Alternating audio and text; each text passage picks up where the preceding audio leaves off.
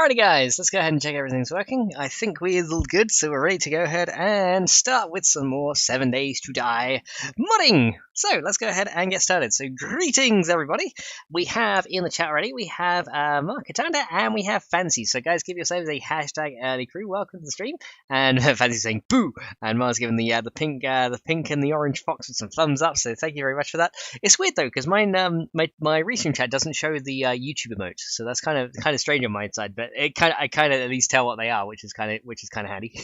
So yeah, it's pretty cool. So there we go. And Mel's is here as well. Says boo to Fancy. How you doing, Mel's? Welcome to the stream as well. So let's go ahead and get started, shall we? So the first thing we is going to do is we're going to open up Visual Studio. So let's go ahead and get that started, because we are going to do, you guessed it, some more coding today. So let's go ahead and get started. So we want Visual Studio open, and I want to go ahead and open up my solution here for Fennec Dev. I updated the dev Git branch today as well, so hopefully if everything's stable, that'll get pushed to the PreAlpha branch very soon. Fancy says, can someone remind me to check the oven in 5 minutes?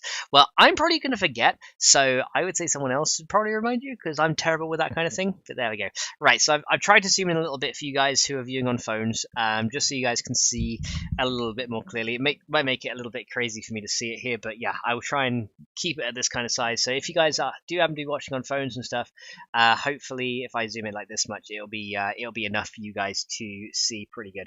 So let's see if we can go from here. So all I'll say, Fancy, is in 5 minutes, make sure you check the oven, okay? That's pretty much right. Whenever anyone asks me to remind them of something, I remind them there and then and just say, yeah, just in 5 minutes do that. And they're like, not now, do it later. I'm just like, I know, it's funny. Okay, so let's go ahead and see. And Mars says, check the oven in 5. Exactly, yeah. So remind me to check the oven if I just do it straight away there. There we go. Fancy says, I'm so terrible that I made charcoal yesterday. Oh no! Don't want to make charcoal, Fancy. What are you doing? Why would you do that? I don't know. But let's go ahead and get started. So what I've done in the last stream, I'll actually I guess I can show you like how things work for now, just so you guys can see. Recipes now have 2 ways to craft, so let me go ahead and show you. I think everything is working as I intended it to. So let me just load up the wood processing mod and I guess I'll take off industrial for now. I'll show you what happens in game, and then we'll go and do some stuff. I just was turning one model on at a time to check everything was still working. So let me build this up, and I'll show you the new stuff that I've now added in, so you guys can see exactly what I've done with the recipe lists and everything, and then you'll see kind of what I'm going for with the next thing that I want to implement. Melza already knows, and Dave does, because I was talking to those two about it earlier in my unannounced premiere, which I didn't actually mean to start, and it just kind of started, and I was like, okay, right, let me close this down. Got to close that down to build it. Yeah, always got to close down. That's the only thing when building. You've got to close down DNSpy to be able to build the game, because it uses the same assembly patch. I should probably make it use a different one. Charcoal is very useful in the barbecue, says Mud. This is true. Charcoal is definitely very useful in the barbecue. No, I make charcoal all the time, Fancy. Don't worry about it. I'm just as bad when it comes to that.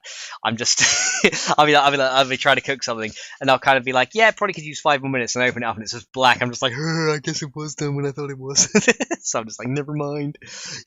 Guess I'm eating burnt dinner today. So yeah, always happens to me too. But this is why it's good that I get Fady food, because that's always of top-notch quality. So I'm very lucky to get that. And then Fady gets the maxi wash-up service. So you know we kind of help each other out there. It's all good. Fez says not if you have a gas-powered barbecue. Fade's like, what? Nothing, Fade. Nothing, Fade. I said nothing. Well then, Fancy, what you need to do is stuff the gas-powered barbecue and get a charcoal-powered barbecue. Then, don't you? Just store it in a bag. Just get what food you were gonna eat. Cut it up into small bits, store it in a bag, and then just put the word charcoal on it. And then when you do finally get around to having a charcoal barbecue, then you have charcoal for free. Huh? Works, doesn't it? I think. Probably not. Okay, so it's loading the world here, so there's going to be a bit of yellow text here, but that's just from an older game version, and there we go, fans are lol. Okay, so let's go ahead and load into the world here. So yeah, I decided not to do coding before I streamed, so my brain is not completely dead when I'm going into stream. So I'm not just like, and then hopefully that means that I'll be more coherent when it comes to stuff.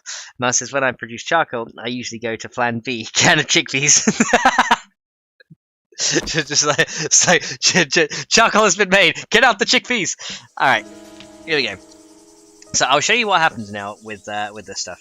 So essentially, if I show you the recipes now, so you can see all the recipes kind of look, normal. There's 2 stone axe recipes, which is, just normal for this point in the game. But I will show you what I've done with certain recipes. So essentially now what happens is when you're on any workstation that burns fuel, you'll put some fuel in here like this, and you'll just turn it on and it'll start, right? Now, when you start burning it, there's a chance that some of this will actually turn into a byproduct from that fuel in the output slot. So you can now actually search for those as well in the recipe. So for example, say if I wanted to make some ash, right?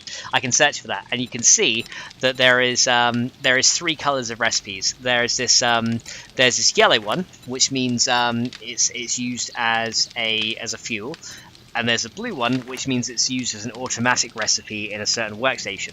So essentially now what you can do is it will tell you if it's one that has to be made by a fuel, it will say that you have to put this item in the fuel slot. And I actually got it to work yesterday because I figured out what was going on. How you doing, Prime Timer? Welcome to the stream, dude.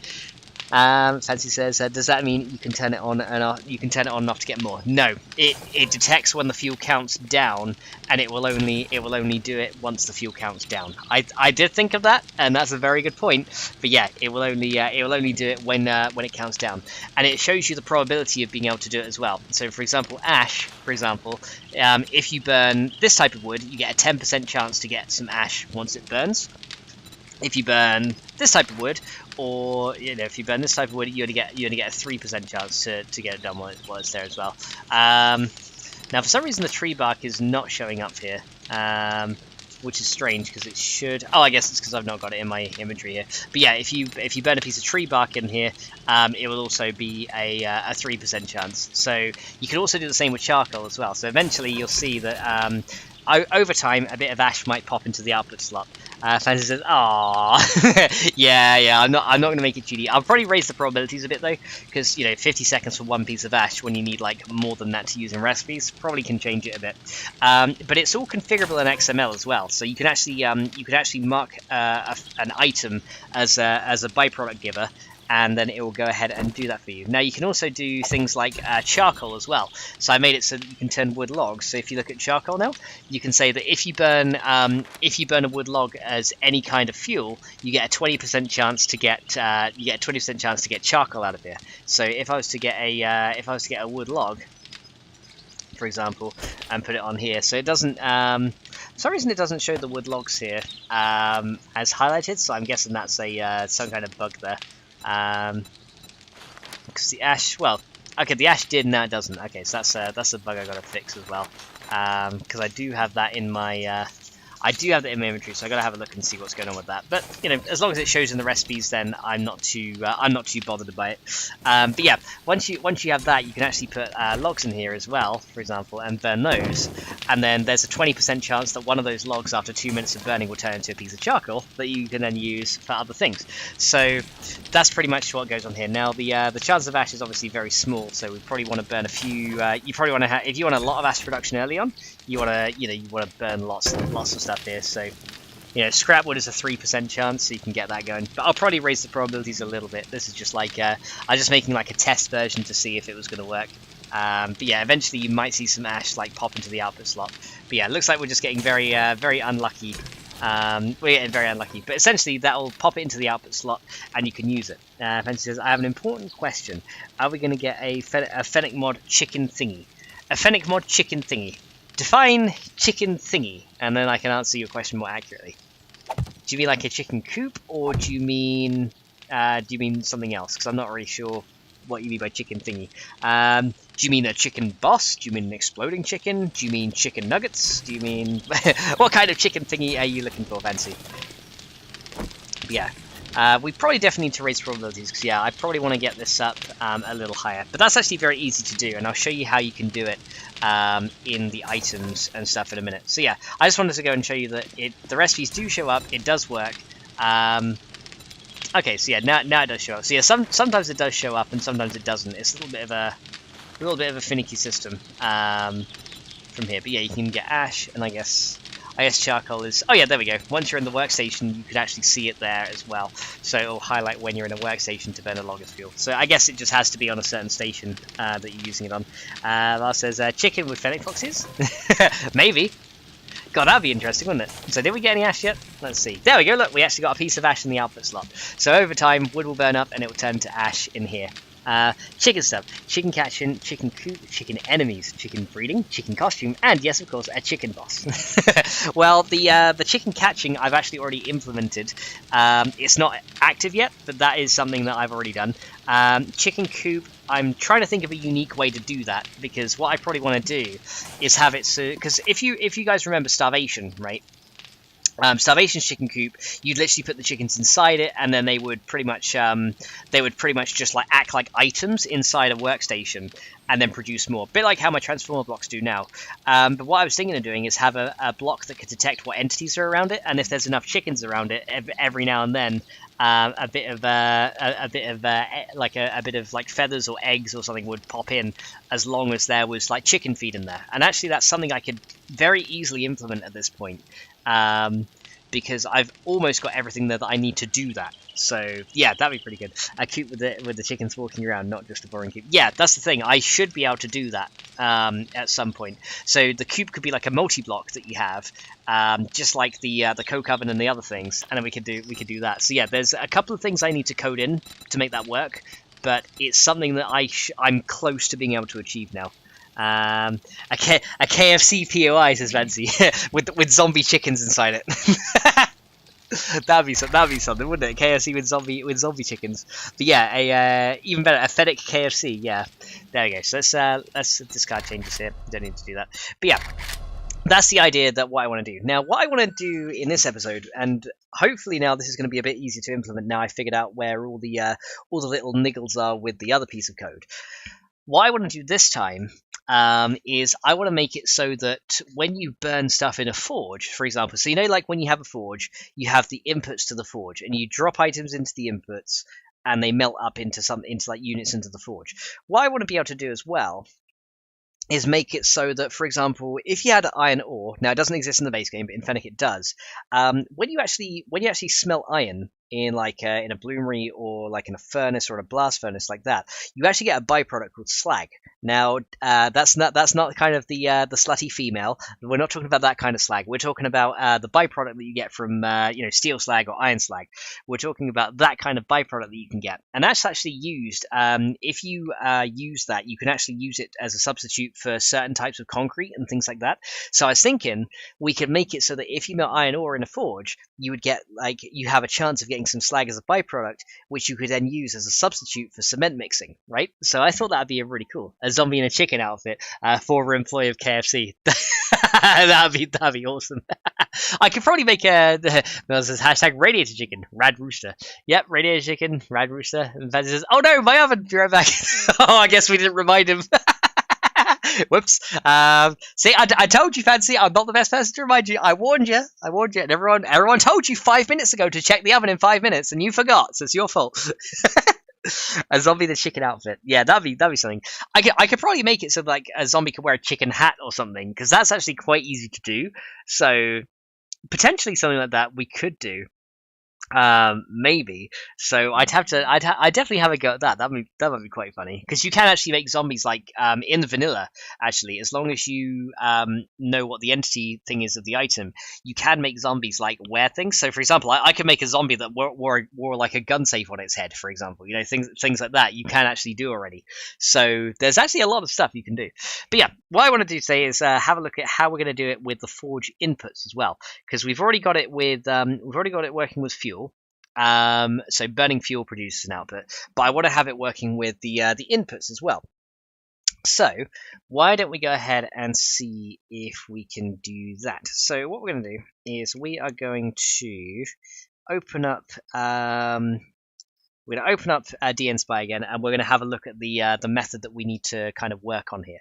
We're going to have to make a few helper classes, probably a new item class as well, and then change some of our harmony methods to allow us to work with it. But let's have a look and see what we got here. So we've got, let me see here. So we're going to use, we don't need item value. We will need that later, but not for right now. We're going to look now for tile entity workstation, because this handles things like the forges, the workbenches, the chemistry stations. It's right here. So tile entity trader, vendor, workstation. Here we go. So here is the tile entity workstation class, and as you can see, it's quite big, but that's fine. It's there's a lot of methods in here that we can do. So there's max use times, there's percentage of uses left, there's things like that. Wait, that's the item value class. That's not the one I wanted. I was going to say I don't remember that being in the workstation class. This is the one we want. So you can see that it can look up for events, like for example, if the input stack or the output stack changes, when the fuel changes, when the tool stack changes.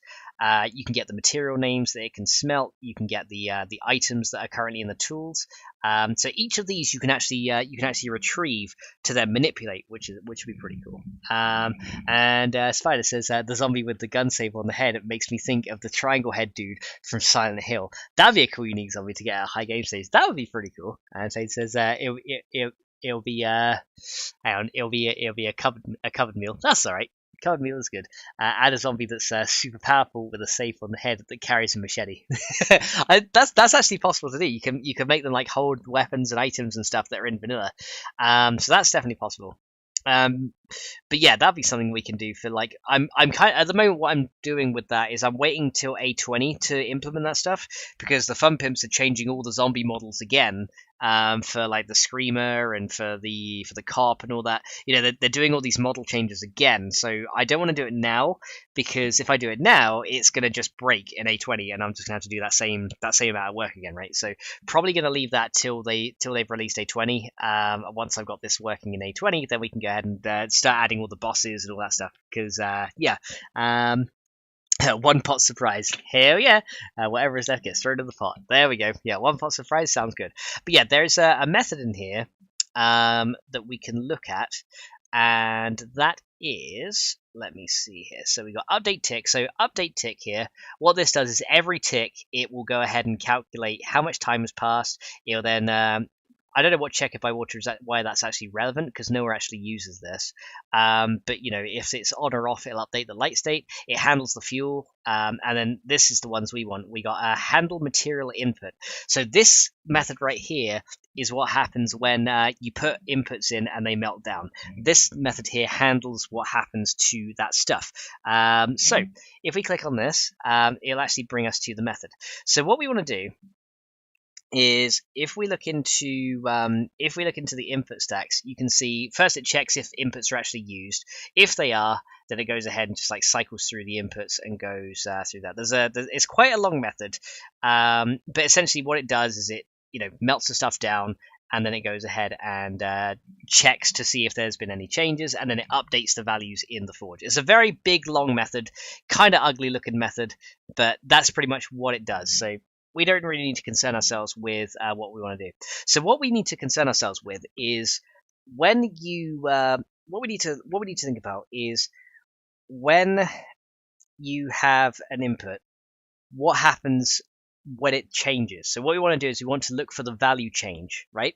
So we want to say, okay, if you've got an input and the input happens to be of a certain thing, when that counts down by 1, then we want to execute our code, right? So Harmony can do that really good, because what we could do is we could write a prefix method which says okay, before this method runs, work out how much we have in each input slot and store that in a state, right? So we can store that as a current state.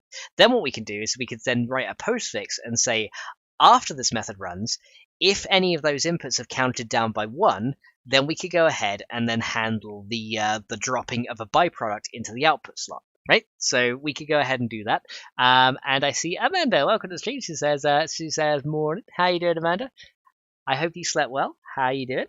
And And Dave says it's 12:30 a.m. here in Oz. Yes, it is. And Faye says morning. Yes, it's afternoon for us right now. It's the afternoon, but yeah, for Amanda it's morning. For Dave it's like midnight.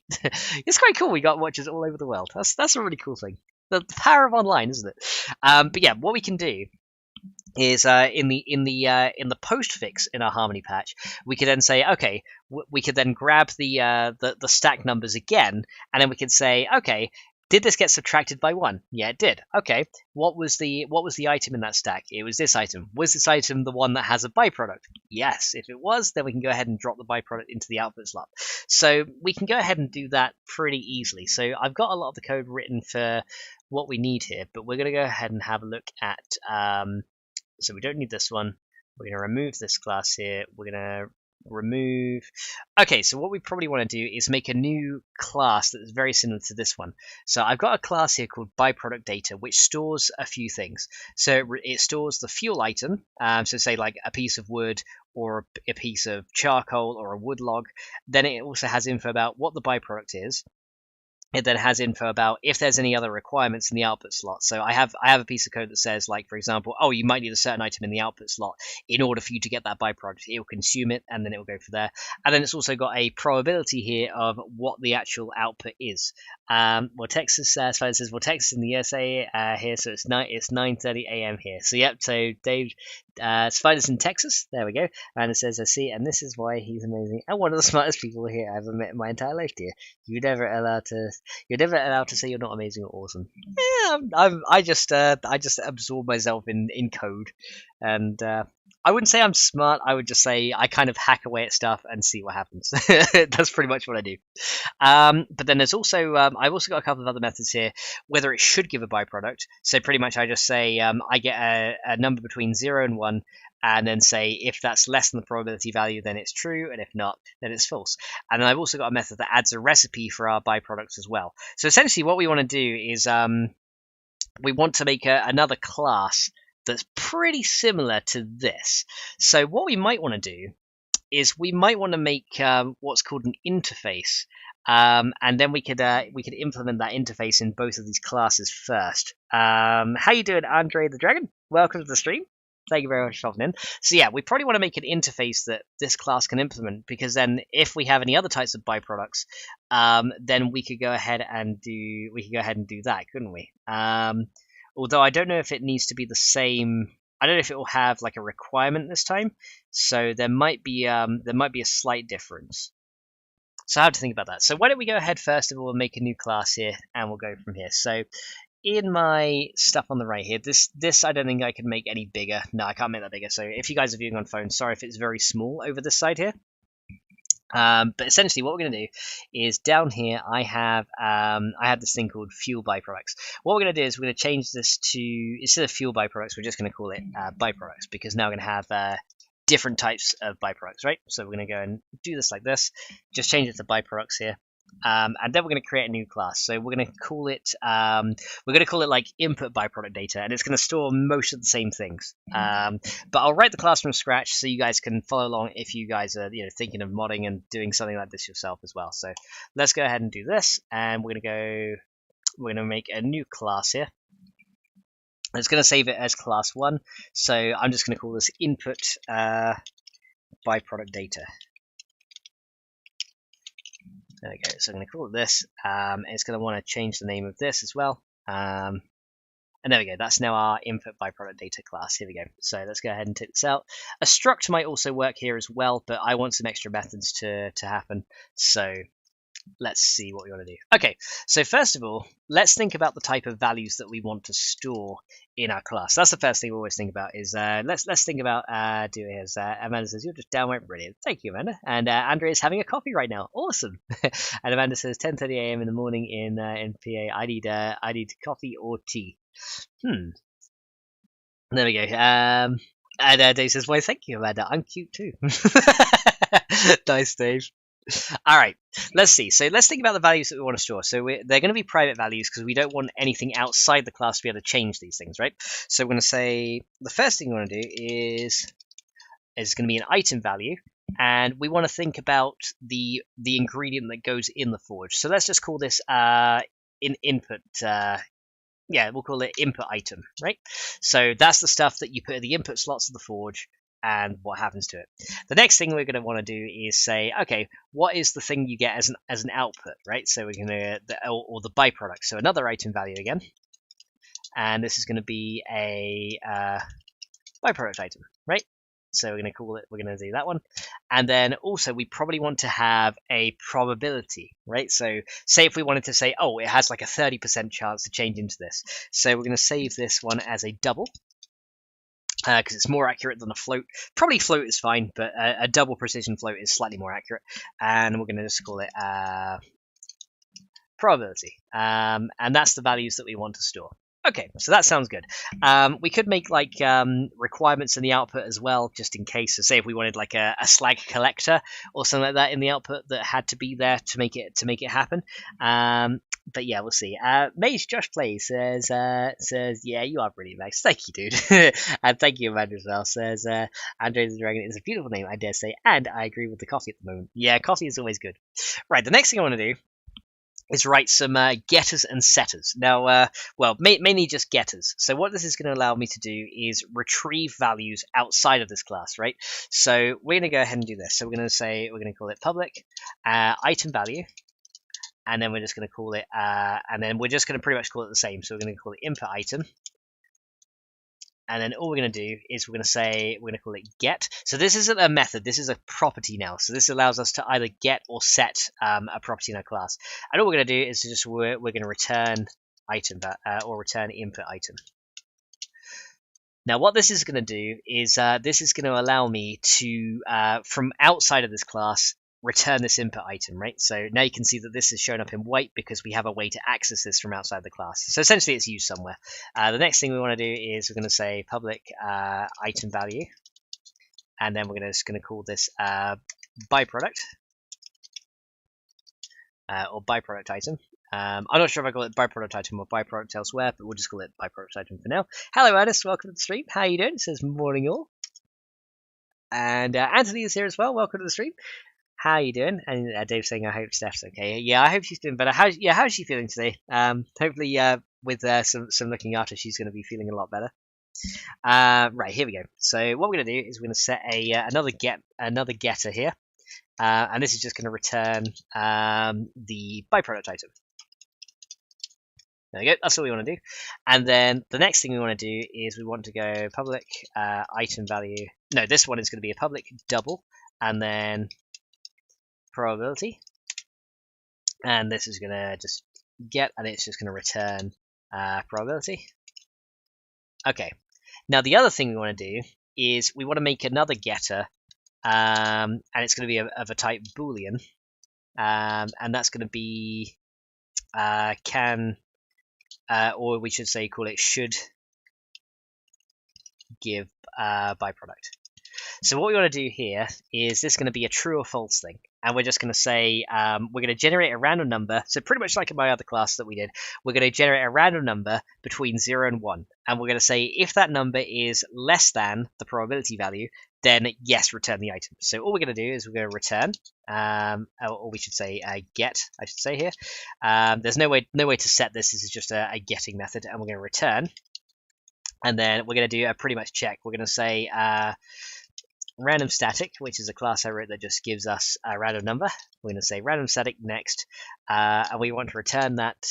We will return true if this is less than probability, or we should say less than or equal to probability. So essentially, what this does, all this says is get a random number that's between 0 and 1. That's what random static next does. One of the classes in Fennec Core that if you guys do download Fennec Core and use that as a modding framework, you have access to this method. If not, you can probably write your own one. Says 11 watching, 7 likes. I assume the thought that haven't hit the like button are searching for the love button. YouTube hasn't implemented it yet, so it's just a smash the like button. Thank you, dude. Thank you, Spider. Amanda says I haven't gotten any mail in over 4 weeks.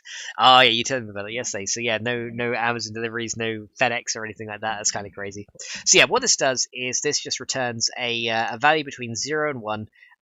If that value is less than what our probability is, then it will return true, and that means that we should give a byproduct, right? and then we can, because then when we write it, we can just say if it should give a byproduct, then do what we want to do. So that's pretty easy to buy. All right, so now what we want to do, we've got that set up. The next thing we want to do is have a way to set these values here. So we got a way to get them, but we want a way to set them now, right? So we should probably do that in the constructor. So let's set our constructor for this class. So we're going to go public, and then this is going to be input byproduct data, and this is going to take in 3 arguments. We're going to take in the item value, input item, the item value. So pretty much we're going to allow the constructor to pass these things in directly and then just set them. So it's a very simple constructor, just pass in these values and then set them to these private fields. That's what we're going to do. So we're going to just have a byproduct item and then a double probability. Okay, so then all we're going to do, this is very simple. We're just going to set these values. So we're just going to say this dot input item is the input item. So very, very simple here. This dot byproduct item. Well, let me just do that one. Hang on. Let me equals byproduct item. There we go. And then we can just say this dot probability. And then I've got a method here from another static class that I've written called just numHelpers, and this checks if the value passed in is between 0 and 1, and it will clamp it. So say if someone like in the XML writes like 2 or like 7, it will clamp it to 1, and if they write like minus 760, it'll clamp it up to 0. So pretty much just minimizes user input errors. You know what I mean? Okay, it says I reckon I should have late or early next week. Have a teapot at the ready. Hooray! So teapots are always good.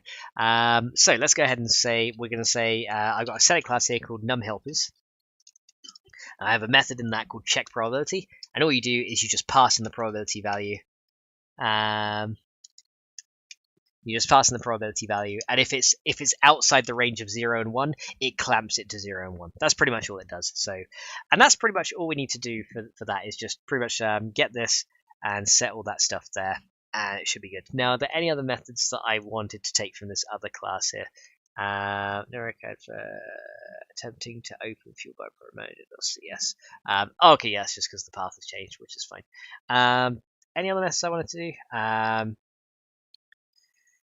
Should give byproduct. Oh, we also had probability as a percent, and I actually made this a method, didn't I? So actually, let's turn this into a method instead, because that will go ahead and be a little bit easier. Yeah, we'll have it as a method, because yeah, that's one thing. Class properties should only be defined on stuff that's going to stay the same, whereas method should be given on stuff that changes. So it kind of makes more sense here. And then we should also do our get as prop percent as well. Let's go ahead and do that. So we need to also use up in here, we need to say we want to use the math module from C#, so we're just going to go using system, because that's going to allow us to use it down here, and public, and this is going to be again a double, not a couple, a double, prob as percent, and then to get that we're just going to get, and then we're going to return.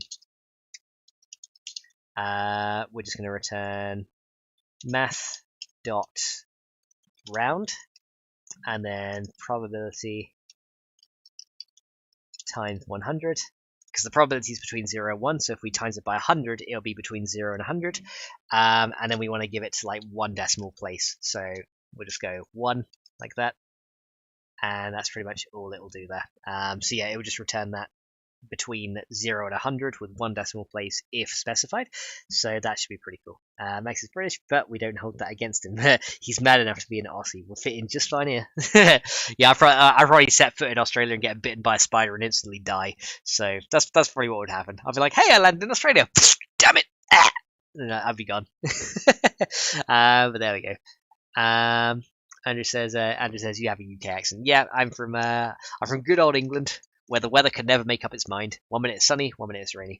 So, right, so we're going to call this, just going to comment in the code here, so just in case anyone uses Fennec core in the future, they can see what it does. So I always like to comment it. It also helps me later on if I ever come back to this, and I can just be like, oh yeah, that's what this piece of code does. So this returns whether the byproduct should be given or not. There we go. Right. Was there any other methods that I wanted to do here? I think we wanted to do. Okay, we've got an add recipe method, for which I will copy just because it'll make it a little bit easier. Then we've also got equals as well in here. So yeah, we also have to define if two are equal to each other, or if they're not. I don't think we actually need these values here either, so I might be able to remove these. Okay, so yeah, let me go ahead and do.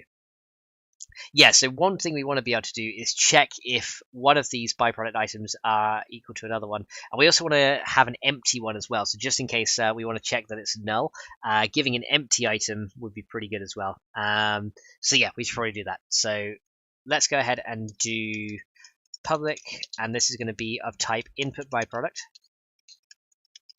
And then it's going to be empty, right? So this is just going to say, we're just going to define, we'll just say return new input byproduct data. So we want to just define what an empty one would look like, and that's if the inputs and stuff are just none. So if both the input and the output are none, and the probability is 0, that's what we'll define as an empty one. So that will allow us then to say, because then what we can do later is we can say, oh, if this is an empty one, don't do something, or if this is not an empty one, do something. So having this defined as an empty one will be really good, because that's then what we define as empty. Right, the next thing we want to do is override the equals and get hash code methods. So this will allow us to compare if one is equal to another. So this will say it returns true if one byproduct data item is equal to the other one, which is pretty easy to understand. So makes it a lot easier to read in code as well. So let's go and grab that one. It doesn't matter if you just stay drunk, says Dave. And then it says there's a UK accent. There's a UK accent. Well, there's several. Depends if you're from down the south like I am. Depends if you're rather posh and from like the London area. We like this. Jeeves, fetch my tea. We have those ones. If you've heard Fade's accent, that's a northern accent. If you're around when Sis was here, she was from Wales, so that was a Welsh accent. We've got all different types of accents around here as well. But yeah, lots of different ones. So let's go ahead and do public, and then we want to override the original equals method, and it returns a boolean. Okay, so then we can just say equals another one. So what we want to do, first of all, we're just going to say if the base version is not equal, then return false, of course. So we want to check if the base one is equal or not. And then what we want to do is we want to do this. We're gonna go return, and then this is going to be pretty straightforward here. We're just going to say if the input's the same, if the byproducts are the same, and the probabilities are the same, then they're equal. That's pretty much what we're going to do. So we're just going to say return, and then we're going to say this dot input item equals and what's the other one? Obj dot input item.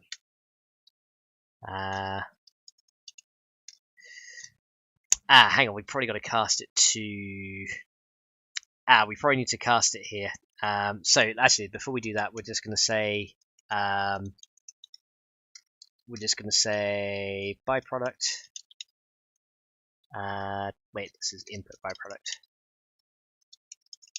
data, and then we're just going to call this other equals, and then we need to cast this object to. We need to cast this object to the correct type, so object as input byproduct data.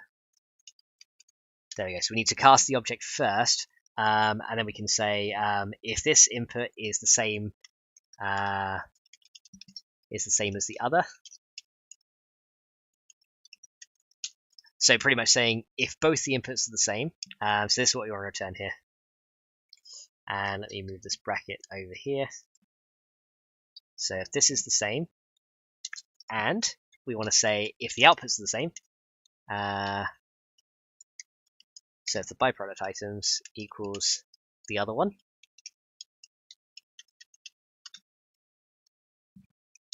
and if the probability is the same. So if this probability equals, and then the other probability value. So yeah, if all three are the same, then it will return true. Pretty much, that's all we're going to do. So we'll just return if all three of those things are equal and they're the same type of object, for example, then it returns true. Otherwise, it will return false. That's pretty much all this does. So very, very simple, just equality checking. So there we go. So this will return true if one byproduct data equals the other. And then the last thing we want to do is we also need to override get hash code because the overriding equals. So we need to return the hash code for this data type, which is again not too hard because what we can do is we can just get all the hash codes of everything else and then see if they're equal. Does the sorry give away where I'm from? Maybe. And it says that's like saying an Aussie and a Kiwi sound alike. Oh, bad example. Sorry. That says hashtag no sleep here. All right, so let's go do public override. This is going to be int and then get hash code, and then we could just return the base one. Which just does it for an object. But what we're going to do is we're going to say return, and then we'll just get the hash codes for each of the items and then add them up. So we'll just go input item dot get hash code plus byproduct item dot get hash code, and plus we'll just add them all together. Plus probability dot get hash code. There we go. Which is easy enough. Then that will return, that will give us an int value back, and that's pretty much all we got to do. So we've overridden get hash code there, and that looks pretty good. All right, so there we go. So now we can go ahead and say, okay, if this is this, then return that as well. So there we go. So now we can check if they're equal to each other. We can check. So now we can do checks like if this is an empty one. We can also say if not, get the hash code. So pretty simple stuff here. So that is pretty much our item byproduct data written, or our input one. The last thing we want to do is make it so that we can create a recipe from this data, and we should do that as a method here. So what we should be able to do is return we should be able to add a recipe to the crafting manager as well. Now, we could probably store this as a recipe byproduct, but we might need to make this a little bit different because we also need to do we need to add a requirement ingredient, but we also need to add a new type of item as well. Okay, so we should probably change this class name to so currently I've got in recipe here, I've got recipe byproduct. We should probably call this recipe fuel byproduct, and just update that in our code because I'm going to need to make a different one that goes from there. So that's a recipe, and then what we need to do is in our class itself, we need to go ahead and change this whole name here. So we're going to rename it, and this will change this everywhere in our code, so it'll update it everywhere. Nice little handy feature there. We're just going to call this recipe fuel byproduct, so we can be a little bit more specific about that as well. There we go. Mel says me no guess, and Fader says calendar. Haha. All right, so let's go ahead and do this. So we got the fuel byproduct right there. So what we want to do is we want to make a new type of recipe, so that we can do one for the input byproduct data. So we can go ahead and make a new recipe class here. There's a couple of methods we need to override to make this work. It will have a probability value, and it will have a requirement ingredient and stuff. Well, this one doesn't have a requirement ingredient. We're not going to add that one, so we don't need to add this method. But yeah, we probably need a new byproduct class here. So let's go ahead and do a new class here. So we're going to add a new one. new item here, and then we're just going to add a new class. And then this class that we have here, we're going to call this recipe input byproduct, right? So we're going to go recipe input byproduct .cs. There we go. So we're going to have that one, and we want to rename it, so we'll update it here. Get rid of all this for now.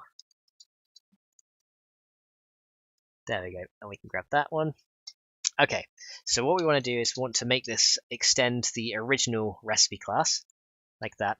Now the other thing we should probably do is, because both of these things have because both of these things are going to share a lot of methods, we should probably make an interface here to say whether it is to pretty much say, yeah, it's going to be of this type. So let's go ahead and make an interface also here. So new item, interface, here we go. And we're going to say it's not going to be interface 1. We want to rename this. So let's go ahead and grab this guy. And we're going to rename this code here. And this is going to be called iRecipe byproduct. And I always use the letter I in front of it just to denote from the folder that is an interface. So that would be pretty good. Now it says, I watched a documentary say about missing people from New York. Oh dear. And it says, yeah, been a few goes missing over the years. Oh, okay. So let's go and change this name over. And it's going to be the iRecipe byproduct. Okay, so this needs to be. Oh, the other thing I need to do is make this a public. I need to make all these public, don't I, so we can access them as well. So public interface iRecipe byproduct. So let's go and do that one. Now an interface, all an interface does is it tells the class what methods it should implement. That's all an interface does. But then what you can do is if you define interfaces in other parts of your code, you can make that code just look for the interface rather than the class. So then it doesn't get tightly coupled to the class. It's kind of it can be like for new coders a difficult concept to understand, but I will go and show you what I mean right here. So what we're going to do is the only thing we need to do is we need to just define the methods that we want to our class to have, right? So if we look at the fuel byproduct one, all we want to do is add. There's add a type of ingredient. So yeah, we pretty much need to have. It needs to be able to add an ingredient. It needs to have an init, add an ingredient. But yeah, there's this one here is add fuel ingredients and stuff. We probably don't need to worry about that, but we need to have convert to probability percentage here. So that's one we need. So this method we need to have our interface implement. So we need to add that one, convert to prob percent. Let me see it. So recipe byproduct convert to percent must declare a body because it's not marked abstract. Extern partial. Oh wait, I'm doing that in the class. Here we go. Oh, and actually, speaking of that, I should make that a public class as well. So yeah, that's the wrong place to add it right now. We need to go ahead and do this in our interface, not our class. So save that one. So yeah, we need to define this method. So what we need to do here is this needs to returns a probability value stored here as percent. And we don't need to declare it public, so we remove that here. There we go. So this is the method we want to implement in our interface. So essentially anything that uses this interface has to have this method in. That's pretty much all it says here. So Unforgiven says, morning folks, unfortunately I fell in the shower and busted up my knee. I can hardly walk on my knee, so I'm basically taking it easy today. Oh, I'm sorry to hear that, dude. Well, I hope your knee gets better very soon. Yeah, having falls and stuff in the shower especially is horrible, isn't it? Because you're pretty much surrounded by hard surfaces, so either way you're going to get pretty beat up however you land, and it's very hard to control your descent, isn't it? So yeah, that's kind of sucky. I'm sorry to hear that, dude. But hopefully you feel better very soon. Most of them jump in the river for a swim. The silly sods, says Fade. Oh yeah, well that's a bit silly, isn't it? Yeah, silly people jumping in rivers. Oh, we'll be fine in this river. Nope. you get washed downstream and that's it. So they underestimate the current. Okay, so we do need this method here, so we will take that one. The other thing we need to do is it needs to have the add ingredient method. I also don't need this right here. So we don't need to do this one, public void add ingredient. This, but yeah, I do want it to define adding an ingredient from an item stack, because that's actually quite important. So let's go ahead and grab this one. And anything that uses this interface also has to define this method here. Now we don't need to declare the accessor, and we don't need to declare the method body. We just want it to make sure that we have an add ingredient method that takes an item stack. All right, that's all we need to do. Okay, and this is going to be our interface that defines a recipe byproduct. There we go. So that's pretty cool. And money went says money went left body to right. Oh, and it looks like we have a we have an event going here. But something alerted me to something here. Let's see what happened. Oh, here we go. A new Super Fox Million has joined. Oh, hell's resub. Thank you very much, dude. Very much appreciated.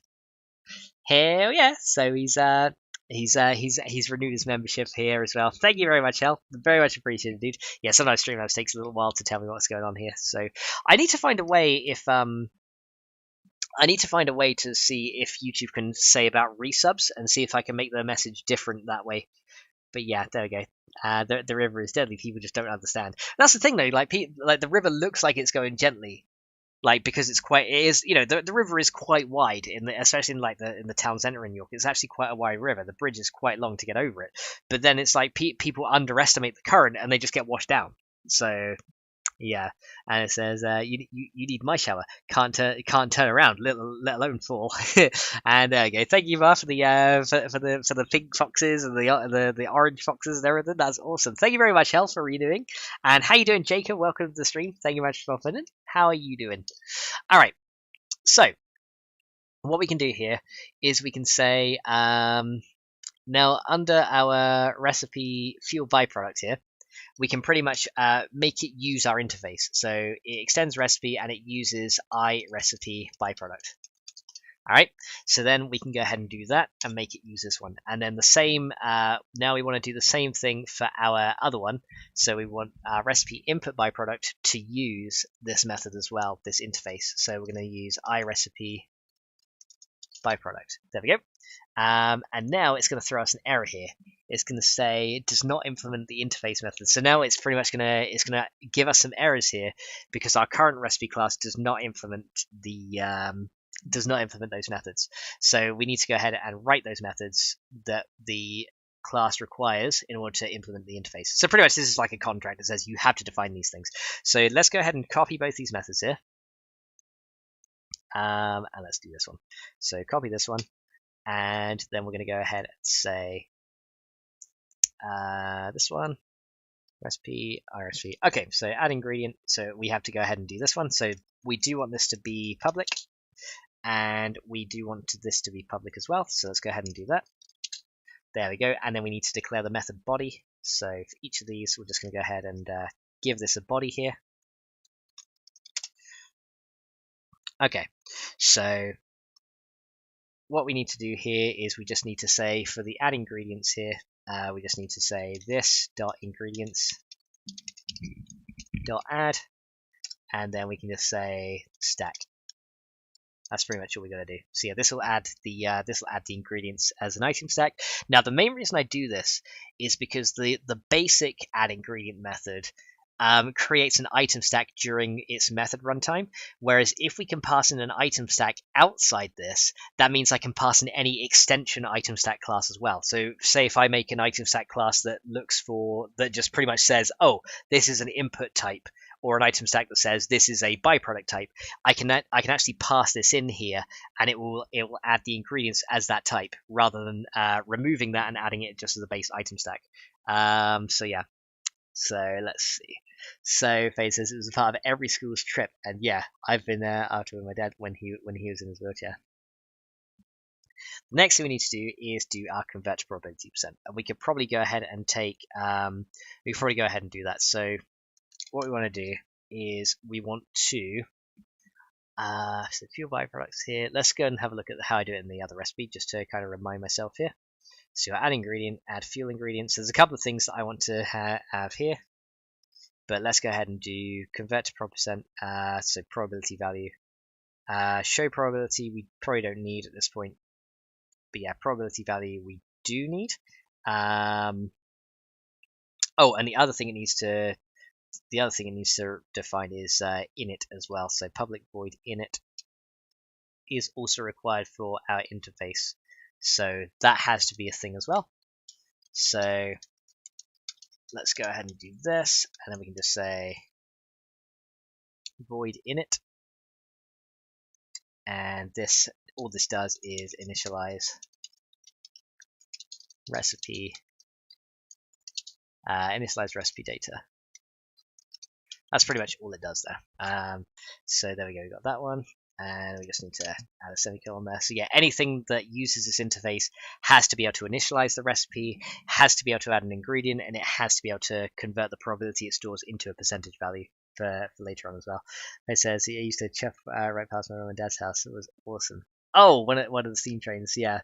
Yorkshire Scarborough, from east of the end of the summer. Yeah, I've not seen a steam train in ages, actually. Melzer says, I've been on one of our historic steam trains to where the coal power station used to be. Oh, that's awesome. We had a train line down in the south of England called Watercress Line, and there were steam trains that used to go up and down there. It was like a touristy kind of thing, and that was really cool. So I've been on that. They actually had a when I was a kid and I was into like Thomas the Tank. They had a they literally got all the Thomas trains and they put them on Watercress Line. That was amazing. So I got to see like the big Thomas train. I think I saw Gordon and Percy and Toby and all those ones as well. They had like quite a few of them there. It was really cool. But yeah, I had all the little Thomas all the little Thomas trains as a kid, and I had like little tracks and everything as well. Because you could use I think they still do it now, like Hornby. They did like I think it's Hornby it's called. They did like a load of little train track models and stuff. You could get like these little, you could like build these like rail stations and everything. It's really cool. It's a bit like if you guys ever remember Scalextric, it was a bit like that but in train form. But the pieces are really bloody expensive though. Like just for like a track splitter, I think it was like a tenner. It was ridiculous. Like a starter set would be like 50 quid, and then like if you just wanted like one extra piece of track, like because you could get like splitters, you could get like the 1 to 2 rails, you get 1 to 3s, and they literally would sell them in as one piece. In a separate thing, and that would cost like that would cost a bomb just for those. It was crazy. It says yes, Hornby. That's the one. Yeah. I used to have some of that as well. It says that we have a Scarborough near the seaside. Yeah, that's where the Scarborough is for us. It's up the north. It's by the sea. And Shady says, "Of course you do." yeah, Hornby was pretty cool. I used to have some of that when I was younger. But yeah, cost a bomb though, that stuff. So yeah, I didn't have like any like huge sets, but yeah, it was pretty fun. Okay, so convert to probability percentage. I'll probably go ahead and just copy this method just to save some time here. So we don't need this interface open anymore. That's fine. So recipe fuel byproducts here.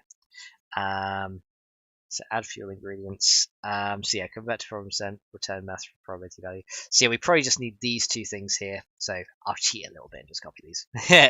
But pretty much all it does, very simple function. It just goes ahead and rounds the probability, and we also need to use add using system to the top of this thing as well. So let's just go and do that. So using system. So that'll allow it to use the math stuff in here. And then we just store a probability value in here. Actually, what we should do, just for safety reasons, we should just do if, well, actually, no, probability value will never be null, would it? I don't think a double can actually have, yeah, I don't think this can have a null. I guess a null check is not required here. Yeah, null checks are not required here. So actually, we're very safe just to say return this, because yeah, if the probability, if we don't initialize the probability here, it will just return 0. So that's all good. Half the USA also stole our town and city names too. I know, right? There's loads of like same town names and city names and places. Oh, there's like the county of Hampshire. There's a place called New Hampshire in there, and there's I think there's a Brighton over in the US. I think I've seen that one. What else have I seen? Reading, I think actually there's a place, there's a Reading over there as well. I spent for many hours making electrical poles and trees and a few buildings for train sets. Oh, that's awesome, Melza. Man says the thieving thieves. I know, right? Stealing our town names. How dare they steal our town names and claim independence? Because we can definitely trademark words for the names for towns and then take our power back. Yes. God, that'd be something, wouldn't it? That's what you see like so much now though. Like there are certain there are certain things that like copyright people like try and trademark, and it's just like, and it gets thrown out in courts because it's like, it's a word. You can't trademark just like a word that's commonly used as in fact the English language kind of thing. Like yeah, you could trade like something like Skyrim because that's a unique thing that's named for like a game, but you couldn't trademark like you couldn't trademark a word just like I don't know.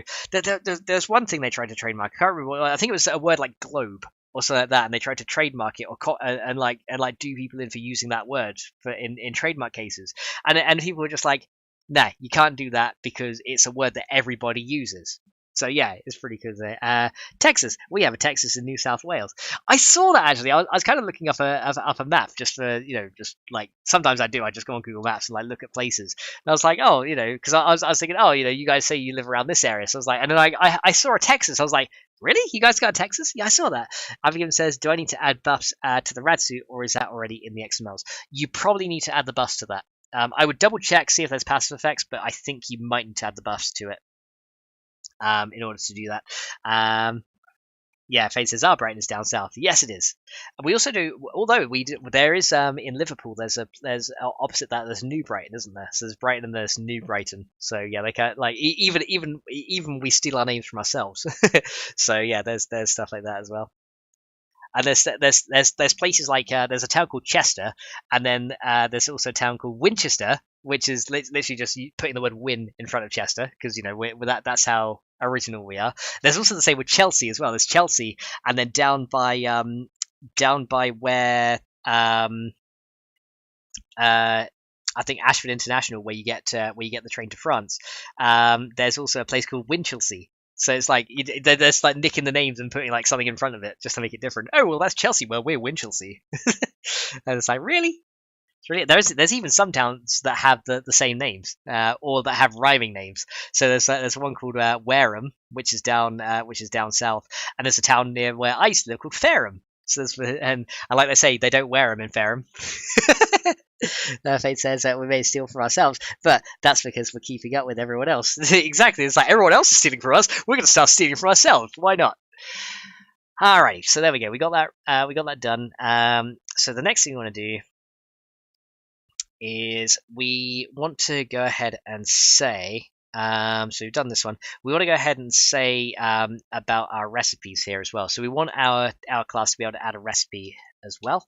So let's go ahead and see if we can do that. So let's grab this, and then in our input byproduct here, we're going to say, so we want to add this method here to be able to add a recipe. So we're going to change an input to like an output. So let's go and put this here.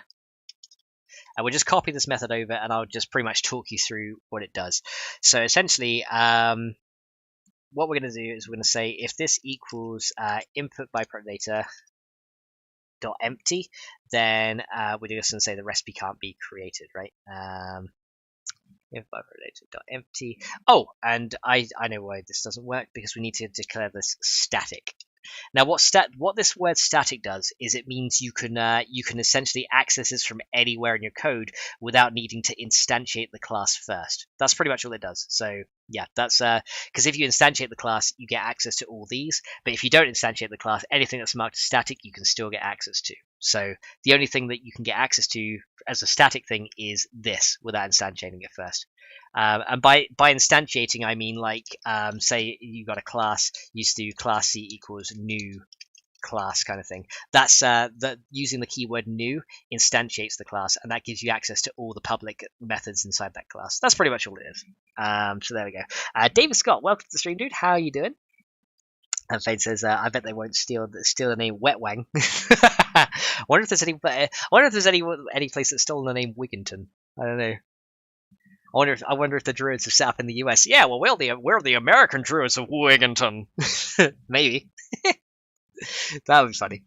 Okay, so what we're going to do is we're going to go ahead and get the we're going to go ahead and create our recipe. So what we need to do is, instead of creating a recipe fuel byproduct, we want to create a recipe for an input byproduct, right? So we're going to call that recipe input byproduct instead, and is new recipe input byproduct. There we go. So we're just going to create one of those, and now we're going to pretty much instantiate our values. So the item value type, which is pretty much what the output is going to be the byproduct item type. Well, I've called it byproduct in my other class, but here it's just byproduct item. So we're going to go ahead and do that. Let's kind of move this all over so it's kind of lines up and it's a bit easier to read then overall. But yeah, we're just going to instantiate this recipe here. So the next thing we're going to do is say how many it's going to give out, and in all cases it's going to be 1. So we don't need to worry about how much this gives out as well. And Humpy Bong Park. Oh wow, really? We have and you have a Bum Bum Creek. Oh my god, that's hilarious. And Faye says you can keep that one to yourself. Okay, so we also want to say that these are neither scrappable, they're not material based either, because these happened before. The crafting area is going to be, instead of byproduct, well actually no, it's still going to be a byproduct, but we'll say, let's say byproduct input instead, just so we can differentiate the two. So one is, I should probably change the other one to like byproduct underscore fuel or something like that, which is probably a good idea.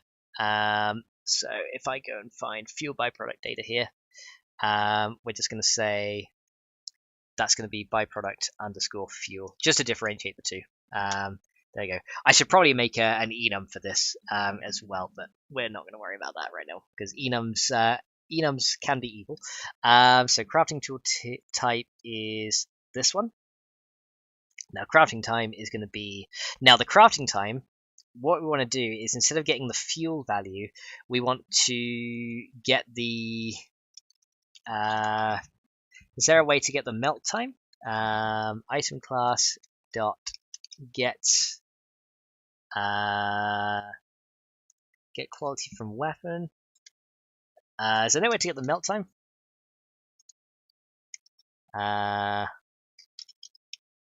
Property melt time per unit. Yeah, because we want to get how long it takes to melt.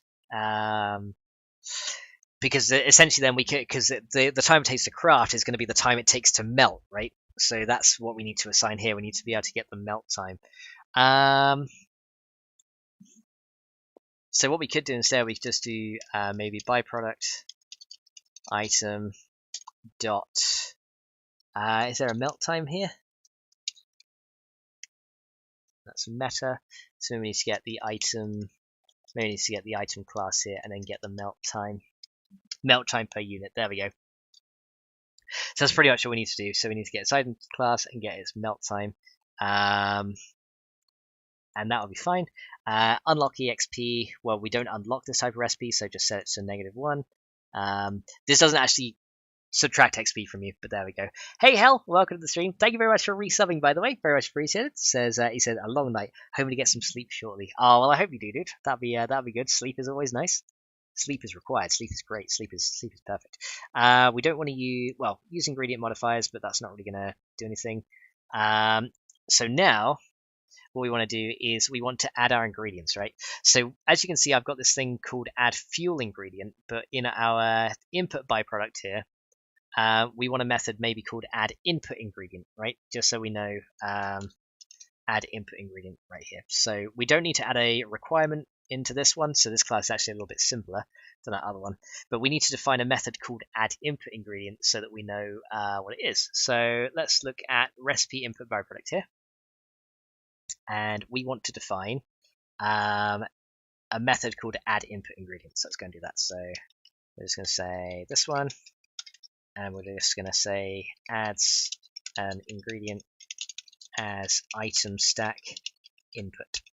There we go.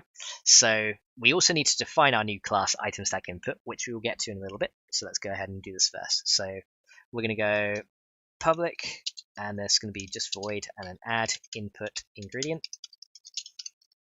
and then it's going to require an item stack input stack. Now we haven't defined that class yet, but we're going to in a minute.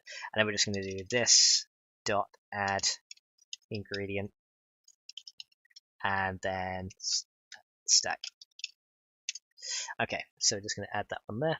So now what we have to do is define a new type of item stack called item stack input.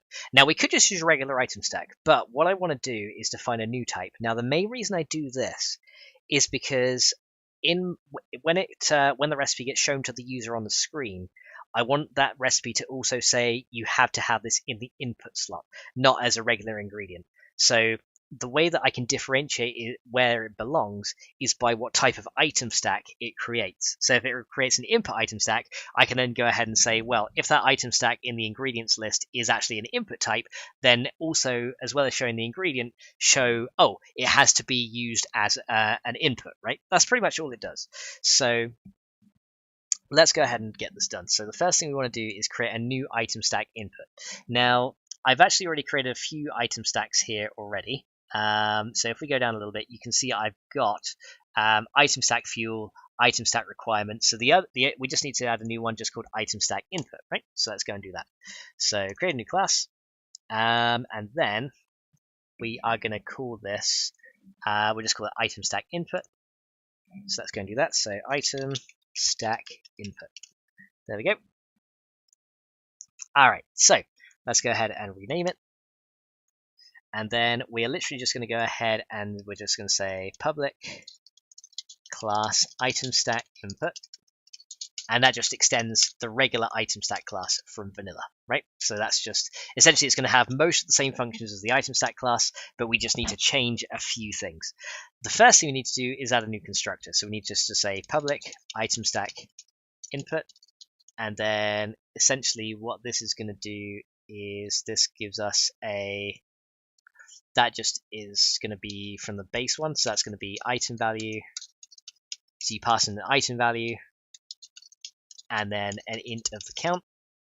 And that just sends the base the base one. So item count. There we go.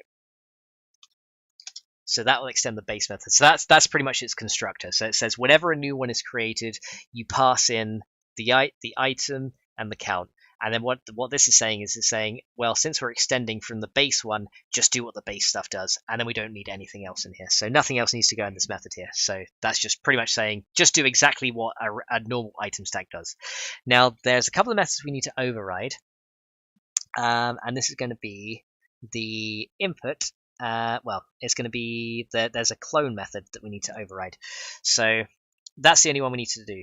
Now, what the clone method does usually is it just takes a direct copy of what's in here and then clones it, right? So, but what we want it to do is the original clone method only gives out an item stack. It doesn't give out it doesn't give out our type, because you can see it will return a new item stack instead. So what we need to do is we need to make sure that the clone method gives out our correct type.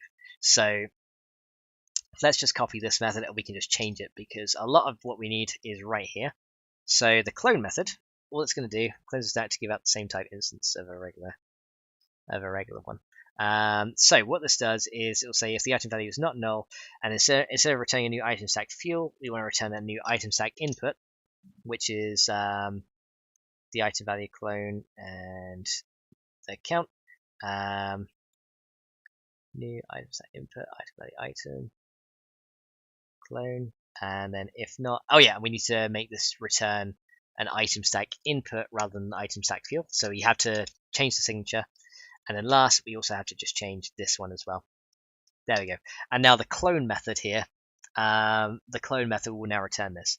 Now, you'll notice that there's this word here. This is the horrible word to use in extending classes.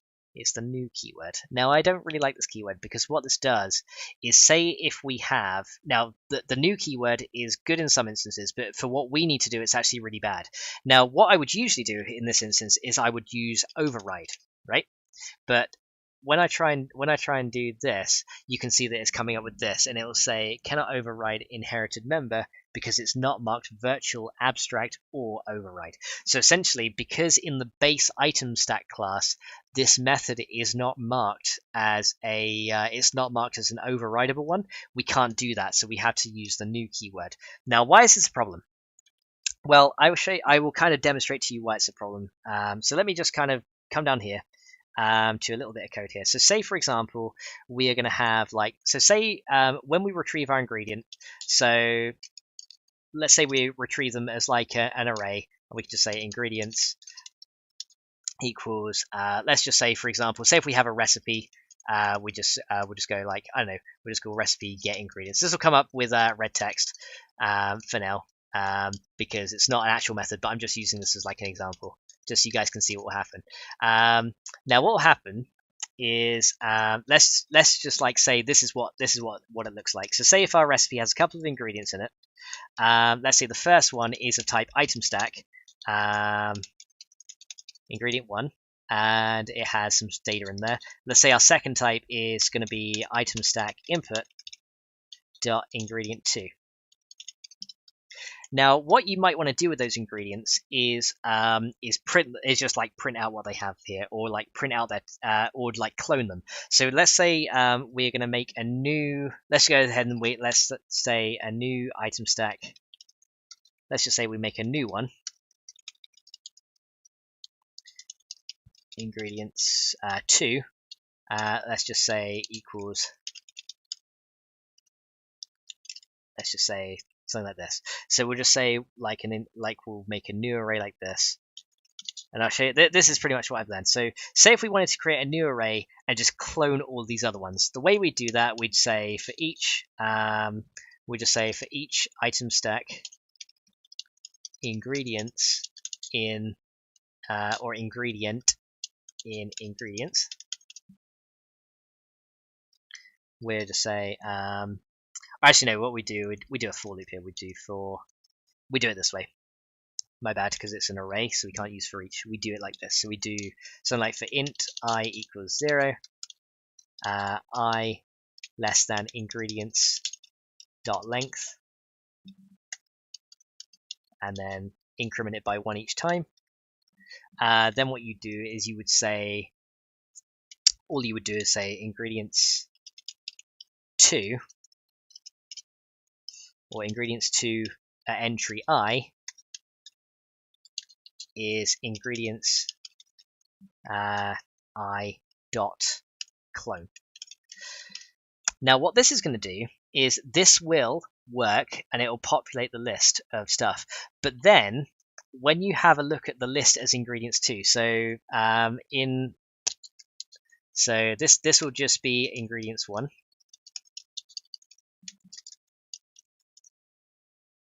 But in ingredients 2, this is what's going to happen. So what's going to happen in the second array is you're going to get this. So the types for ingredients 2 are going to be these. So the first one is just going to be an item stack. So the first ingredient is going to be an item stack, but also the second ingredient is going to be that as well. Because what happens is when you mark this method as new, if you're storing these as item stacks, when you call the clone method, because this is not marked as virtual, this method from the item stacks point of view, is actually hidden. So it won't actually call.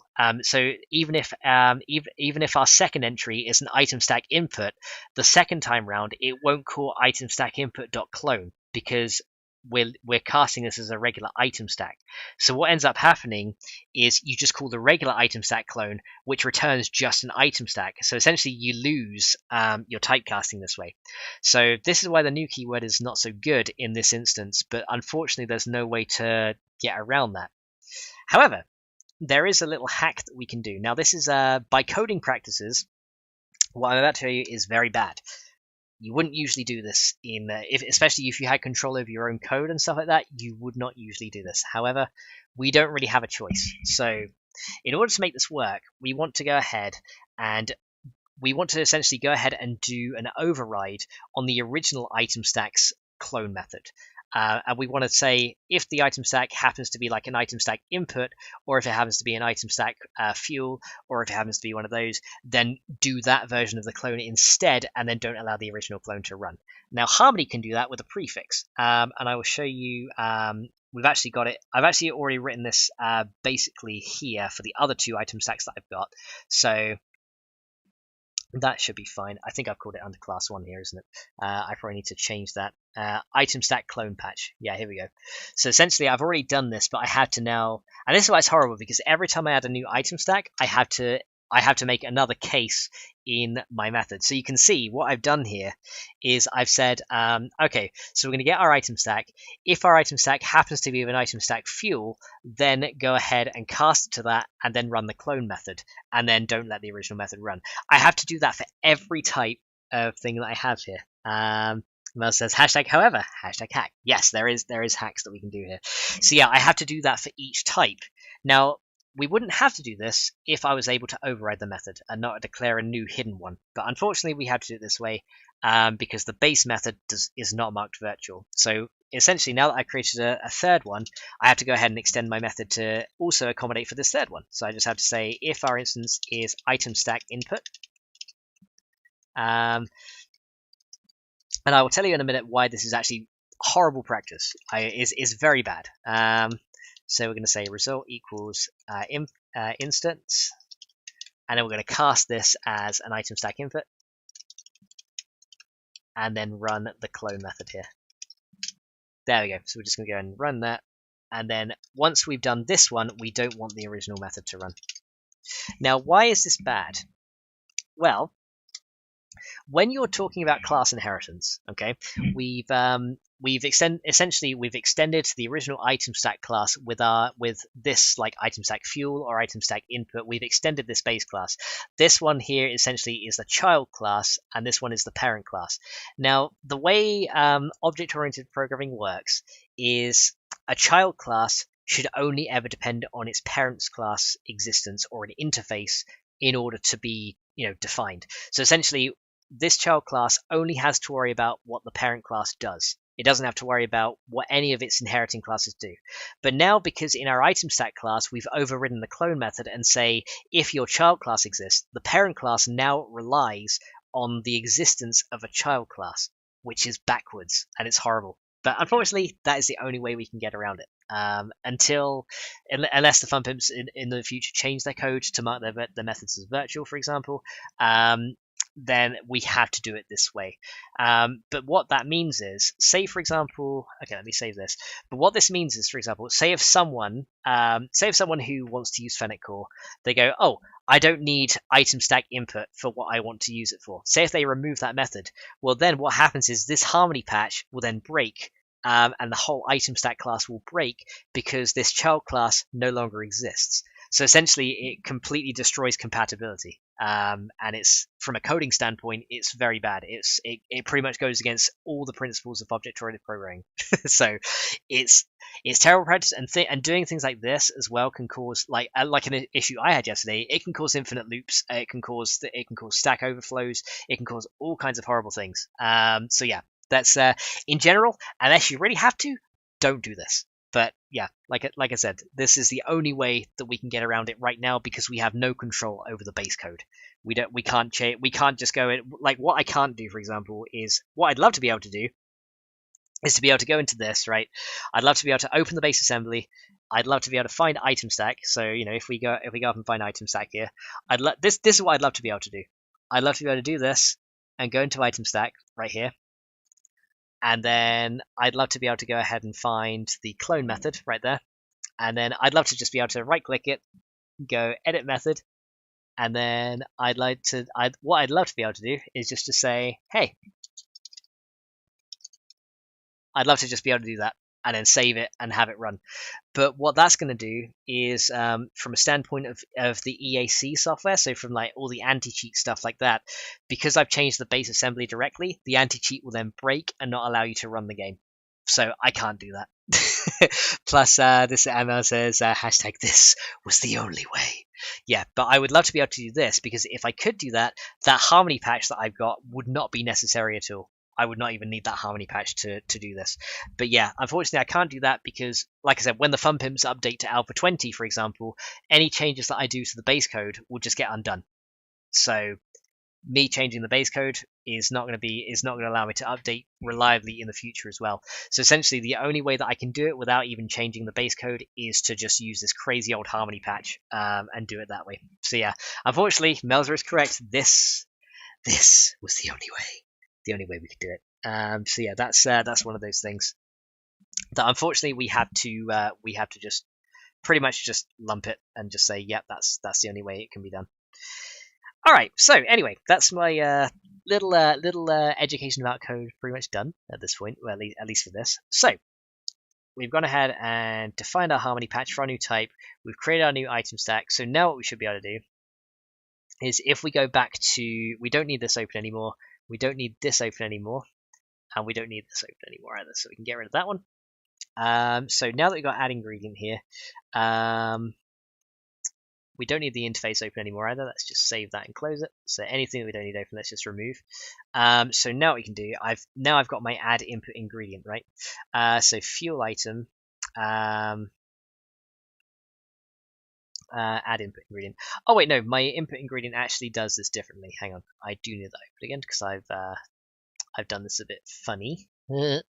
I'm funny looking, so it's all right. So I do stuff funny because I'm funny looking. So let me go ahead and get my recipe input. By property, here we go. This is what I did. I did this incorrectly. I needed to, instead of doing item stack input stack, I needed to do item value input item int count, and then I need to just do this add ingredient new item stack input and then item input count. Here we go. Or input item count. That's what I needed to do. There we go. Now that will fix it. There we go. So yeah, I kind of did it this way because that means that it will definitely put it in as the right type. So independent on what my item value is or anything, it'll add it as the right type. So this method is not really necessary, but it's just a helper method. It makes it a bit clearer to understand from another script what it's doing. So there you go. So, and then this is going to be input item 1. There you go. And there you go. Now that works. Then we initialize the recipe like this, and then we is good. Now the other thing I need to do is make sure my other recipe is initialized as well, because I think we do I use init here? I don't think I do. Okay, so that's fine. Right, now the other thing we need to do is, because the init method is also one that is declared as a new type, we also need to go ahead and, there's a harmony patch in here I believe I've got, which I think controls the recipe in it. Item child class late init handle fuel XYC recipe hack. Yeah, I think there was something else I did in Harmony to make this work as well, because there was recipe.init. Here we go. So yeah, that one I don't need, so we can get out of here. Yep, one thing I don't need. I thought I overrode the init method here as well. Let me see. Does my recipe fuel byproduct, does that override the init method as well? Yes, it does. Look, here we go. So I've also overrode the init method, and look, that's also marked as new. So that one is also something that we have to do here. Maybe you need bandashi. So that was Albion. Bandashi. We need a sound effect that says bandashi for when you're low on health. that'd be something, wouldn't it? Okay, so essentially what I have to do is I also need to clarify the init method. Now the main reason I need to do this is because I want the first, essentially the ingredient, I want to make sure that it's actually set as the right type, because what the init, I'll show you the init method in the base recipe class and you'll see why this is horrible. Because essentially I figured out why it was undoing my casting, because I was thinking no, surely it does, because I was doing some testing in just like a regular C# editor, and I was like, no, inheritance doesn't just get deleted like that. And then I figured out why, and I will show you what it does. So essentially, if we look in recipe, I'll show you why this is a bit of a crazy method. I understand why they had to do it for like verifying stuff, but it doesn't preserve the item stacks or anything like that, so it's a little bit crazy.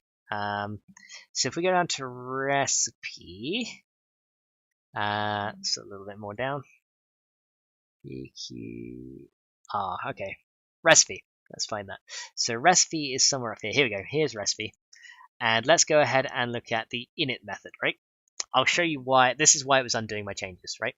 So what it does is it says, first of all, it defines a dictionary of it's just called dictionary. It's very, very non-descriptive about what it does. Hello, Altiego, welcome to the stream, dude. How you doing? And I'm given definitely use a bandage for his knee. There we go. But yeah, what this does is for each of the ingredients that you have, it goes ahead and puts it into an item stack variable. Now this bit here is fine. This doesn't break the types.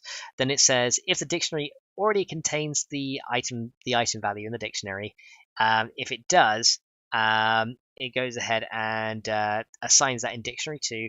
And pretty much then it adds them together. So what this bit of code pretty much just takes care of, say if you define 2 same ingredients, say if I said, okay, my recipe for this workbench requires 1 piece of wood, and then in my next ingredient, maybe a pipe, and then another piece of wood. So say if someone defines 2 of the same ingredients, all it does is it says, okay, well this person defined 2 pieces of wood, so just group those together and add them together. That's pretty much all it does. So everything's fine. Everything's fine from there. So it kind of just sums up the ingredients and stuff like that. But then what it does is it does all the stuff for the crafting and stuff like that. Goes down there, and then it goes ahead and it creates an array of all these new ingredients, which is fine. So everything up to this point is good. Pretty cheap for a workbench, salty, I guess. Yeah, pretty cheap. It says, what are you coding for now? To make stuff as you melt it in the forge, give like a byproduct as its output. Is kind of what we're doing at this point. So yeah, a little bit of experimental code here. But yeah, what happens then is it goes ahead and it takes the ingredients list that you just defined and clears it out. So it just pretty much goes ahead and clears it all out. And then what it does is because the ingredient summed up is defined as an item stack array, it goes ahead and re-adds them. So pretty much these 2 lines here, essentially any time you define a different type of item stack that's not the base one, it just gets cleared out anyway. And then it gets re-added with as itself summed up. And you can see that it's done here. It creates a new item stack and it doesn't use the type that you've defined. And Altiega says forge byproduct. Yes. So essentially what happens is, say when you have when you melt ores and turn them into actual usable metal, there's always the byproduct that's left over, isn't there? So because if you think about it, when you melt something into a forge, yes, you'll get the units of iron, but say in iron ore, it's not just pure iron in there, is there? There's oxides, there's silicates, and there's other things in there. So what I wanted to do, and the byproduct that you get is called slag. So what I wanted to do was make it so that when you melt up any ores, you'll get that slag in the output slot just as that byproduct, because when you're forging, it kind of gets turned into its pure metal form But it kind of makes no sense because you still have the slag. So what I'm going to do is I'm going to make it drop the slag as the byproduct into the output slot. So yeah, like slag leftover. So yeah, any leftover stuff that you would usually get will then get put into a byproduct, which you can then use in further crafting. So for example, iron and steel slag is actually used in some places as aggregates for certain types of concrete. So like ultra high performance concrete, for example, uses slag in place of it uses slag in place of regular silicate. So pretty much that essentially allows the concrete to perform better under stress, has higher compaction. The concrete paste is actually, more fluid. It's less viscous, things like that. So things like that can be used for like later on concrete recipes. So for example, say for example, currently the concrete recipe is like cement, stone, small sand, and that turns into a concrete mix. Later on, instead of having to use the small stone, you could then use the iron slag instead. And instead of giving one output, that might give you two. Things like that. So it will allow me to kind of add some new things. And also, if you actually were to split up the slag into its individual byproducts, so like you could split it up into like the iron oxides that are left over. You could split it up into the silicon stuff as well. Some of that stuff and the calcium oxide, some of that stuff is actually used in fertilizer. So you could also maybe have a new recipe for a farm plot that instead of requiring nitrate powder or instead of requiring like rotten flesh, for example, could require like the byproducts from centrifuging the slag. So you could like split the slag up into its iron oxides and then other components, and those other components you could use in your fertilizer recipe. So yeah, in inbuilt recycling, exactly. And then the iron oxides that you get left over, you could then redo into the forge. Right, and then you could get even more iron like that. So by recycling the slag, centrifuging it, and then reusing it, you could then get even more iron out of it.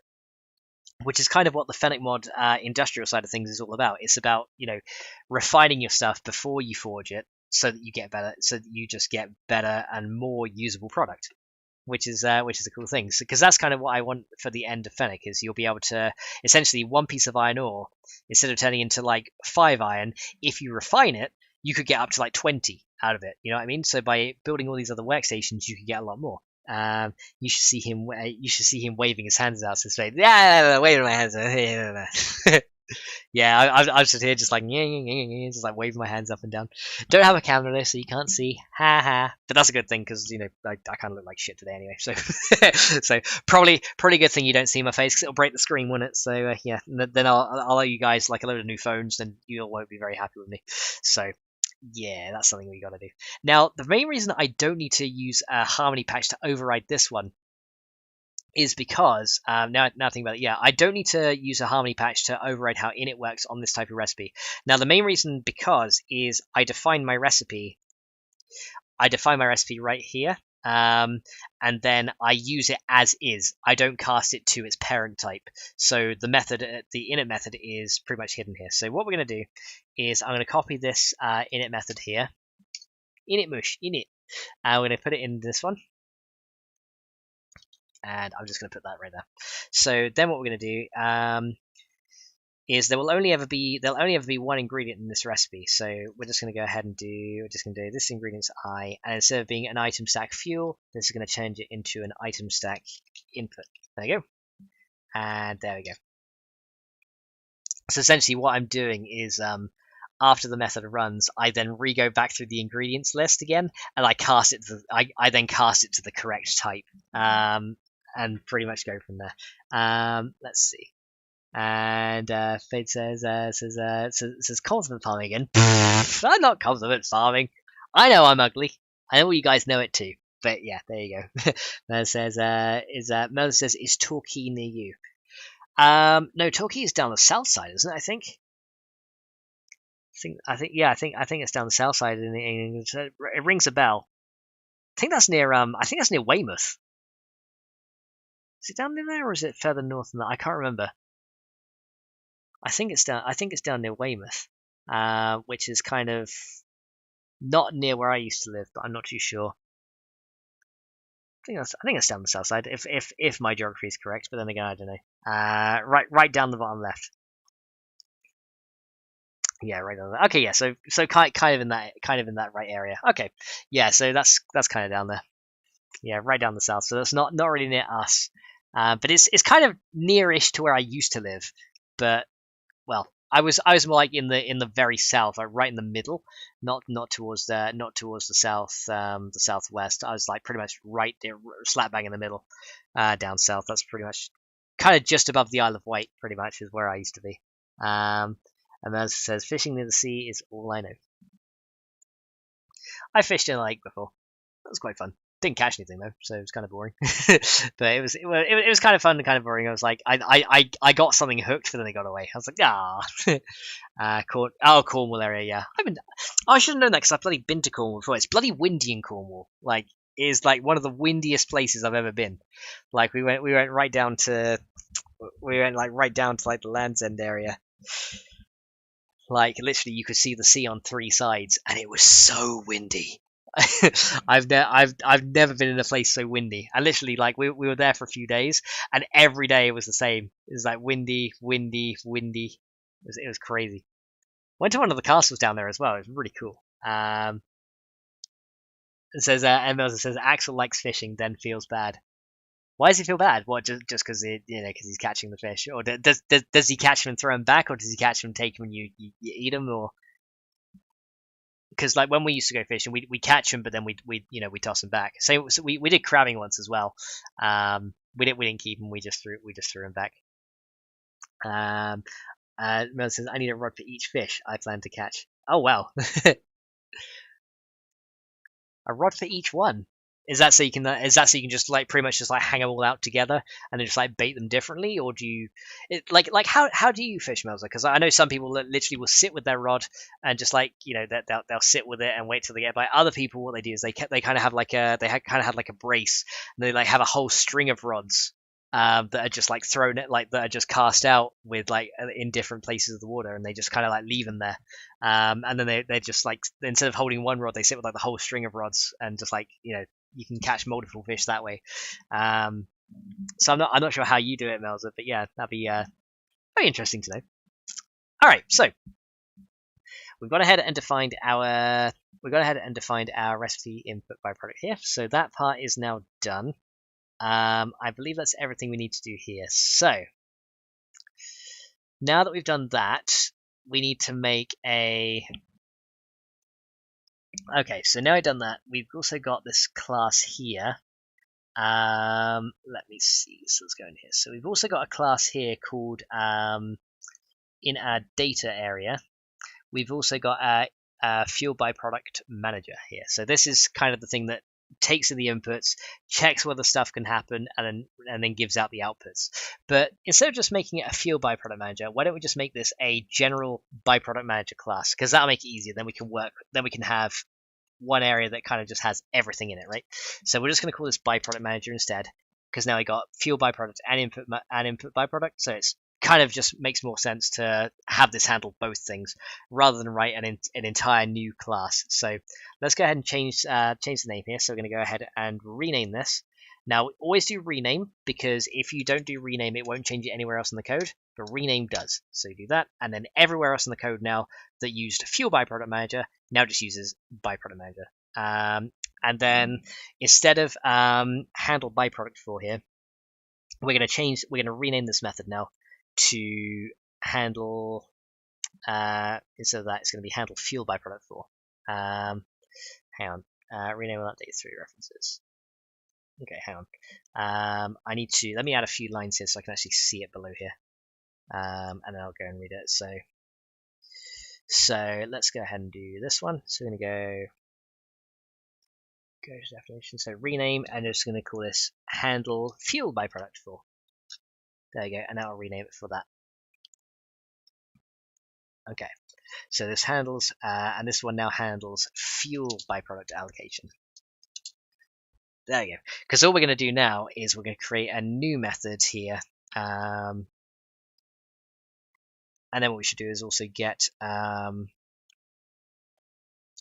this one here, we should say, instead of byproduct data, this should now be called get fuel byproduct data, shouldn't it? So let's go ahead and rename this one. Because we're going to add 2 new methods here. which gives us the other byproduct data as well. So we want another method called get input byproduct data and get fuel byproduct data as well. Here we go. So now before we do this, we need to make a new item class. So the next thing I want to do is add it so that we can do this in XML. So what I want to be able to do is, let me open the vanilla XML, because that's the next thing we need to do before we can actually work on this class. I just want to rename a few things first, just so we could have everything ready for when we need to do that. So the next thing we want to do is we want to add a new item class here, don't we? So let's go into DMT here. Let's open the game folder, and I'll show you the kind of changes that I want to do, right? So if we go into here, and we go into data, and into config here, and then if we go into items. So what we want to do is we want to do two new things in the item class. We want to, so let's go and find iron. So I think it's iron fragment. So yeah, resource iron fragment. Here we go. So what I want to do is, okay, that's resource iron fragment bundle. We just want the regular resource iron fragment, don't we? Not the actual bundle. So let's go and find the regular one. Okay, here we go. So this is like the iron ore that you get in the game. So this is not actually enabled right now, it's currently deprecated, but in Fennec, if you have the awesome processing mod installed, this gets re-enabled again. So we want to make sure that this is re-enabled. Melza says, Melza says, stop laughing. I can't get the fish off. Says and Faye says, I'm the same, don't worry. I hooked my kids nappy once, and my dad's hats. they're wet and slimy, scaly, poking alive things. I'll get the drinks for others fish, and I pretend to fish. Oh, I see. It's like, yeah, I go fishing. Here, hold my rod. Right, do you want a drink? kind of do it that way. Well, you know that works, doesn't it? You know, as long as you do it that way, it's all good. All right. So what I want to do is I want to add two new properties to this. Okay, so we're going to add property name, class, and then the value of this is going to be, now I'm going to add it in the base code for now just so you can see what I'm doing, but later on we'll actually do it with actual XML XPath. But for now we're just going to we'll just pretend this is what it's going to look like in the end. It's going to be value, and then it's going to be item class input byproduct mods. So essentially I need to create a new item class, and then the other thing we want to do is we're going to say property name, and we're going to say byproduct, we should say input byproduct, and then say if we've got an item that's called, I don't know, resource iron slag, it's going to turn into this. So essentially, by adding these entries here, we can store what this turns into when it's in the input slot. So as long as it has an input byproduct class and defines what it turns into, then we can use that data in our code, right? So that's what we want to be able to do. So to do this, we need to go ahead and create a new item class. So let's go ahead and I won't save this for now because we're going to undo this and do it in XPath later. But this is essentially how we're going to store what it turns into, because I want to make this fully XML configurable so that then anyone who's using Fennec Core or wants to be like, oh, this would be really cool if my item had this as a byproduct when you smelt it, then anyone will just be able to use the XML. They won't have to worry about what I've written underneath. They can just do it straight in XML and go from there. So that's what we're going to do. So the way we're going to do this is we're going to create a new item class, and I've already got like a template one because I did this already for my recipes, but let's go ahead and do it for, I did this already for my, the fuel byproduct. So this time we want to make a new one here. So let's add a new thing here, and then we're going to call this okay, so it's not going to be called class 1, is it? This is going to be called and it has to be called what we called it in the XML. So it's going to have to be called item class input byproduct. There we go.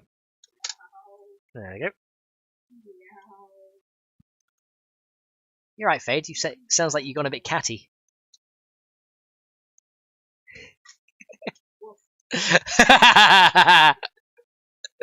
Oh, I guess she likes doggy. Oh, there you go.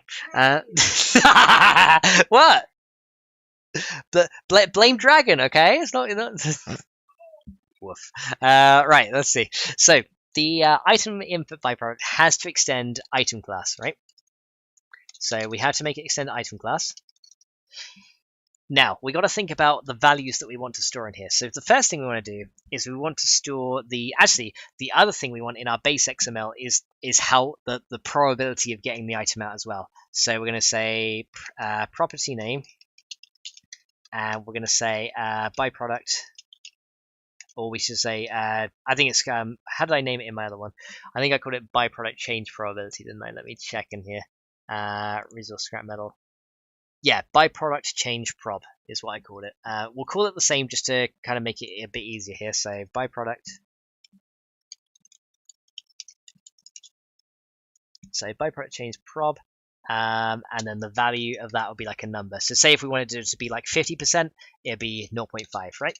So pretty much what that'll say is this item gives a byproduct when it's in the input slot. The byproduct it gives is iron slag, and there's a 50% chance. That's pretty much what I want it to do in there. And then it says cat dog. I remember that. I remember that show, Cat Dog. I don't know if any of the other guys saw that cartoon. It was like, it's really weird. It was literally like it was literally a cat and a dog like combined together. So if you took like the front half of a cat and the front half of a dog, kind of like smushed them together, it was really weird. So I remember it was really strange.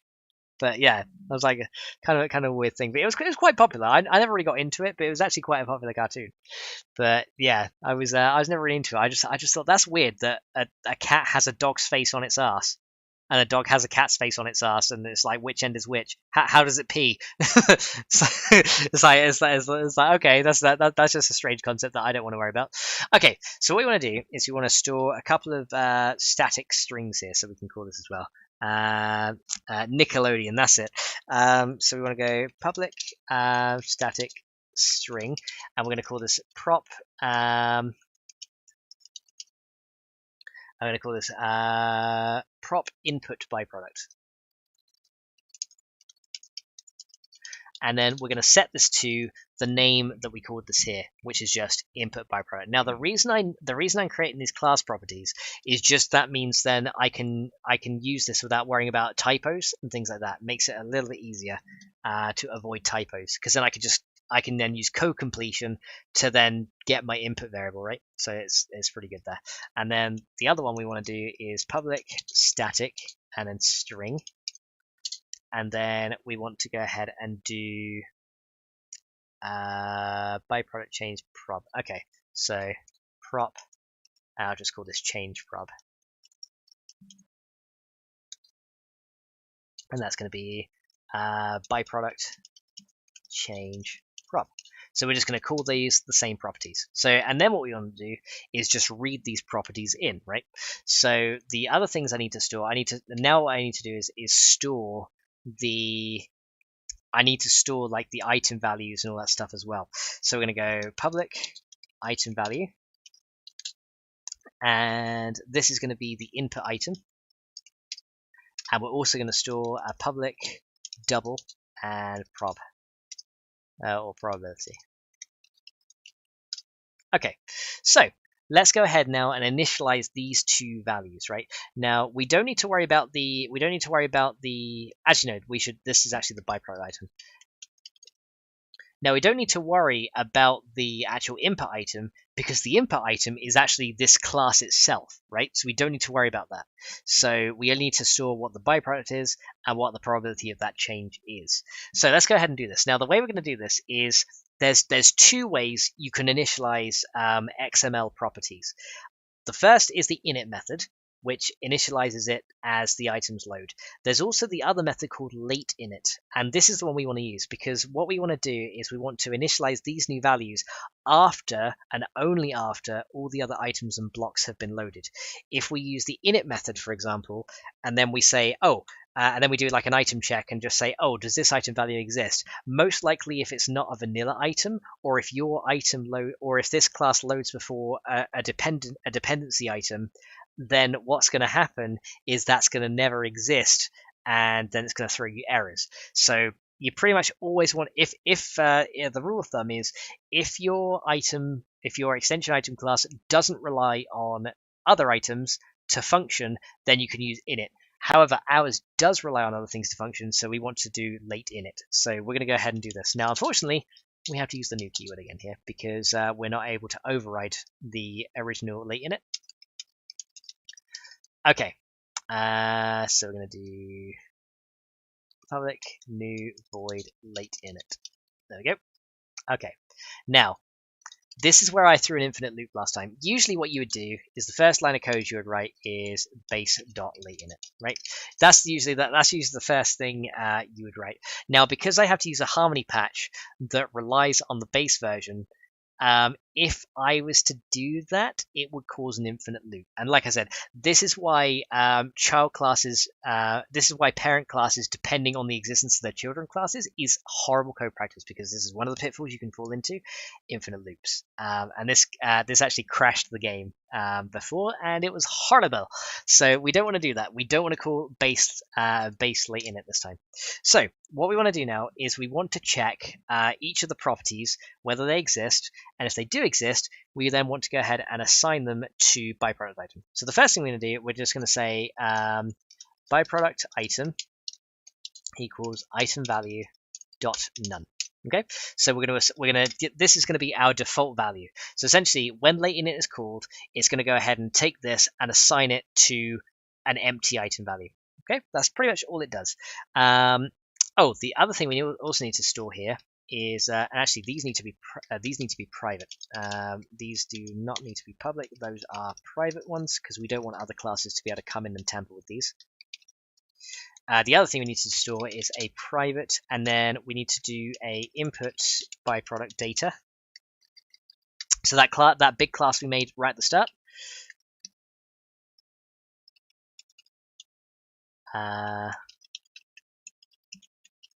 There we go. So we need to have this stored as well, because what it's going to do is late init is going to load the properties. It's then going to create this byproduct data class, and then it's going to go ahead and add the recipes that it's responsible for as well. And then it says hashtag the bus is late init. There we go. Let's see. Mac has made toys. Can't ask that question. Kids television. Well, exactly. That's the thing. You can't ask how it pees and poos. But there you go. It's you just think of the anatomy of a creature that has a head on its butt and a butt on its head. And it's like that's horrible. Like when you actually stop and think about it, and that's kind of what really put me off. Because like as a kid, I actually thought about that, and I don't know why I thought about it, because I'm sure like 99% of other kids didn't even think about it. It was like, oh yeah, it's a cat and a dog, and it's got a face up there and a face down there. And it's kind of and it argues with itself, and it's funny. But I like that was like the first thing I thought, and I was like, that's really fucked up. And I didn't watch it after that. I was like, no, I'm not going to watch it. So I'm going to go byproduct data is we're going to set it to a default of none. Okay, now the next thing we're going to do is we're going to now check whether this property exists in the XML. So if it does exist, we're going to assign the byproduct to whatever it is, and if it doesn't exist, we're going to throw an exception and say, well, if you're using this item class, you have to define this, because this one is kind of required. If we're saying, oh, it's going to change the input into something else, I mean, what it changes into is going to be required, right? You need to actually tell it what you want it to turn it into, and if it's not there, then this code is just not going to know what to do. So Mel says, sorry, my bad. Beehive, Mel. Beehive? Where? Oh, buzzed off. Nah, you're all good, Mel. It's all good. So yeah, I like that. Buzz is like in it mush, in it geezer. So it's how we do it with Star, isn't it? Right. So let's go ahead and do this. So the first thing we want to do is we want to say if, and actually we're gonna store a string, and we're gonna call this byproduct item name. Okay, and currently it's going to be empty, right? So, but what we're going to do is we're going to store the property value into this string. So what we're going to do is we're going to say if, and then I actually have a helper method here that I wrote to check if a property exists, and if it does, to output it into a string, which is really cool. So we're going to say if, and then property helpers dot property exists, or prop exists, and then we need to pass in the item's properties, which conveniently is just stored under properties. And then the name of the property we want to check exists is prop input byproduct. So essentially the name of the property is this, and we're just using this variable to kind of store it up there. Like I said, prevents typos, and then we don't have to type the string out each and every time. And then if it does exist, we're gonna put it out. We're gonna output the value of it into the input item name. I think I called it. Perks of having a small screen. Byproduct item name. So yeah, we want it to write out the value to byproduct item name. Okay. So what we're going to say is currently we're saying if it does exist, right? So we're saying if the property exists, and hang on, I need to add another closing bracket right there. So we're saying if the property exists, then going to do stuff. However, we want to say if the property doesn't exist, so we're going to go ahead and say, well, if the property doesn't exist, so that's what the exclamation mark means. Is it's an exclamation mark in front of a statement will make it output the inverse of that statement. So we're going to say, say for example, if I said if this equals to that, if it is, it will return true. If I put an exclamation mark in front of it instead of returning true, it will say, well, because it's true, it actually returned false. So, and then if it was actually false, it will return true. So it pretty much like negates it. So we're now saying if the property doesn't exist, then what we want to do is we want to throw an exception to the console, and we want to say, well, you need to define this property in order to have it work. So we're going to say we're going to throw a new exception, and oh, actually we need to use system here to make that work. So we're going to go using system. And then we can throw a new exception, and then we're just going to say property, and then prop input byproduct is not defined for, and then we're going to say name. Now, name is actually just the name of the item, so that will then put a message to the console that says if you don't define this property, it will tell you this property isn't defined and it needs to be defined. Now, and when you throw an exception, that breaks out of the code. So then we don't have to use an else here because we're already breaking out of the code in the if statement here. So now what we can do, and this kind of keeps it a little bit more clean looking, because then you don't get like what I call the pyramid of death, where you have a statement nested inside another one, nested inside another one, and then eventually you're like the first word of code like comes out over here, and it looks horrible. So by doing it this way, you avoid kind of like pyramiding your code into just like a smaller and smaller and smaller space, making it harder and harder to read. So what we can do then is, now if it does exist, what we want to do is we want to now say byproduct item equals item class dot get item, and then the value of the item we want to get is now stored in this string, because what we're saying is if it doesn't exist, throw an exception. However, if it does exist, it's what this out thing does is it goes ahead and then changes this variable to what the item name is. So then we can just literally go ahead and say, well, this variable now contains the item name because we've already determined that it does exist, and then we can go ahead and create our new item value here. Now the next thing we want to do is we want to say, now what we want to do is we want to check if this is empty or not. So we want to check that this item actually exists. So what we can do is we can use this in an if statement as well. So we're going to say if, and then we're going to say, and we're going to cast it to byproduct item here. So I'm going to say if byproduct item, and then what we want to say is we want to check whether this equals item value dot none. I think that's how we do it. Is item value dot empty or none? I think it's none.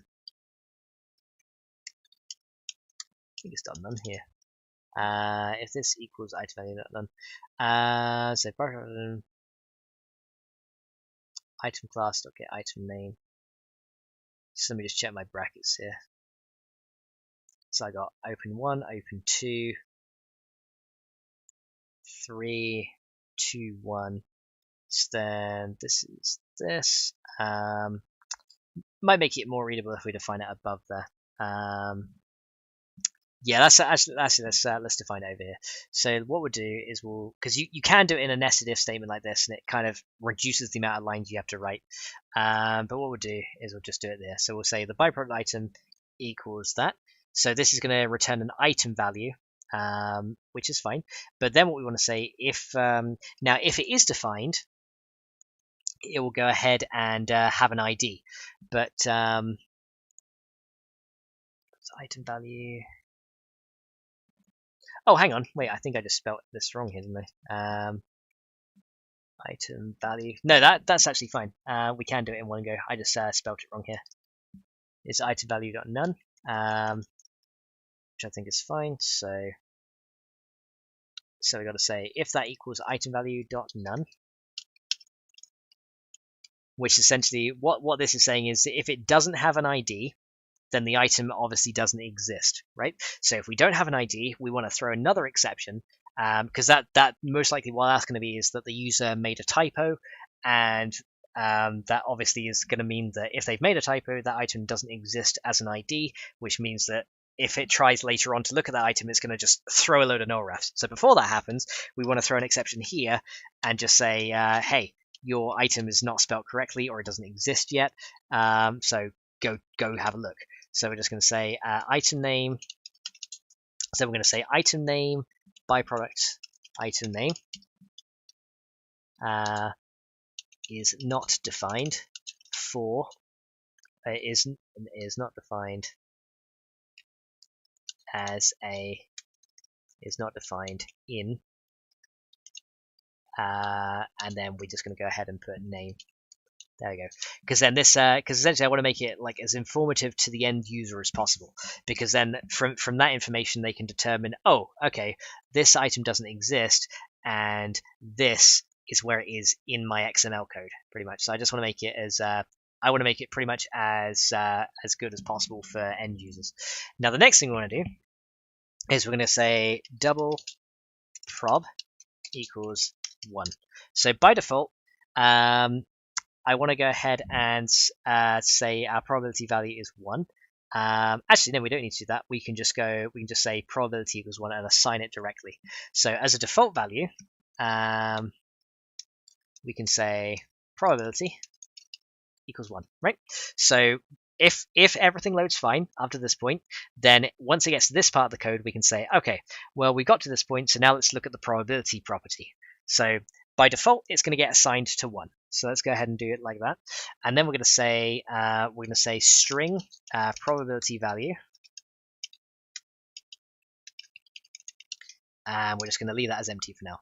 So then, like before, we're just going to say if property helpers dot prop. Actually, no, this time we can say if it does exist, then we want to do stuff. So if it doesn't exist, we'll just leave it as 1, and then we're done, right? We don't need to worry about it. But then we're going to say if property helpers prop exists, and then we're going to pass in our properties, and then we're going to pass in our. So then we're going to say prop input byproduct. So this time it's going to be prop change prob, and we want to out and then probability value.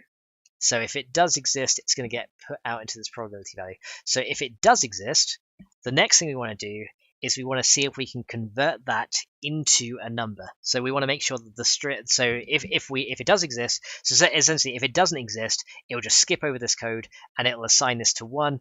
Job done.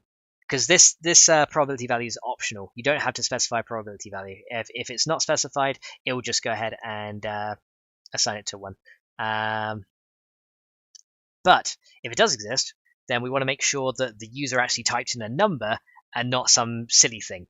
You know what I mean? So we don't. So if they typed in, for example, probability equals fart, then it's not going to do anything. It's going to throw an error. Okay, we actually want to make sure we can pass it as a number. So to do that, we're going to say if. We're going to say string parsers, and then try parse double, and then we're going to put in the string value, which is just probability value,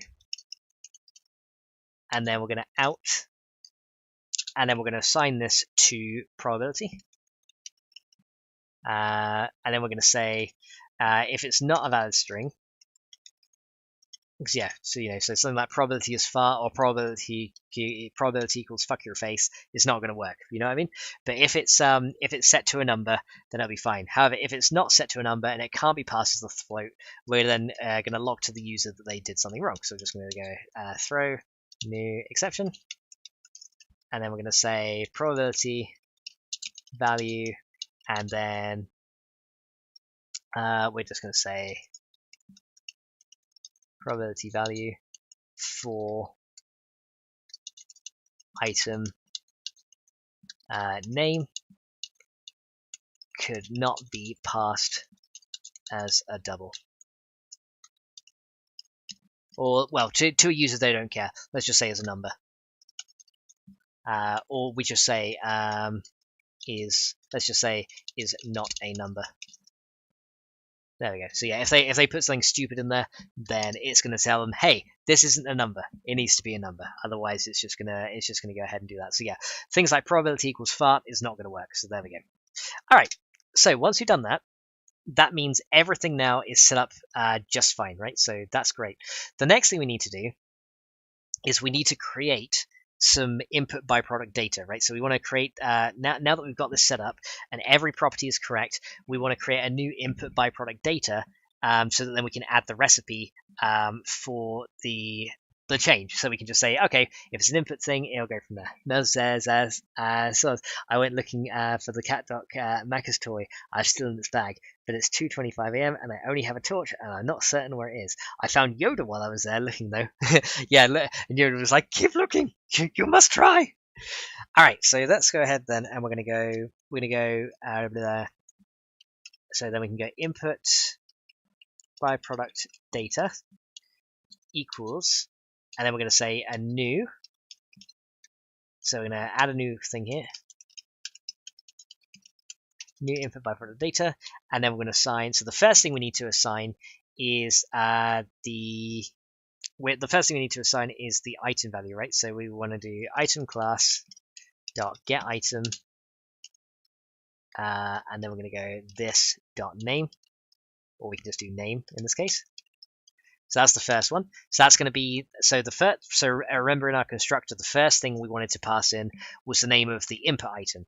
The second thing we wanted to pass in was the name of the byproduct item, and that's actually stored now right here. So we can literally just say byproduct item. And then the third thing we wanted to do is store probability. There we go. And that's it. That will then create the data for us. And then now that we've created the data, we can go. We can then just go input byproduct data dot add recipe, and that class takes care of all the recipe adding for us, and that's it. So once our item's initialized, it will go ahead and do that, and then add the recipe, and there you go. We don't need to worry about it after that. And then it says, did you say probability equals farts? Yes, I did. I also said probability equals fuck your face. But that's what I'm saying is if someone puts like probability equals fart or something like that, then it will go ahead and throw an error to them. So that's pretty much how we can make sure that users actually enter. So anyone who wants to add their own byproducts and stuff like that, we can make sure that they're actually entering the correct values and they're not going to break the game by being silly. So yeah, kind of sanitizing user inputs is actually one thing you do learn about in especially if you're handling sensitive information like user logins, passwords, database access tokens, things like that. You always want to sanitize user input. Never trust user input. One of the fundamental lessons you learn in programming: never trust user input, even your own. Never trust it, because somewhere down the line someone's going to put something in that breaks, and then yeah, stuff is going to go crazy then. So let's go and comment this one. Initialize the item values for byproduct info after all items and blocks are loaded. There we go. Okay, perfect. There we go. That's all good. Man says, I chatted with him yesterday. I see. Okay, so there's that. So now the last thing we need to do is we need to give out what we want to do is we want a way to access this input byproduct data. So we want a way to get this out of the class once it's been done. So what we're going to do is we're going to make a getter. So we're going to make a class property here. So we're going to say public input byproduct data. And then we're just going to call this byproduct data. There we go. And then we're just going to say make a getter here, and then just going to say return this dot byproduct input byproduct data. There we go. And then we're just going to return that. So then any class outside of this one will actually be able to get this as default. So yeah, as long as it's not throwing any exceptions, we can guarantee now that this will be set correctly. And then once that's set correctly, we can guarantee that this will not be null, so therefore this will never return null, and there you go. So that's looking good. So this getter, we don't need to do a null reference check on the getter, just because we already know, based on the user input and based on the fact that we've sanitized it, we've checked it, and this has been set up correctly, that we're not going to get any null refs here. So we shouldn't have any null refs going out on this area. All right, so now we've got that done. The next thing we want to do is we want to go ahead and find, now that we've done the byproduct manager for the items, we want to go ahead now, and in our byproduct manager, we now want to go ahead and get a way to return the byproduct data. So first of all, let's make a method here, and this is going to return the input byproduct data for an input byproduct item. Okay, so then we're going to go public static, and this is going to return a input byproduct data.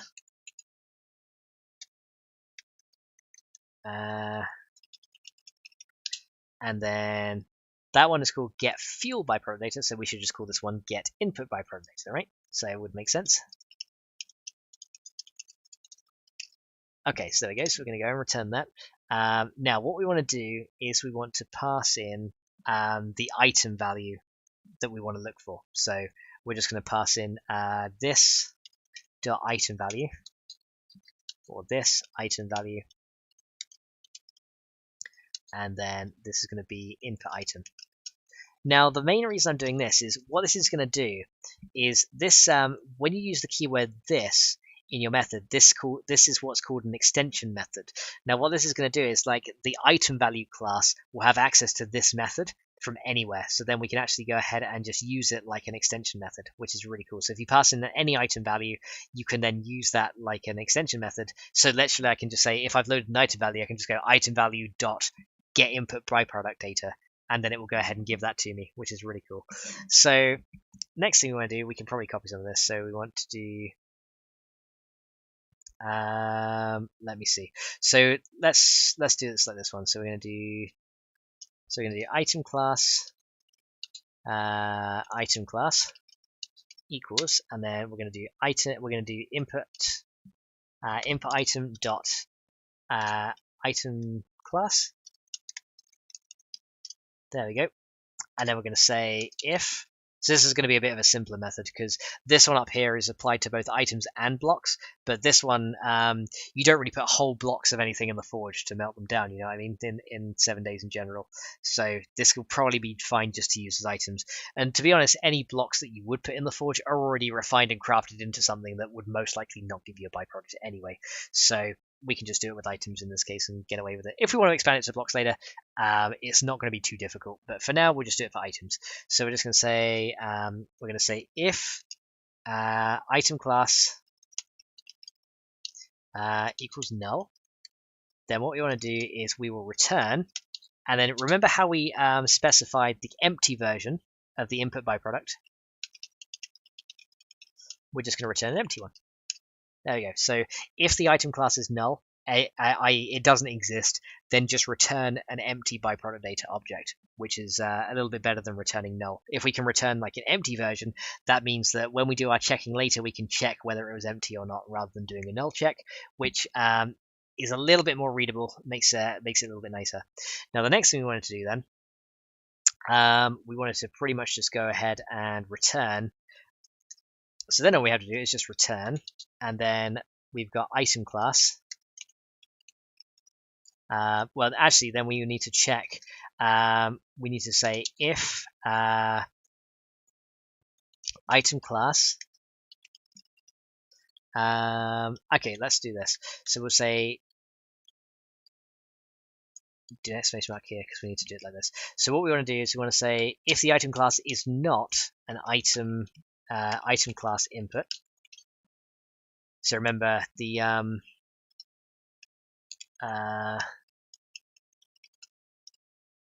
class input. Yeah, here we go.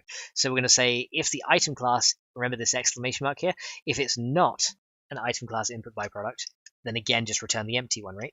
So because if it's not an input byproduct, then it doesn't have the fuel thing, it doesn't have the input thing defined on it at all. It doesn't have that data defined, so we'll just return an empty one. There we go. So if it's either null or if it's not an input type, then just return the empty one. However, if it is an input type, we've already ruled out the cases whether it's null or not an input type, so we don't need to do an else here again. Because like I said, if you're returning stuff, you never need to use else statements after that because there's no point because the else is kind of done here because it's already broken out of the code here. So we don't need to do an else here. We can just say then return, and then we're going to do item class as item class input byproduct dot and then byproduct data.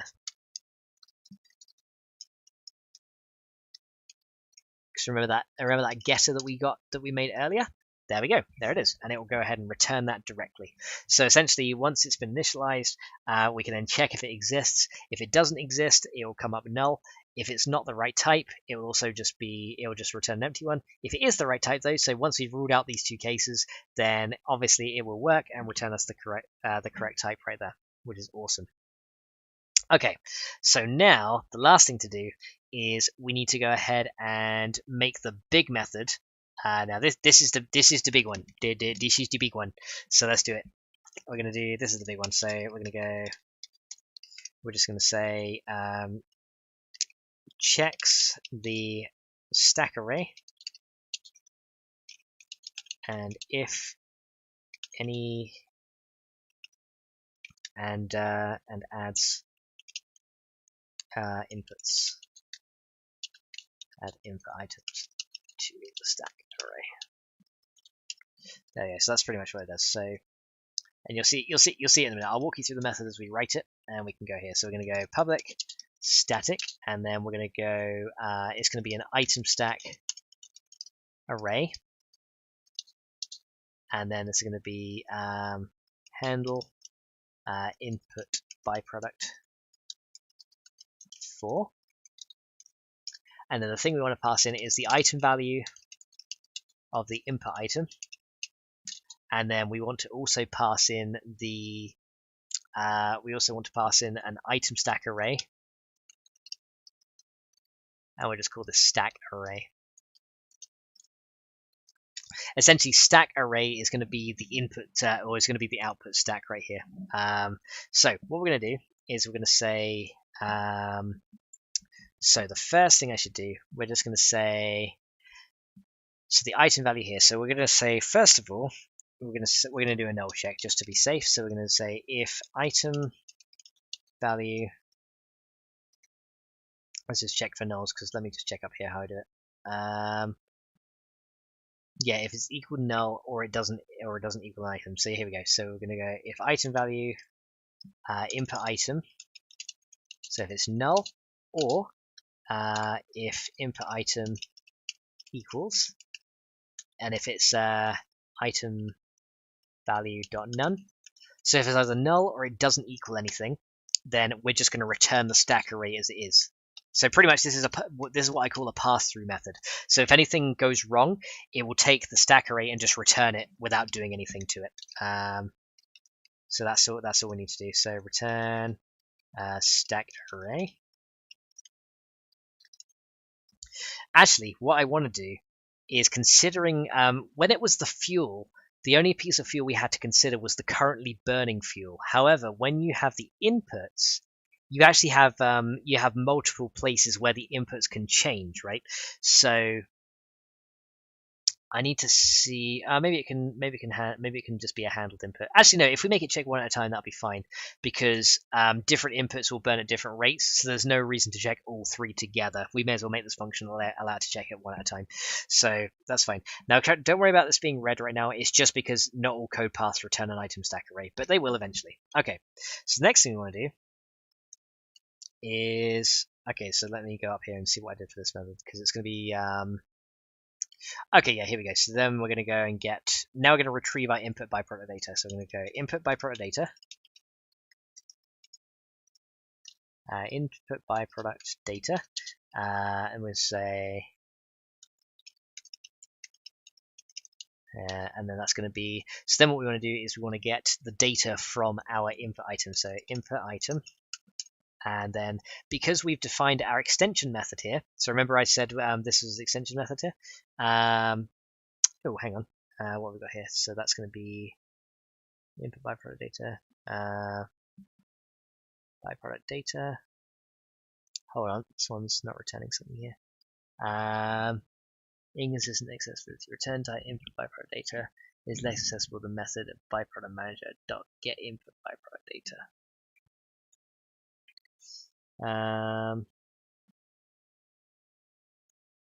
Hold on a second. Inconsistent accessibility. Return type input byproduct data is less accessible than method byproduct manager get input byproduct data item value. Hold on a second. Let me check that. Turn this input byproduct data. Should be fine. That's strange. I've never seen that error before. Why is that doing that then? Hang on. Why not define this? That's why. That's not a public class. That needs to be a public class. There we go. That should fix it. Right there. There you go. That fixed it. Yay! We figured it out. Yeah. I knew I forgot a public class keyword somewhere. So that'll be why. So let's go ahead then and do what we were going to do. So the first thing we want to do is we want to get our input byproduct data that we defined. And now that we've made an extension method for item value, because this is a type of item value, we can just say get input byproduct data. There you go. And look how much easier that is. It's a lot easier to read get this item and get its byproduct data than to read it like get the input byproduct data of this. Kind of like it's a lot easier to read the other way around. So there you go. Take your input item, get the input byproduct data from it. Much easier. Right. So then what we need to do is we need to check now. So remember, if this thing fails, it returns an empty one, right? So all we got to do now, and we defined our equals method on that other class. So there we go. How you doing, Fake PvP says that would it be possible to edit wire relays so it could take more input and output only one wire? Difficult because the way that it's coded is that it's every wire relay can only have one parent to it, and the code for that requires one parent as well. So yeah, so you kind of want to reverse how it is, and you could say it can have many parents could connect to it. I know why that would be useful and why that would be cool, but currently as it stands, it's not an easy fix. That's something that I've thought about, but the way I was going to plan on doing it is doing like a kind of a multi-block structure, which would have you'd have a load of relays on the top, and then it would go ahead and then you'd have say 2 or 3 relays on the top and like one output relay, and then the one that's the output relay, it would kind of collect all the wires from, transmit the power to that, and then shove it down the output wire. So there is a way to do it that is not, you would have to obviously create a bigger array of wires, but there's a way in code that's a lot easier to do it that way. Masters Max, you should teach this stuff as a profession. I'm not very professional. There's still a lot I need to know. But it'd be cool. It'd be quite cool. But yeah, I kind of enjoy sharing knowledge. So I used to be a maths teacher too. So there is that. But yeah, I don't know if I could do this professionally to teach. Maybe I could. I don't know.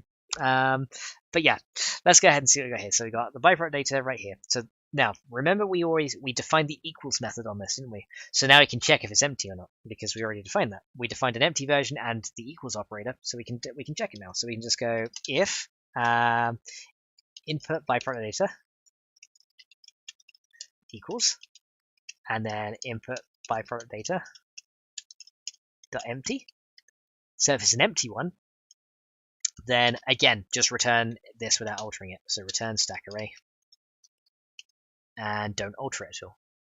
However, if it is not, then we've got the correct one. Again, it says, is it possible to extend the length of the wire to a wire like you would have IRL? Because I went outside and normal poles for wires have in the US is 15 to 20 blocks apart. There might be a way to do that. I'll have to check and see. I have to check. There probably is a way, because I think it's based on the item action on the player. Probably with a transpiler, you could do. I reckon there's a value that you would have to use a transpiler for, in order to get it. But I think, because I don't think that's accessible in XML, is it? I think the wire tool doesn't have a max range on it. It might do. If it does, then great. But if not, I could probably make it accessible with an XML property. Of some description. I'll have a look into that. Many teachers are boring and incoherent. It's fun to listen to you explain things. Oh, I thank you, Mark. But yeah, that might be possible. I'll have a look into that in a little while, and I'll see if we can. I'll see if we can find where that is in the code and go from there. All right. So if we do have it though, then we have everything we need to do the fuel stuff. So now we have to actually handle the transfer. Now I've already written some stuff up here. So we got the byproducts and everything like that. So we could probably copy this lot of code here, because what this does here, this is the other thing as well. We also have to check whether the probability is there as well. So we're going to say if, because remember we also made that little function or method to say whether it should give out the item or not. So we actually put that into the method as well. Fate says they made it so weird because I have a base that would be really useful because I have a large power demand and no easy way to build a battery bank to store power from solar without having lots of wires everywhere. No, I know what you mean. Yeah, you can't like say if you got like 5 or 6 battery banks, you can't chain them all together into like one area. I know exactly what you mean. Because the only thing you can do right now is run it off separate power networks, and then you're kind of limited on the amount of power you can run through the system. Because like say if you wanted so you might have to run a separate power network for your lights, a separate one for like your turrets, or even part of your turrets, a separate one for your doors, kind of thing like that. And then you have to have a solar thing to a battery thing, and then that can't connect to subsequent battery things. It can only connect to other blocks outside of that. So yeah, I get that, and you're limited on the power. Genosis says, man, I haven't touched C# in years. I'd like to get into serious modding one day. Only modeled so far. Oh, well, there you go. You kind of come to the right place right now. So why is a hard-coded confirmed by Fuar Prime? He's the one that does electricity. I see. Okay. There's more to add. Wireless relays and junction boxes. Oh, yeah, there is, isn't there, with the junction boxes? I still think the junction boxes act the same way, though, is that they can only accept one input and have many outputs. But I think what Faked wants is one that can have one that can pretty much have many inputs to one output, so kind of working the opposite way. Because the way the power system is written right now, it's written like a tree. There's one parent that can link to many children, which can link to many more children. It's like if you imagine like how a tree is, you got like the trunk, which is like your generator, and then anything feeding off of that one generator is like then your branches, and then anything feeding off of those branches is like your little branches and where your leaves are, like your end products, like your leaves and all that stuff. It's kind of how it's written, in a one-to-many, because in all honesty, writing a one-to-many system is a lot easier than writing a many-to-many system, and yeah, it's one of those things. There we go. And Fate says, "Wait, send this to me. I want to check this out." Yeah, I'm not sure where the link is. But I'm forgetting if you can find it. Alpha 19 junction box model it. Yeah, there's it's probably somewhere on the 7 Days forum. I know there's a site, a website now dedicated to all the 7 Days of iMods too. So you might be able to find it on there. But yeah, I know I don't remember if it's called junction boxes or anything, or if it's called something else. It might be called like the wireless power mod or something like that. But yeah, you could probably just Google it because I don't know the exact link for it. But yeah, there is that one. But yeah, it will allow you to hide a load of wires, which is really nice. Okay, so third thing we wanted to do then is we want to check that it can actually. We'll check that the probability is correct, pretty much. So we'll say, yeah, if the probability is correct, then go ahead and do the changes, right? So we're just going to say if, and then we're going to say input byproduct data, and then we're going to say so if it should give a byproduct, then obviously we want to do it. But we're gonna do obviously the negation of this so we can keep our code like kind of outwards. So to avoid the old pyramid of death, we're gonna go ahead and just say if it doesn't, if it can't do anything, then obviously return the stack array. Return the stack array without doing anything to it. So yeah, so pretty much we're gonna check the way I like to code is I like to do it where we check all of the stuff first, whether it can run or not. So and then we'll check all the if it doesn't have this, if it doesn't have that, just check all those things first, because then you can pretty much just like write those things off, and then you kind of it's a lot easier to read. So then you kind of get your conditions out of the way first and go from there. And Fake Thief says found it, yay! And Unforgiven says Melza has the link. Yeah. Hashtag Melza with the link. Okay, so the next thing I want to do is probably copy a lot of this line here because well, we don't need to check as much in this one because this one's a little bit simpler. But what we're gonna do, fuel byproduct. So we don't need this section here, slots and slots. What we do need to is grab. We can probably grab this part of the code because essentially all this does is it does the exchange of the items. So it says if the right item is there, then go ahead and take it, and then if there's room, go ahead and put it in there. And that's pretty much all this does. So I'm probably just going to copy this because it's a lot easier to copy something like this than to write the stuff out again. It also restores like the previous state just in case anything goes wrong. So that's another thing that we like to check as well. So that's one thing I need to do first. So yeah, I like to have like a previous state before we do any changes. So then if something goes wrong like halfway down the line, I can just go, oh shit, that went wrong. Okay, then set it back to the previous state and return the previous state, right? So let's go and do that. So we're going to go item stack. So item stack array, previous state, equals, and then we'll just call this stack array. There we go, and I think we just got to go clone.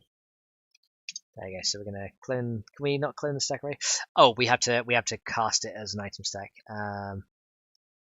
So stack array clone because clone is a weak cloning method. So clone that as an item stack array. There we go. So the previous state is cloned because array.clone returns an object type array and not the actual array of inputs that you specified. It's a very weak cloning method, but it's something that kind of works. So let's go ahead and just chuck this in here, change some variable names, and we should be pretty good. Okay. So what we're going to do is we're going to say instead of byproduct this time, we're going to say fuel byproduct data instead of byproduct now. It's going to be, it's not fuel byproduct data now, it's input byproduct data, right? So we're just going to change this over. Input byproduct data dot. So I've not called it dot byproduct, so let's actually change that so it is the byproduct instead. It'll be a little bit easier. So input byproduct data. Okay, I called it byproduct item. So let's just go and do byproduct. There we go. We'll do it like that because then that way we can just keep it at the same format there. There we go. So byproduct. So now what it does is it checks. Essentially, this piece of code here goes ahead and gets the list of all the free and the filled slots. If one of them has a filled slot, it goes ahead and if one of them goes a filled slot, it returns it to the filled slot instead. So if it can add the item to a filled slot, then it goes ahead and does that. Otherwise, it goes ahead and checks if there's any empty items. It checks the empty items instead. and then it returns those. That's pretty much all it does. So it'll first try and add it to a field slot rather than an empty one. So it will always check them first, so that it doesn't like start spamming the output with different things. So that's pretty much what it does. So in byproduct data, byproduct is this, do that, do that, do that. All right, that's that bit done. So now we've done that, we pretty much have everything we need to do our harmony patch. So now that we've done all the stuff on Indeed, we got that. If the devs made that change, the electric system would be so much better. Yeah, that would be very nice. That would be very nice indeed. Hopefully they do. They're in the CM menu, but they have. Everyone says they're in the CM menu, but they have no function. Yeah, they have got like a load of blocks in creative that just don't have a function yet. So hopefully they do add them at some point, which would be really nice. All right, so now we're ready for the harmony patch that we need to write. So the first thing I want to do though is make sure that we need to go ahead and item child class late init. So the other thing I need to do is, now that we've created a new item class, we need to make sure that that's also initialized as well. So we're just going to say if, and then instance is item class input byproduct. Then we want to call that late init, because remember the whole the new word that we kind of had a rant about earlier. Yeah, that also applies here as well, unfortunately. So instance as item class input byproduct dot late init. There we go. So let's go and do that. There we go. That's looking good now. So that now will make sure that the late init runs there, and there we go. So we'll go ahead and do that. I think that's all we need to do. So yeah, it will go ahead and check each one, and then it will go ahead and run those methods if applicable. And there we go. We don't know anything about A20 as yet, but they're already spotlighting streamers and stream team. Yeah, I'm not sure when the Alpha 20 is going to come out either, but yeah, hopefully not too long away. It seems like, honestly though, from what I'm thinking, it seems like Alpha 20 hasn't really added that much new stuff. It seems like what they've done is they've pretty much done a more of an overhaul of the base code, and then just made made some more early game weapons, done a bit on the towns, like they've got the new town socket system, and like made some of the zombies HD. But other than for actual content really like being in there, it doesn't seem like they've added that much. I'm not sure if they added the drone yet, because I know that was one thing they actually have in the assets, but they haven't enabled it yet. But they're already spotlighting streamers in the stream team. Yeah. But yeah, I'm not sure really what else they've added. It seems like it's less of a content update, more of like this kind of balances the game to what we want it to be kind of update. An RWG overhaul. But that's the thing. A16 RWG was good, and then they completely fucked it up in Alpha 17. It got better in Alpha 18, and then they made it really boring in Alpha 19. They really should have just gone back to A16 generation, because how it generated the maps in there was pretty damn good. Like, yeah, there was some maps with a lot of water on it, but with a little bit of a tweak, you could make it. Because I remember I did a whole world tweak for A16, and I made like mainly flatlands with a ton of high mountains, and it was awesome. Drone is broken, still won't be fixed until A21. So yeah, they're not even adding that. So yeah, it doesn't really seem like A20 has added too much new. Feels like it's more of a not really a content update, more just like it's more like a polish update. It kind of feels like at this point. So I hope there's more new features that they just haven't told us about. It's basically added newer models of each weapon, etc. Yeah, it feels like that's exactly. It just feels like they've just like, okay, we're just going to polish this stuff, and that's kind of all it is. I don't know, and it's been when did Alpha 19 come out? Because I think that was nearly a year ago, wasn't it? It kind of feels like it's been one of those A16 to A17 moments almost. It's kind of feels like A19 is getting a bit long in the tooth, and the only thing keeping it alive at this point is mods. And I don't like to say that about the game, but it is true. Do you know what I mean? Like when people waited for an update for A16 to A17, literally the only thing that was retaining people's interest after they got bored of vanilla was mods. So hopefully it doesn't become too long in the tooth again, because especially after and like I said, I only voice my opinion about the game because I like it so much. Do you know what I mean? And I just hope for the best for it. But you know, my personal opinion, A17 was like the floppiest update they could have ever done. Like it was, they changed what was good about A16 and completely destroyed it. And A18 was, it kind of feels like A18 was what A17 should have been. And they completely flopped it in A17, and it was a shame. Because I don't think they lost a lot of players, but I think a lot of dedicated players who were really into it kind of became a lot less into it, because I've noticed that with like people from here as well. It's like people here are not really playing as much 7 days anymore as they used to, because they're like, a lot of people say, oh yeah, A16 was great, I wish they kept A16, you know. And now it feels like, you know, A19 is good, don't get me wrong, I really like A19, but it kind of feels like feeling like the looting perks are useless. And is it just me? No, it does feel like that as well. I've noticed that the whole looting system being linearized, yeah, that's not a good change. That's not a good change. I liked the fact in previous versions where you could be like, okay, well, I'm probably not going to find anything good in this loot box, but I have a tiny chance of finding a quality 6 rocket launcher in this box. Do you know what I mean? And it was with that tiny chance. You know, that sometimes you go around and you're like, okay, you wouldn't expect it. And you go around and you'd be like, I'm probably not going to find anything in here. But you know, open it up and then you find like a tier 6 auger, and you're just like, what the fuck? That's amazing.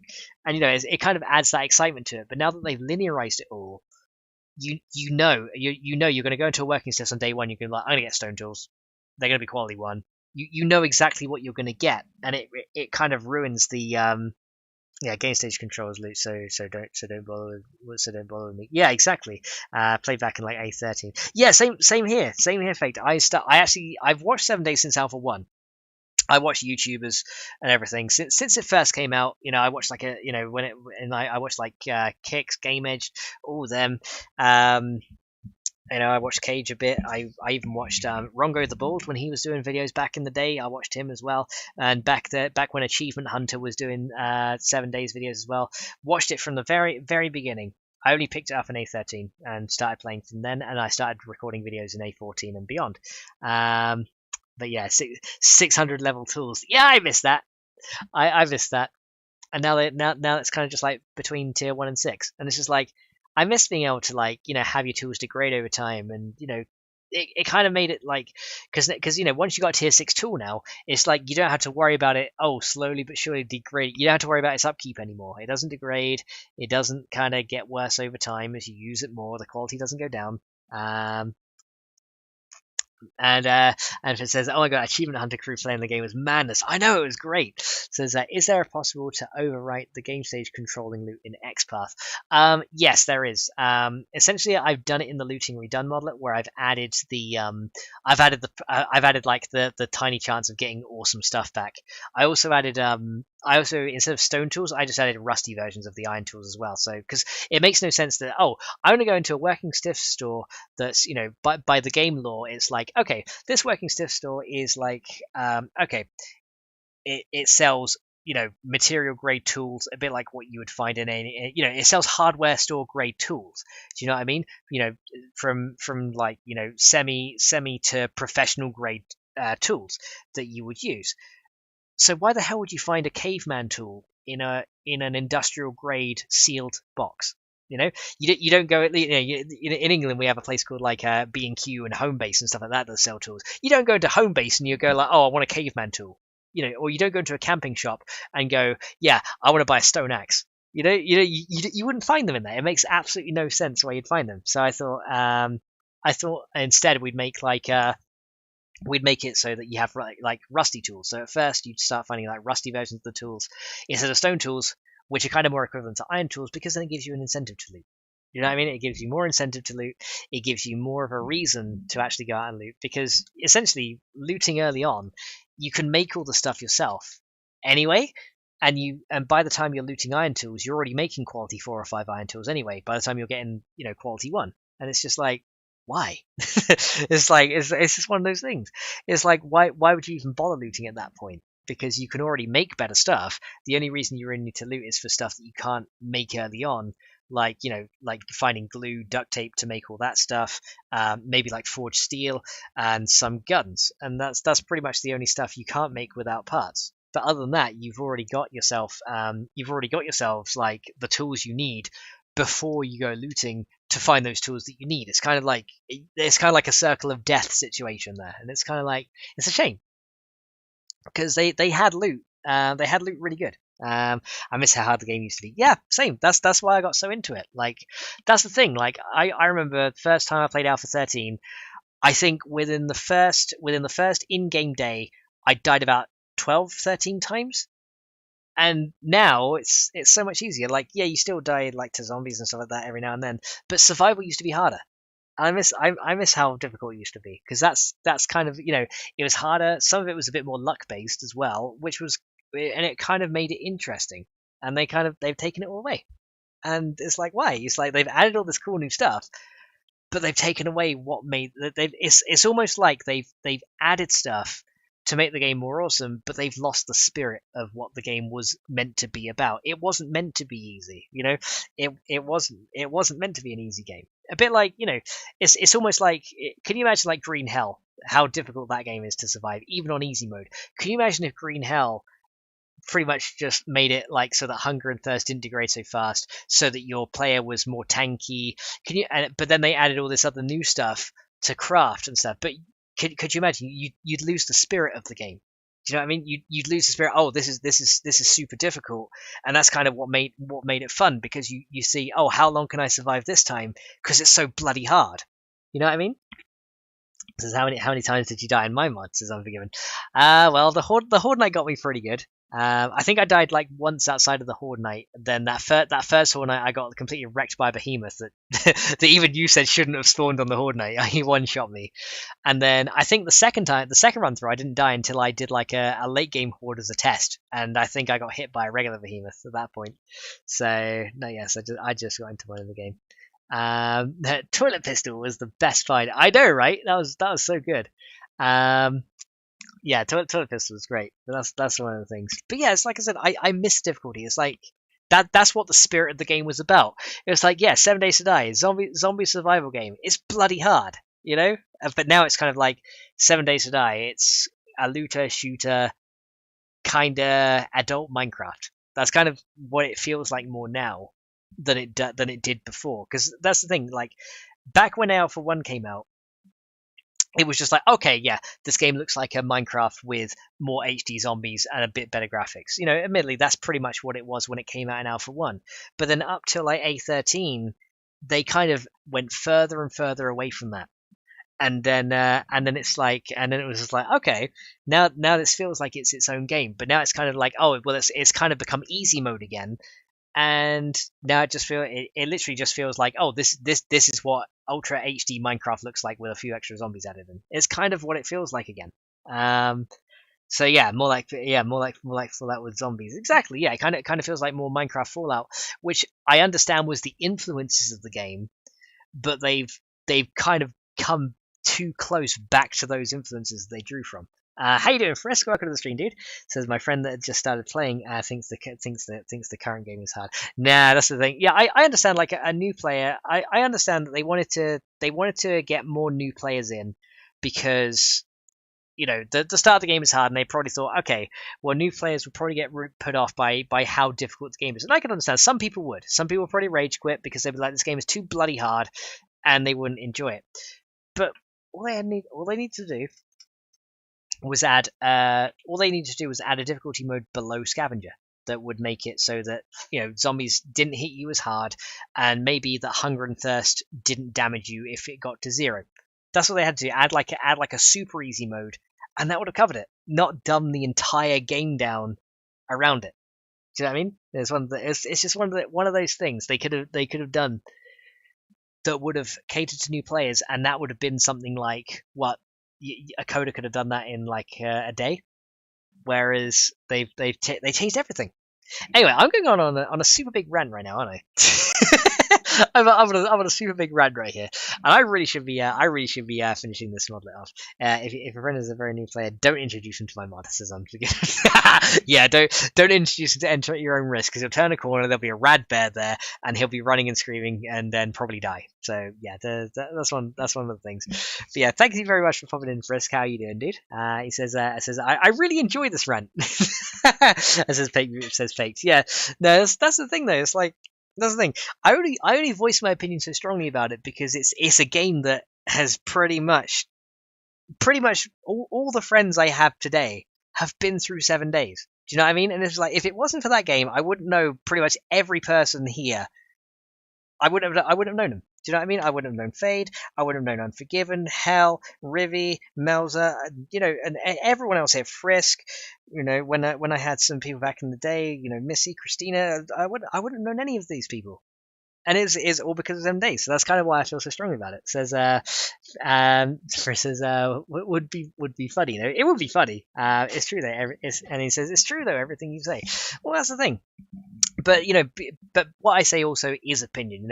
I'm very, when it comes to this is my opinion. Other people might really like the changes. I'm sure there are people out there that really do like the changes, and they say, oh yeah, A19 plays great. It feels, I prefer it to A16 there, and there are some people that do, and that's cool. But in my opinion, I just think A16. Well, I think even A15 was probably. That's 7 days is best. I think was A15 because they still had hub cities back then, and then they started removing things. You know what I mean? It was a bit crazy. And I says, "Woo, hands in the air!" And we need to get Max playing DayZ. So we had a big argument, and I still like exactly. You know what I mean? So like I said, all the people I know, and the whole thing that my entire channel is pretty much based around is 7 days. And I wouldn't know all you cool people if it wasn't for this game. So yeah, I do feel strongly about it because it's like our entire community is built up around it. Do you know what I mean? So it's one of them things. If you think my most tough, play DayZ, so Unforgiven. Yeah, that's the thing. I'd probably die very quickly in that one. I thought about it. But I'm not sure. Hal says, "Oh, that Hell guy's a dick. Could have gone without his opinions influencing my decisions." Hey, Al, welcome back. I see you've been lurking, have you? Yeah, the cheeky lurker. All right, so I think we've written every method we need to for this. So let's go ahead and do, I think, the final bit, which is going to be our harmony patch. So let's go and do it. This is it now. So I think we've written everything around it that we need to. So item class, and let's go and call this here. Okay, so so handle fuel byproduct. So I want to call this patch. So this harmony patch right here. We're going to call handle input byproduct, right? So let's go and do that. So handle input byproduct. I definitely spelled that correctly. Okay. So here we go. We're gonna write our harmony patch. Here we go. Let's see. So Fate says, I'll give the devs credit. The Dedi server performs really fucking good, and thank God I live in Japan currently, and I get 77 ping to my Dedi server in the States at my house. No, they have improved servers a lot. That's why I'm not playing him when I'm forgiven. But yeah, no, the servers do really well. Yeah, gig internet though, that's really good. Hal says, dang it, lost my PM to Fadey popping back here to post my stupid message. No. Can you just? No, I'm sorry. Dude. Yeah, that sucks. We're using the internet version of Discord, or we're using the actual Discord app. Okay, so let's go here. So class here. Okay, so what we need to do is the first thing we need to use is using HarmonyLib. Alright, so HarmonyLib is the first thing that we need to use. Okay, so what we want to do is we want to make ourselves a harmony patch. So let's get stuff. Low CPU users across all cores is damn good. Yeah, that's the thing. It is server-wise, it does do very well. There we go. I've been typing for like 20 minutes since. Oh my god, hell! Damn! Okay, so we're going to make a harmony patch. So this is the annotation, and it's going to be and what we need to do is open some brackets here. Now, we need to tell it what class we want to patch. The class we want to patch is, so we need to define its type. So we use type of, And then the name is, of course, because the handling input is in the workstation class, it's called tile entity workstation. So we're going to go call it tile entity workstation. And the next thing we need to do is tell it what method we need to patch. So harmony patch. And now we need to tell it the name of the method. Now the name of the method I think is called handle material input, but let's just double check that so that we don't fuck it up. Because we're probably going to fuck it up because that's what I do. But let's see. So let's go down to tile entity. And under tile entity, what do I have here? Here we go. So the methods here is handle material input. There we go. So that's the method that we want to. Now it doesn't have any overrides, so that's fine. 8 cores old Xenon CPU split with 48 gigs of RAM. Oh, nice. So on my phone, switch from YouTube player in the background from Discord and back. Oh, okay, that shouldn't delete the message though, surely. Says I done a lot, and yesterday it managed to do my own recipe for Radsuit without Max's help. Yes, he did. He's doing well. My friend says, do you have pictures of that Radsuit? I'm sure he could go in game, use DM and P to get a screenshot of him in it. It's the same as the vanilla one, I think, unless they've changed the textures on it now. So the name of the thing we want to do is handle material input.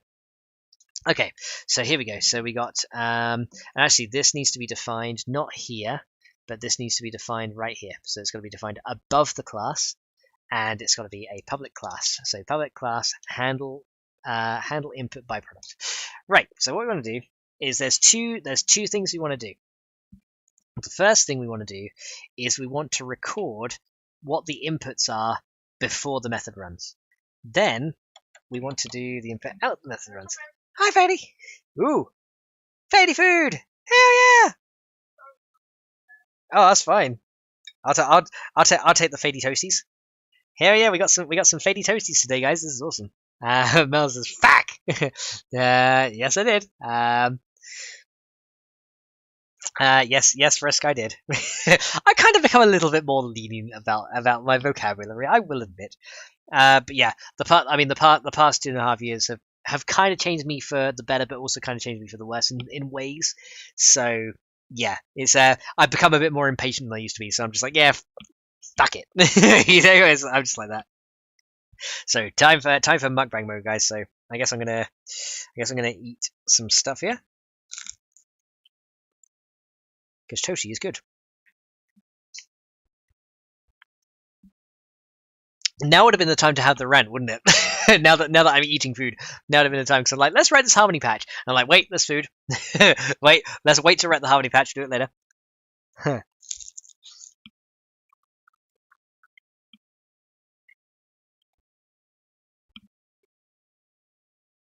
So guys, speaking of food, what else is everyone having for breakfast, lunch, or dinner today? Let's talk about food. Face says, rant more! Okay, I could rant more, I guess. Oh, this is bloody good though. It's hard to rant when you got good food.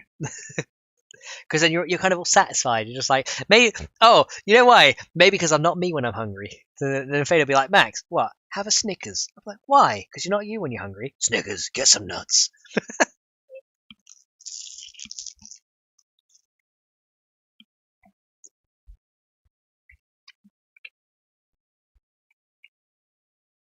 And Fake says it's 2:17 a.m. here. Oh, wow. That's crazy. And Unforgiven says, lunchtime, be right back. Pizza. Oh, nice. I wonder what pizza you're having today, Unforgiven. Wait, didn't you have pizza yesterday? I swear you had pizza last night.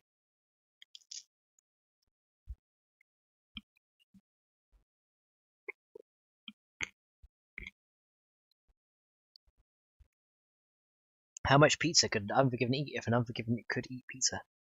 Who knows? Couldn't sleep, said faggot and stayed up. Yeah, that's fair. A bit like Milzer and Dave. They're like always up through the night as well. I'll wake up in the morning and Milzer will just be like, yeah, I'm just gonna like nap for a couple of hours. And then she's like up again. I'm just like, do you ever like fully sleep? It's kind of great. It's kind of crazy. But yeah, there we go. Hashtag toasty.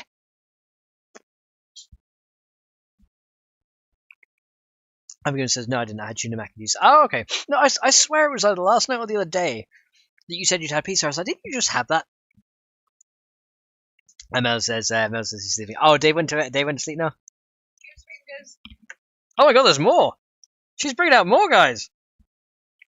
Yeah!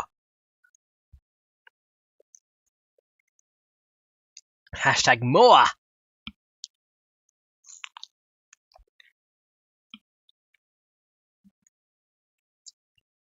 Oh, that's just so good. Thank you, Betty.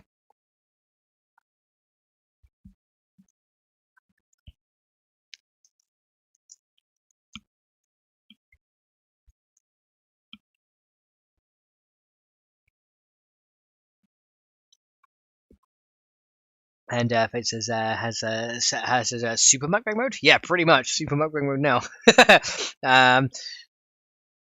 And Mel says, "Oh my god, you drove them to Val." All right, I'll get a drone.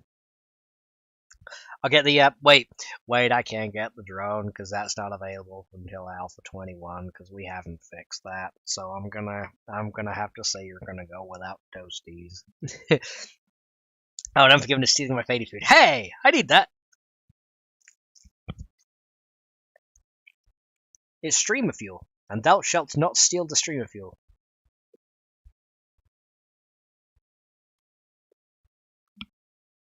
And this is I'm toasting pop crumpets. Ooh, crumpets, they're good, aren't they? I love crumpets. And oh, now I'm forgiven stealing Mel's coffee and bacon. Okay, I'm forgiven. I have one question for you. How the hell do you get around the world so fast? I wish I knew. You went from the US to England to Australia and back to the US. How'd you do it? You put round the world in 80 days to shame.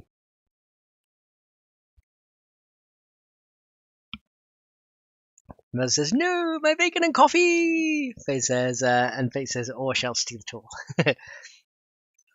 No, I think Unforgiven's got like I think Unforgiven sitting on the rocket powered toilet and it's like blasted him around to England. So yeah, I think he's I think he's coming on that. I didn't see him though, but yeah, one of my toasties has definitely gone missing. Now once when Faye made me some food, I literally wolfed it down and I go, all right, I'm ready for dinner now. I swear I got an empty plate.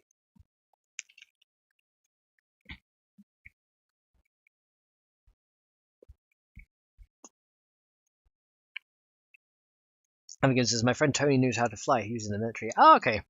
That I could get. But it says, yeah, no one wants to steal my ramen or sushi. Amigan seems to be willing to go to great lengths to eat and drink anything he didn't have to prepare for himself.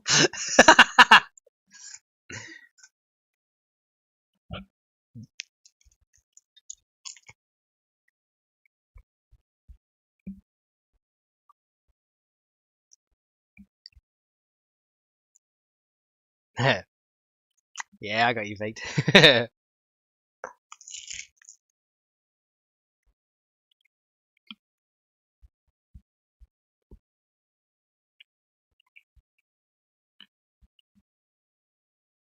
I'm almost halfway through the Fady food. Almost. Hashtag.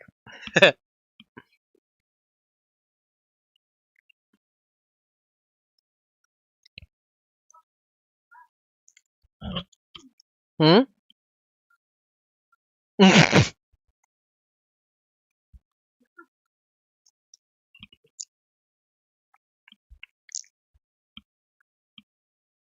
It's funny, Fady was talking to herself, but earlier on she was talking to me, but I was thinking, she's probably just talking to herself. And she's like, dude, I'm talking to you. I was like, what? No, you're not. She's like, yes, I am. I was like, all right.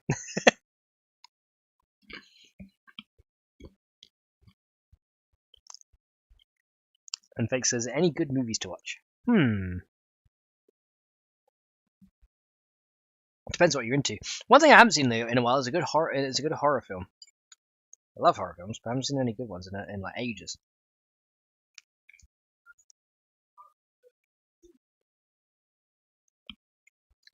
It depends.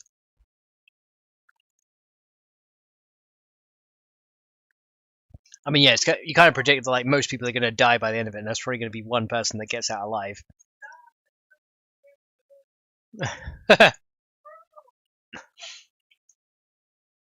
That's the funny thing in horror. They should make a horror film where they don't do the classic pitfalls of horror films. Like, they hear a scary noise and they're just like, oh, a scary noise, so let's get the fuck out of here. Not like, oh, a scary noise, let's go see what it is.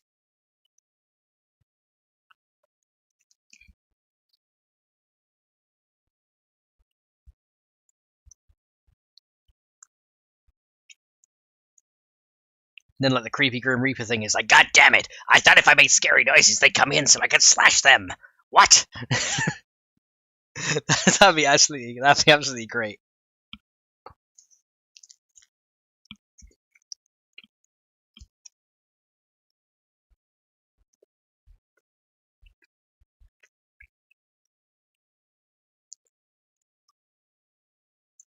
Oops, I dropped my sausage. Breaking news, guys. I dropped my sausage! Oh, well, I know what Fade's thinking. She's like, oh god, in the background.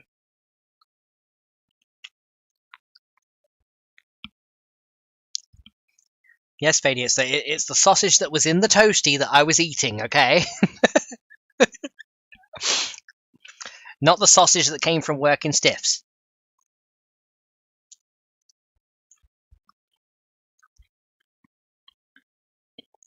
And Friss says, I watched a lot of paranormal videos on YouTube. Oh, that's cool. Yeah, I quite like those. Mel says, and how many times do they open the door or go outside? Exactly. Mel says, I admit it makes the perfect sandwich for myself, just the way I like it. Yet somehow she can make it less consistent with too much this, then not enough that, and it still tastes better every time. No, that's true.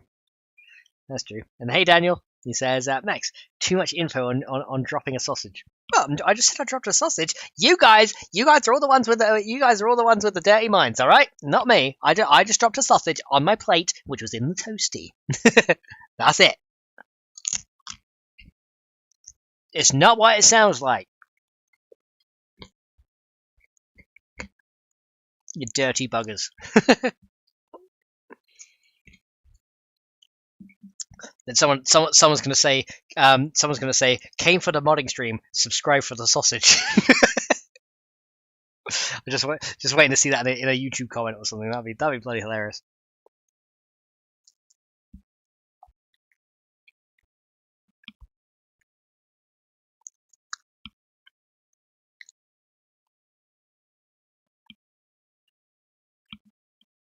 And Mouse is like, Angel, I'm an angel. Hashtag hashtag not American sausage.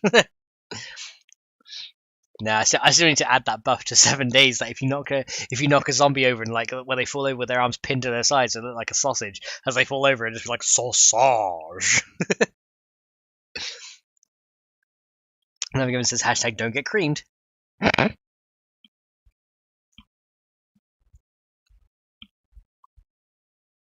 And it says sausage. Exactly.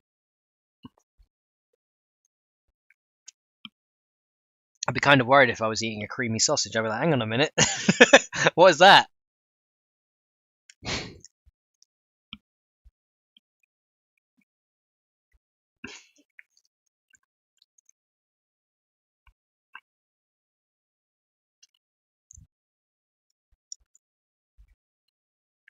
Well, I have to admit, these toasters are bloody good.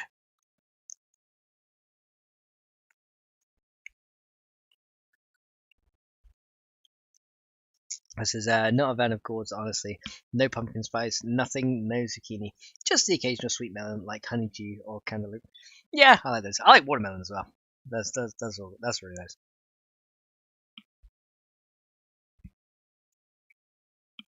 Mel's is like crying, laughing right now.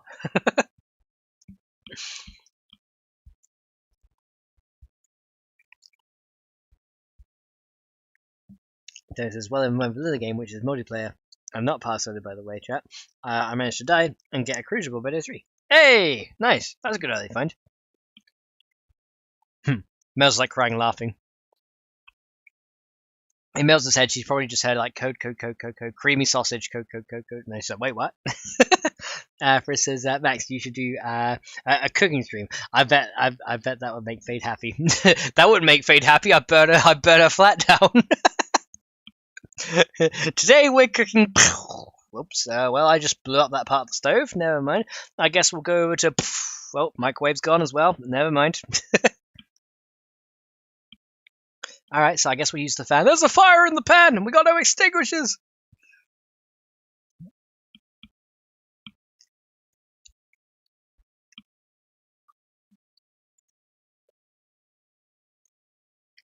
There's this can't elope. I never want to get married. That's fair.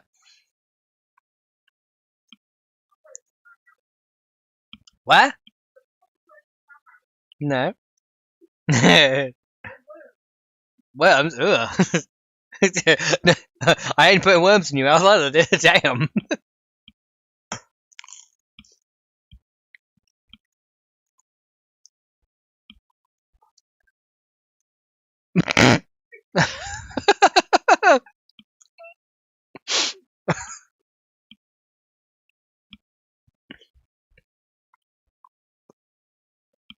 Daniel says, just make it a not what to do in the kitchen, and you'll be fine.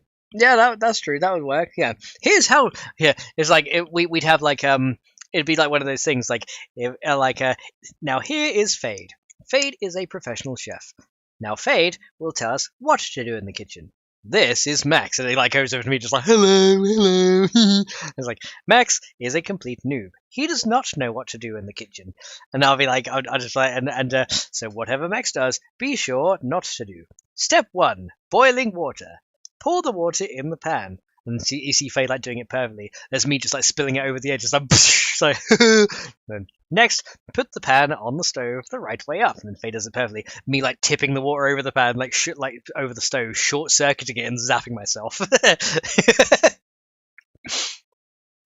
That'd be a great little series, I think. I was a gas stove for 20 years. Moved to a new house, electric stove.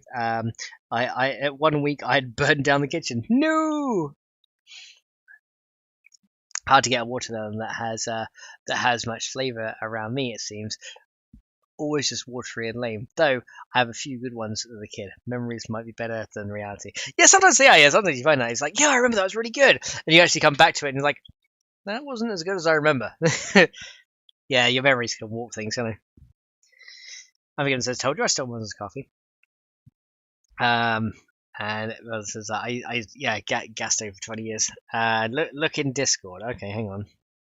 What am I missing in Discord here? Hang on. What is this? There we go. Yep, there's Mel's coffee. Man, that is some dark coffee. Well, there you go. But hey, join my Discord if you haven't already. We can chat more in there about American sausage and all that other kind of stuff, and me burning down kitchens. There we go. There says Lyndon the shotgun out and give it back. Now says put a breadboard on a hot plate and turn the wrong one on. Went for a shot. Oh no! Come on, you just see the breadboard like a blaze. Just like fuck.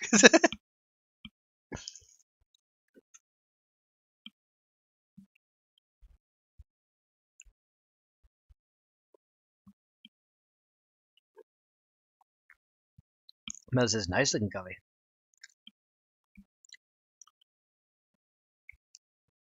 Dad says don't mess with women's cafe. This is very true. Oh well, that was bloody good. All right, guys, what we're gonna do? Yeah, you were thinking exactly what I was thinking, Faye. Faye goes, oh, you should take a break and make a cup of tea, which is exactly what I was going to do. I was going to take a break, make a cup of tea, stretch for a little bit, and then I promise you guys, when I come back, no more rants, no more raving. I will get on with this harmony patch, and then we'll get to actually testing some stuff. So I'm gonna go ahead and put my BRB screen up a little bit, guys. So yeah, give me like 10-15 minutes, and then I'll come back, and we can go ahead and continue. So I'll see you guys in a sec.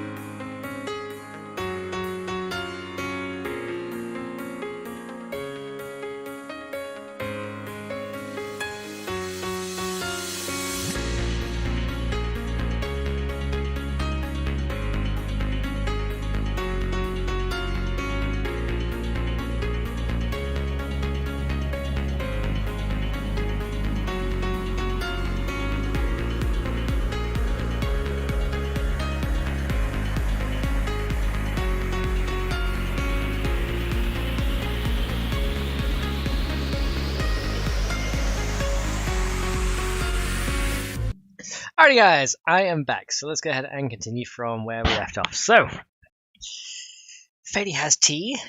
I actually had a bowl of Cocoa Pops, because they were tasty as fuck, and I like them. So, yeah, I know I just ate Toasties, and now I had Cocoa Pops afterwards, so don't judge me. But yeah, let's go ahead and continue. So, we're going to go ahead and overwrite this method. So let's go ahead and see what we can do. So, the first thing I want to do is we need to start with a prefix. So, first thing we can do is we're going to write a prefix method to get the state of the inputs before the method runs.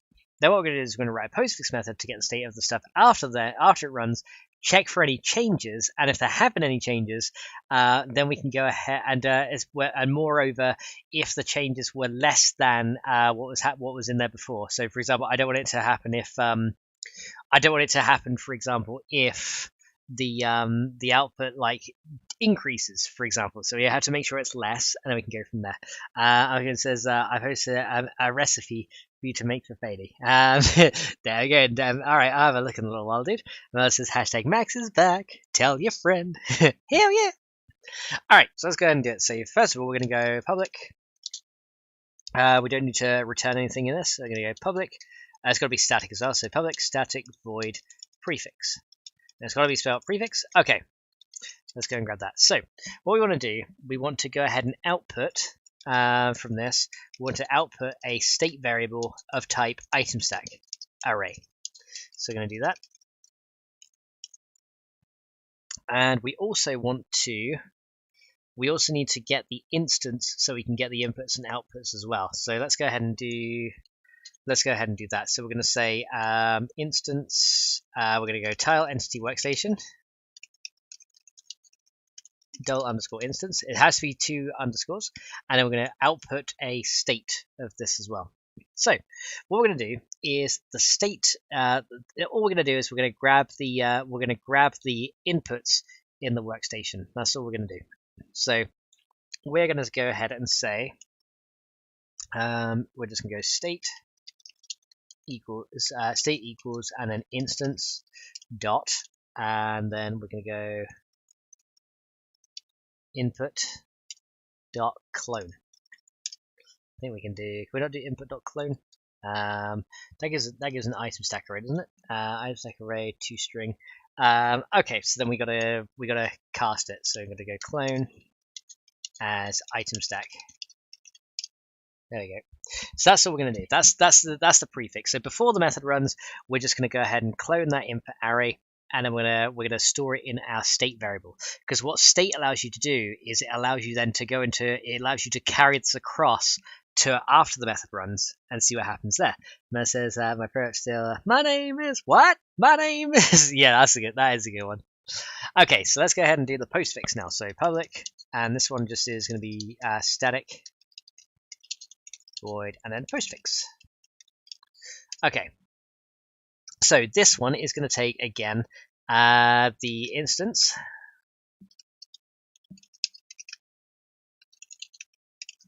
so the instance of the thing that we're applying the patch to, and then this is also going to take the state as well. So let's go ahead and grab that. So we're going to do that's just going to be item stack. This time we don't give it out, we take it in. So item stack state, there you go. So then this will allow us to pass it back in and see what's going on down here. We could write a helper method. Instance e says Risk. Indeed. So instance, yeah, there we go. Instank. Instank. Damn, I stink. There you go. Thank you, Risk. Right, we got it. Right, so that's going to take the instance in. Okay, there we go. Looking good. Okay, so let's go ahead and see what we can do here. So the first thing we want to do is we want to go. So what we want to do now is get the outputs again. So we're going to say we're just going to make a shorthand here. We're going to go item stack dot. Actually, no, we could just say instance dot output, right? So instance dot or input here. So that's one thing we need, and then we need to check. Actually, we should probably write a helper method to do this checking for us. So we can just we can write a method to say if something has changed and gone down by 1. There we go. Instank. There we go. And this says, wait, what? Nothing matter. So good. Okay, so let's do it. Let's write another function down here to help us. So we're going to do public static. Actually, it's going to be private because only this class needs it. So private static. It might actually help with the other imageries, but let's do private static void. Actually, a boolean here. And then we want to say, what should we call this? Let's just say, let's call it stack changed. Okay, and it's going to take in 2 item stacks. So item stack 1. Actually 2 arrays of item stacks. And then another array of an item stack here. So there's stack 1. And then item stack 2. And then it's going to go and it's going to output a list of integers. Now, this list is going to determine which slots have changed. So it's going to say whether any have changed, and then which ones have changed. So using system.collections.generic. Okay, so you can go and do that. Actually, what I'm going to do instead of doing this, I'm going to grab, instead of doing the instance, I'm just going to go, I'm going to grab the input directly. So tile item stack inputs item stack 3 underscores input, because it's a private field, but I'd rather manipulate private fields directly. So state, and then we can just do state equals, this will make it a little bit easier. State equals input clone as item stack. There we go. And then in this one, we can just do, again, item stack. We need the input.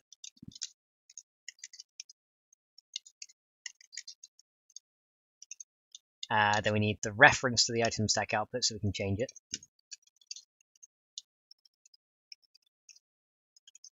There we go. So we want the input, the output so we can manipulate it, and then the state. Okay, there we go. So we can check if we can check this is at least it wasn't in sync. Well, there you go. Frizz that hair. Okay, so let's go and do a stack change thing here. So let's go and just take this out here because I want to do a stack change as well. So stack change. So we need stack 1, stack 2, and it's going to output a list of integers of the slots where the stack has changed. So that's pretty much it. Okay, so what we want to do, we want to say for int I equals 0, I is less than. Okay, actually, the first thing we want to do is we want to check that both stack 1 and stack 2 have equal numbers of slots. So we're going to say if stack 1 dot length is not equal to stack 2 dot length. Or actually, no, we shouldn't need to throw an exception. Let's do this. Let's go ahead and say int length, and then we'll just take the minimum of those 2 lengths. Min, it's going to be math dot min. We'll take the minimum of those 2 lengths because then we can compare up to the minimum, right? And that'll be fine. Max the Foxtrot Gaming says, Max Fox Gaming, Max Fox Gaming, I'm sure I thought I'd type that actually. I don't know. Maybe I'm just ice cold. So let's go stack 1. So we'll take the minimum of these 2. Stack 1 dot length and stack 2 dot length. Okay. So there we go. So we can do stack changed, and then we can just say for I equals 0, I equals less than length, because now that works better. I plus equals 1. I could do I plus plus, but I prefer I plus equals 1 notation. I don't know why. I just like it. I just like the look of it there. Mel's like crying, laughing now. All right. So we can say. Oh, and what we need to do as well is we need to do list.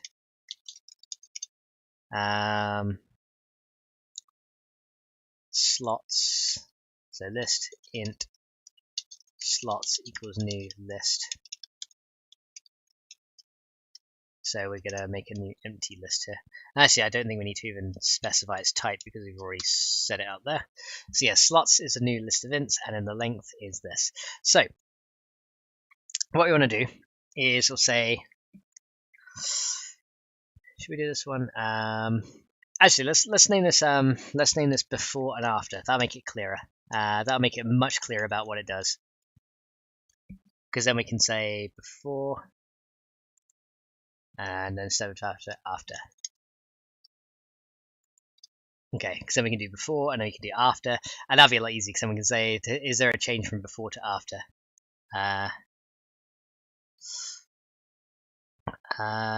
Or let's say stack, instead of stack changed,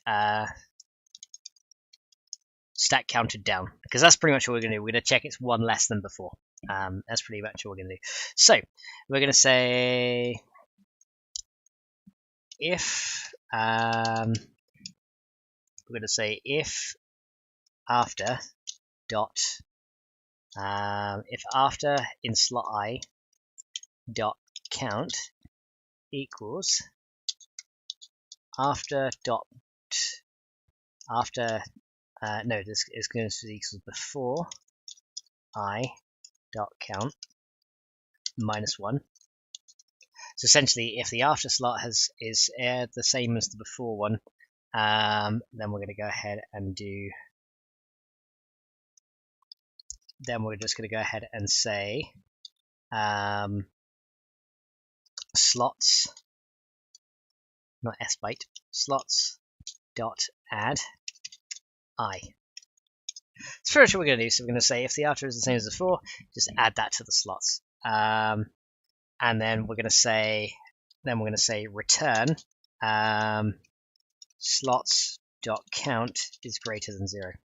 So essentially, this will return true if we've added at least one thing into this list. If we haven't added anything into this list, then it's all good. Then it doesn't matter. Blends together, all the same. So there's a yesterday, today, tomorrow. I don't know. So it's always good. Everything blends together. It's just how we go, isn't it? Okay, so state is before, and then inputs is after. So here we go. So we're going to go and say if. Okay, so we're going to say if input. Well, actually, I want to see if we actually have an input here. Well, I think input already gets cloned. It's just empty, isn't it? So no stack array, it's just empty. So I think that's fine actually. So we'll define it like that. So if we can just say if. Well, what we should do is we should say if state. Oh, we should probably do a null check on each of these as well, just to see if it uses inputs or not. Well, I try like this one. It might throw errors. It might not. I'll have to see. So we're going to say if stack counted down. Then we can just say so from the state to the input. And let's do an inverse this so we can exit out early if it didn't. If stack counted down, so before, after, state. Did we even take in our state here? Item stack state. Yeah, so if we've got that one, let's spell this wrong. I don't know. What we should do here? Evaluate expression term. Oh, okay. So we're just going to go. Let's do list int change slots. Okay, and then we can just say out change slots. There we go. So if nothing happened, then we just want to return and just come out of here, right? So I think that'd be right. Actually, we could do it with him. Might be better that way actually. So there we go. If state true player comes to the door, don't answer. Says Melody. Exactly, yeah, definitely don't answer if the state trooper comes to the door. Okay. Sorry about that, guys. Right, here we go. So we've got the... Okay, so now this is going to give us the list of change slots. Out change slots, and this is 7 value to change slots. Okay, so that's fine, we can do that. Then we're going to say for each int slot in change slots. Right, then we can say now we can do our stuff here. So we can go ahead and say now we can get the input at slot I. So we can say item stack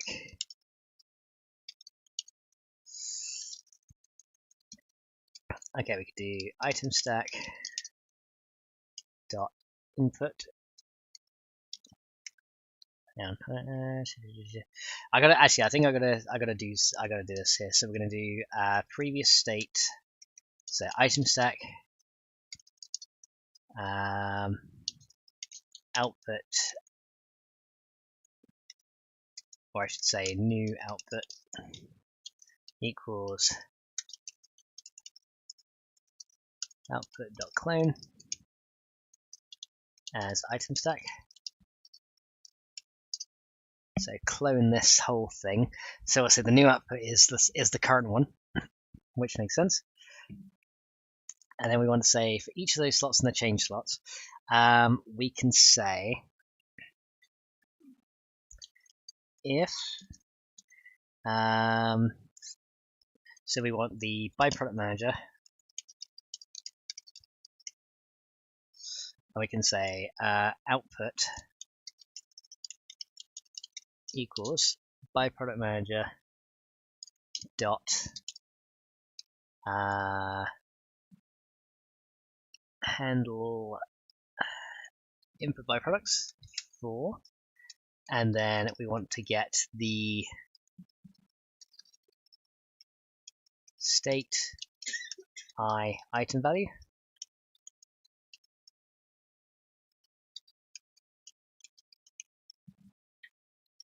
There we go, and that's 62 underscores. So we're going to handle that from there, and then we also need to pass in output as well to this. So essentially what it's going to do, it's going to go ahead and assign output to this. Now one thing I need to do is actually reference something to indicate whether a change happened. Okay, so this is going to be a little bit different than my method, but because I'm checking it in more than one place, I want to make sure that a change actually happened. You know what I mean? So we can do that. So handle input byproduct for.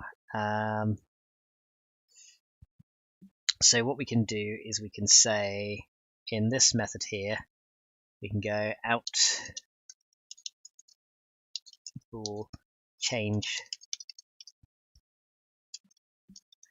success, and at the start of it we can just say change success equals false, and then what we need to do is we need to just say if there has been a change, put it to true, right? So if we return, so if that was successful right there, then that's going to be change success equals true. So this will pretty much tell us if there was a successful change within there. So we can do that. Change success is true. There we go. That'll be a little bit easier to do. So then we can say if that happens. Otherwise, it's the previous state, and then it's false. So we can go and check that, and then we can do in our Harmony patch now. We could say out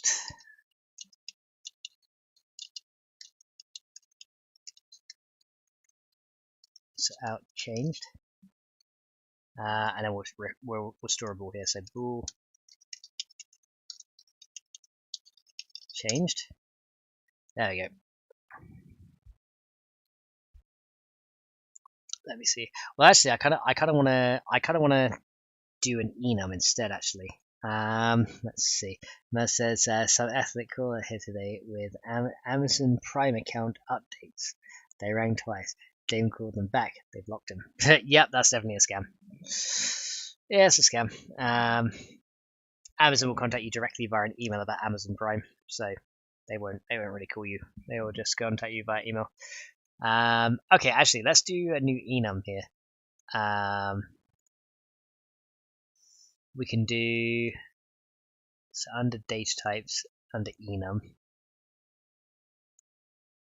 right here. We can do add new item. Let's go and just do a class, but we'll change it to an enum in it. We'll just call this so class 1, and we're just going to call this change state or stack change state. Of course. Okay, so call it this, and then we're just going to go public enum stack change state, and then we're just going to have 3 values: changed, unchanged, error.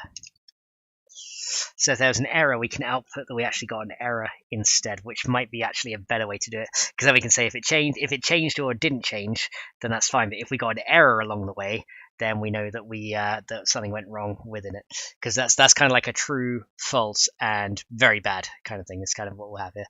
So sounds like a good idea to have this instead, because then I can do. Actually, we'll have error first, because that can be assigned to 0. There you go. All an enum is it just assigns these 3 things to a number. So this will be 0, this will be 1, this will be 2, which is pretty simple. So it's nothing too bad. Okay, so then in our other method, instead of using that, we will output a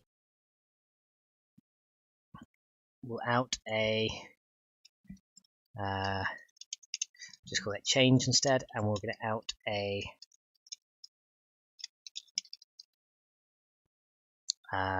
what do I call this thing? Stack change state.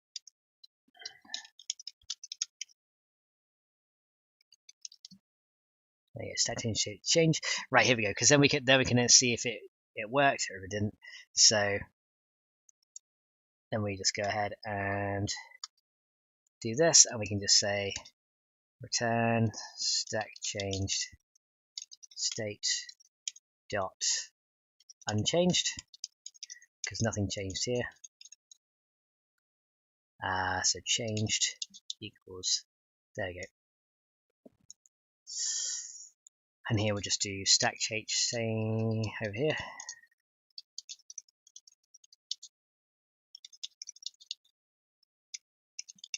There we go, that's better.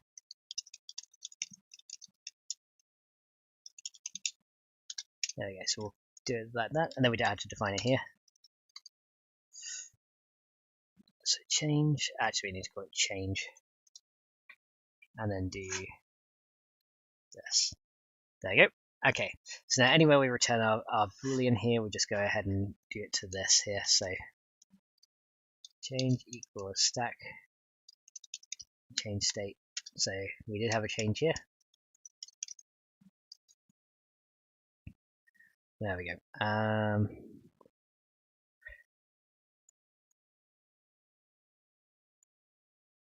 So at this point, because we've determined if everything's gone fine here, so same over here. And then if it's gotten back here, so we're going to say stack array item value equals byproduct.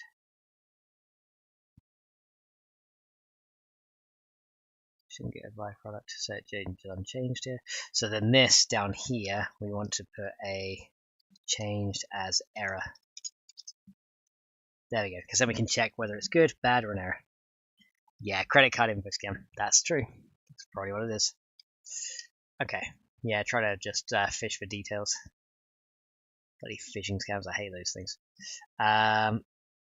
Okay, so we're going to go state, change state, that change state, hang on, stack change state changed. Here we go. Ooh, let me grab this here. There we go. Right, so then we can go ahead and do this. So we can say the state. Right, here we go. So now we've got that done. And oh, instead of I, it's actually slot here because we're doing a for each loop, and we call it slot. I'd find the output, out changed. Okay, there we go. Excellent. So now that we've got this done, we can just say so then what we could do is we could just say if, and then what we'll do is we'll change a so we've got this one, let's just change as this, and then we could just say if we get an error anyway along the way, and we'll store a let's store a boolean value here, so we can do bool success, or we can say bool error. So set it to false so far, and then we could say if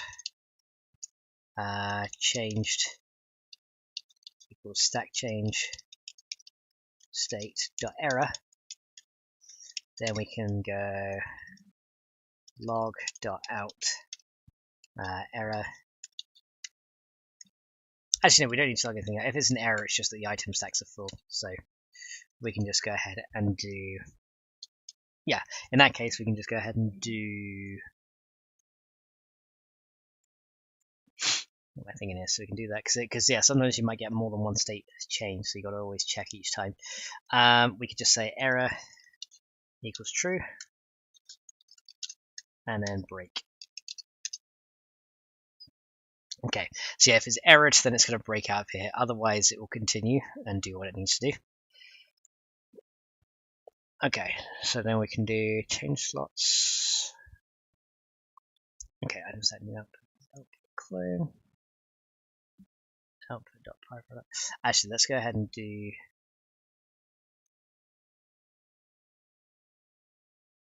stage. Right, hang on. Let me do new output, and then we just need to do new output.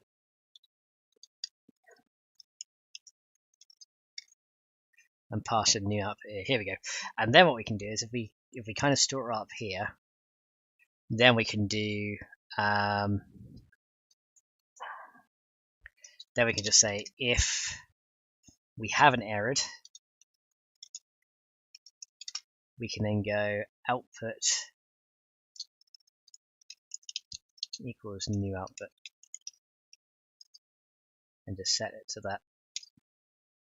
There we go. We can try that and see if this works. All right, so I think that's everything we've done for Harmony right there. That's all we need here. So stacks have counted down. So slots that I returns the slots. Okay, that seems like it should be pretty good. Right, so let's go and see if this builds first before we go and commit to anything. If it doesn't, then well, we got problems. So close the window. Let's check it builds, and let's see what happens. So hopefully it will, and if it does, then that's going to be awesome sauce. And if it doesn't, then that's going to be not so awesome sauce. Let's see. Okay, we do have an error. So under unit byproduct data failed to compile. 4951. Okay, input byproduct data 4951. Okay, oh, I should probably save that file too. That might help. There we go. So let's see. So that's going to be under. Got so many folders there. So item stack. No, it's on the byproducts, isn't it? Input byproduct data. Here we go. Return byproduct item. So where is that error? 4951.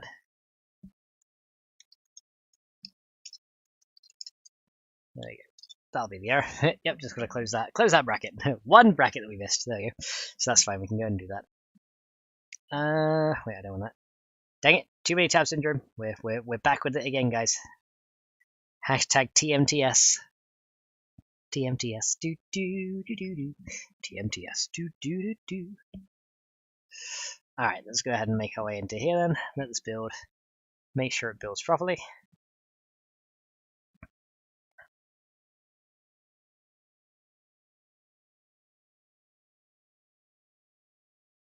And oh, we got another error. What else have we got here? So let's see. Failed to compile. Item class input byproduct is inaccessible due to its protection. Okay, so that's probably we haven't specified.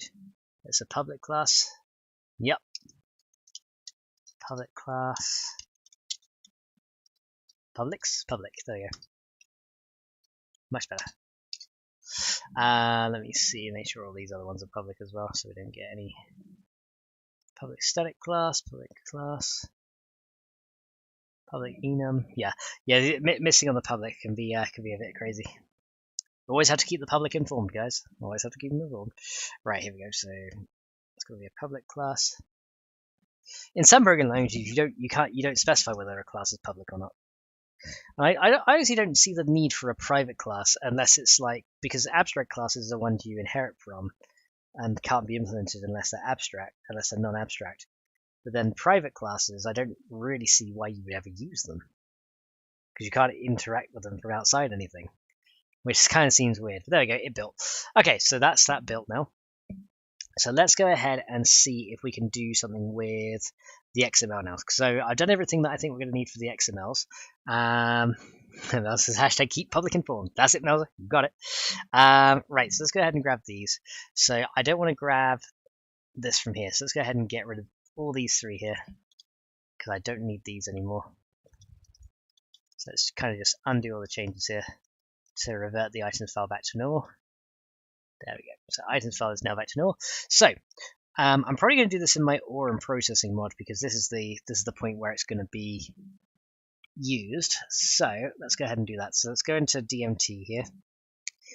We also have to do the recipe changes for some of these things as well, but that's fine. DMT mods folder. Yes, mod folder. That's where I want to go. Let's go into the mods folder. And let's go into ORM processing. Right here, config, items. Yeah, here we go. So we can go and grab these. So we got to go into items here. And let's see here. So dummy items, mold. Okay, let's see fragments. Resource or fragment. Coal, nitrate, iron. Yes, I have my own iron fragment here. So that's fine. We can go ahead and do this in here. So program name equals class, value is item class input. And let's go and add these two.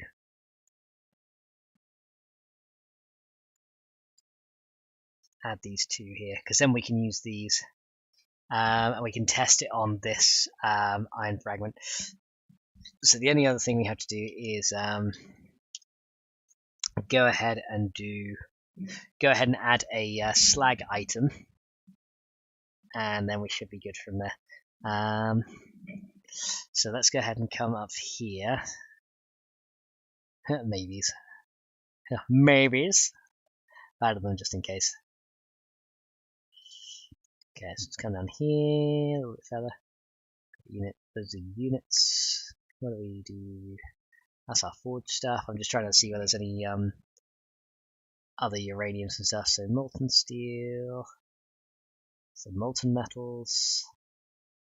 That's the dusts, gold dust. Just trying to see where all of my other materials are. That's the fragments. I guess they must be above here. Let's see what I have. Resource. Can get any. Distill water to one master. Okay. We could probably do it in one of these and go from there. So let's do resource and got any. So dummy items for crafting, molds for casting. Okay, so let's do byproduct items. Okay, then we're gonna go. Let's grab a let's grab my concrete item, or my cement item, because that's kind of what it is. It's kind of like a stone type thing, isn't it? So items, come out of here, go into, where are we going to go now? So let's go into concrete processing here. Config, items, let's go and grab these. This is down on the corner, out in the street. What we got? Resource and then old. This'll do. We can go ahead and just copy this one right here. Stone Star is probably the closest thing we would get to it. Okay.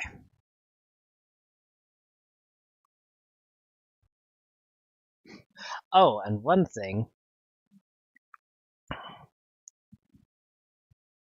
I need to check actually is if the workstation is burning.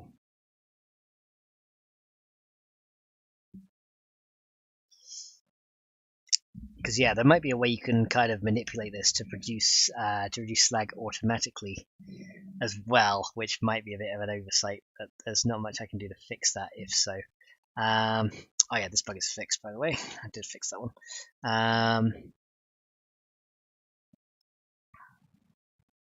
Let's see, bearing wolf meat foods. Yes, there's a lot of stuff here that I need to fix still, but I haven't got around to doing it because I want more cool code stuff as well to work with. Kind of one of those things.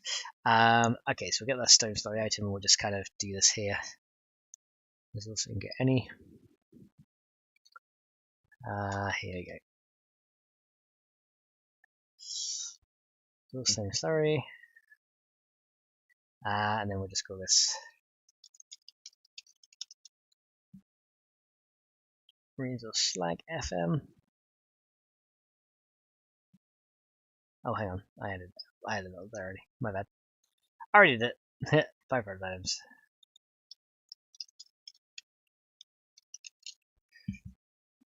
Right, slag. Here we go. Distilled water. Cool. Right, let me just check here. So output here. Coal, iron fragment. Byproduct name.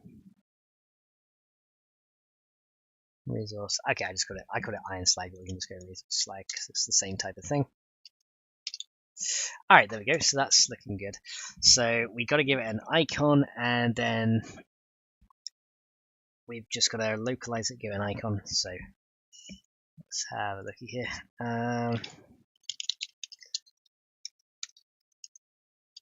Iron slag PNG. Let's see what we can find here.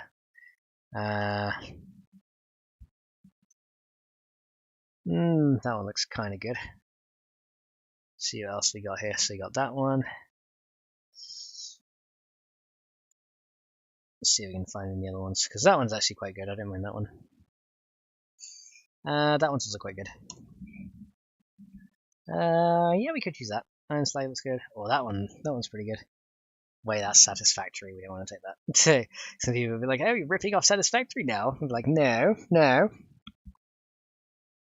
What have we got here? Iron meteorite. Interesting. Okay. Iron ore PNG. Yeah, this one's actually quite good. I quite like that. Dang it, I just closed it.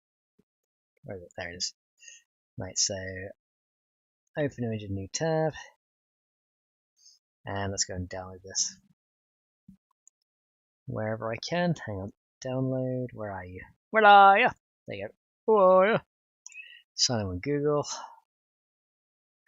Because for some reason all these sites want you to sign in. I have no idea why. Download PNG. Probably to track how many you're downloading. Most likely. Pick a Margie Thatcher.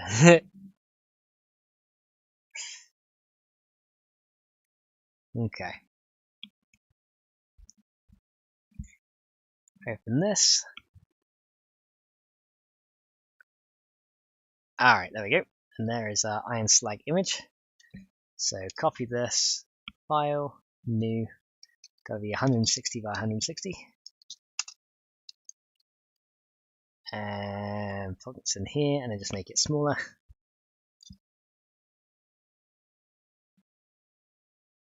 And then just rotate it like this a bit.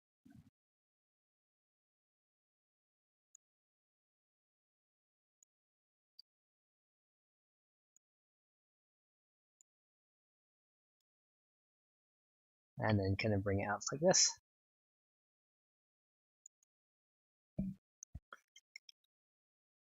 There we go, and then save that as resource slag fm. There we go, and then we're going to put those into my mods folder. So C, documents, GitHub, A19 dev because it's not on the PreAlpha, mods, and then that's under ores and processing, isn't it? So FennecMod, industrial, ore and processing, resources. Nope, not under resources, wrong place. UI, that's this item icon atlas, and right there, resource slag. Save. There you go. Save that down. Perfect. There you go. Heroic says, what you doing in C#? We're seeing if we can make it so that the forge will give outputs, or so that the forge will take inputs and produce a byproduct when you smelt them. Well, I haven't seen you in a while, Robbie. How you been, dude? Welcome to the stream. Thank you very much for coming in. Alright, so let's see if this works. So first of all, we have to verify if the game actually runs, because, you know, that's kind of important. Does it work? Well, maybe. Then we've got to see if we can do the forge as well here. What's wrong with my mouse? Okay, there we go. So resource slag right there, input byproduct. So let's go and check if that works now and see if we got that done. So that's now done. We should probably localize it as well, just so it shows up as we want it to. Once I can verify this works, we can work on making the recipe look something. Yeah, it's been a minute. I'm only on right now because I'm off today. Oh, dude, nice. You got a day off. That's awesome. So localization, here we go. So resource. Wait, wrong one. It's not that one that I want. It's in my other modlet. That's the only problem with having so much modlets. It's easier to maintain it most of the time until you go into like a different modlet, forget you've got into there, and you add it in there, and you're like, wait a minute, I swear I added it, and you're like, oh, I didn't add it in there, no. So yeah, it happens sometimes. So resource, any resource slag fm, items, resource, waste slag. Here we go.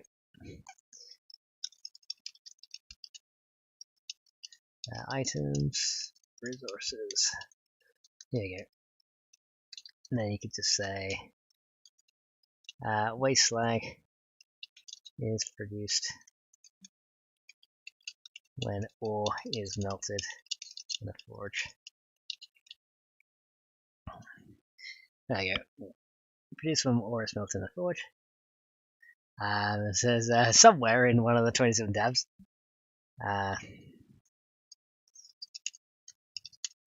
Forge, yeah. Waste slag is produced when ore is melted in the forge. You can use it, or you can refine it for use in concrete and other applications. There you go. Save that down. Okay, make sure everywhere is saved that I need to be saved. Okay, these transpiler codes I don't need anymore, so don't save that. Don't save that. Keep that one open. Close Harmony log. Close that one. Right, let's close any things that we don't need for now. We'll just open everything else out later as we need it. Keep player log open just so I can see what's going on. Rose says, didn't you say you were going to multi-stream on Twitch and YouTube? Yes, I did, but Twitch hasn't been working for me. And that says hashtag Twitch is a twat. Yeah, it is pretty much. It's not been working for me very well, so I've kind of given up with that for now. I stream on Trovo though, so I'm going on there. Although Trovo is not as well known, it's something. So still allows me extra exposure, so it's all good. Okay, so let's build this up again.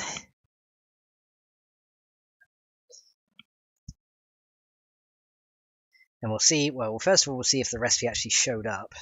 And if it did, well, then that would be good. If not, then, well, we might have a problem, but we'll see.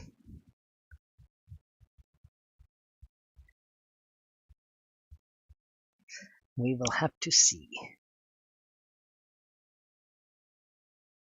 Okay, so yeah, I'm not going to compile all the mods together. I just want to do the ones that I need. So that's going to be that one. Hang on. Industrial I need to do as well. Compile that one. Okay, so build it, run it, compile it, build it, run it, compile it, run it, compile it. Okay, let's see what we got here. So that's looking good. Where it says that you can set up an OBS. I can help you sometime if you want to try again. Well, that's the thing. I've already got it set up in OBS. I've got it done through Restream, and it's weird because I've got it set up, and it does actually transmit the signal to Twitch, but then I just get a black screen on the Twitch side. Whereas on every other platform, it's fine. So I think it's just Twitch just being stupid. All right, here we go. Let's go and launch into game. See if we don't get any red text, which we probably will, because you know this usually happens to me. There's lots of red text when I first try a feature. But let's see if we can make this work. Hey Legion, welcome to the stream. He says pickle. How you doing, dude? Okay. I think Legion had the talk of our sausage earlier, and he was just like, "Oh, well, if they're talking about sausage, I better intervene with my pickle." He says, "That's so weird." Welcome, pickle supplier. Yes, Legion supplies all the pickles. He's rather a big deal.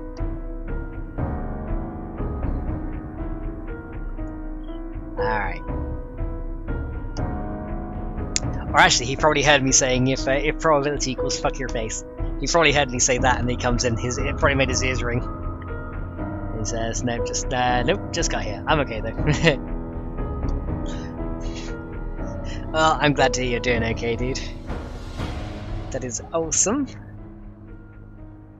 Right, no red text yet. Okay, no red text yet. But how long is that gonna last, I wonder? Probably not very high. Probably not a lot. Let's see. Okay.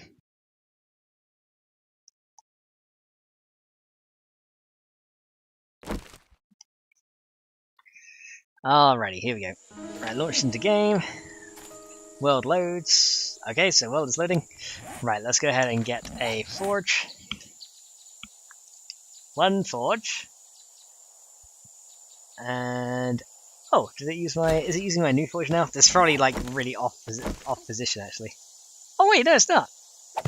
Hey, my new forge actually works here. I need to set the bounding boxes, but still, yeah, kind of doesn't do quite so well. I can put a campfire on the top of it if I want to. That's funny. Okay, let's get some iron ore.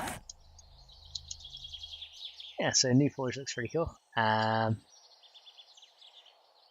ore boulder. Okay, so yeah, we'll get some iron ore here.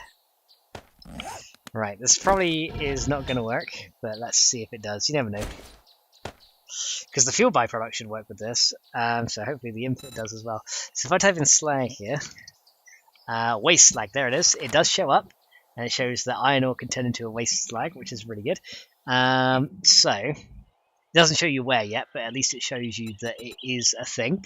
And then it says feel free to put them inside there. Let's see here. So go ahead and put this in here. Okay, let's see if anything happens. I don't know if anything's gonna happen, but you never know. Something might.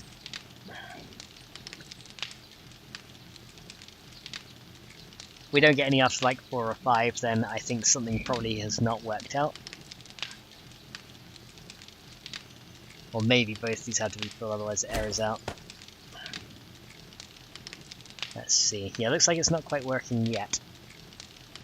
Okay, so, well, we've not got any red text, which is good, and we've not got anything else other than this. So it kind of looks like it's doing fine, but it's not going ahead and taking the. It's not showing us a probability or anything like that yet. So there we go. So it's not doing it yet, but at least it's not red texting us out. So here's where the bug fixing begins. So That's actually pretty cool though that it worked out there. It's really bright though. I'm gonna have to try and probably make it a little bit darker in Unity here, because yeah, that forge is like super bright, and that looks like way too bright. Look at that, slightly too bright. So I'll probably go ahead and make that a little darker in the thing. Like it's dark inside, which is fine, but yeah. Hey, when you turn it on, what does it look like? Yeah, the particle offset is a little bit off as well, see it's kind of in a corner. So got a little bit to fix there. Yeah, I got a little bit to fix in there, but that's fine. We can deal with that in a little while. There we go. And out comes a pizza. It smells like that. That'd be funny, wouldn't it? I just go in there and a pizza comes out.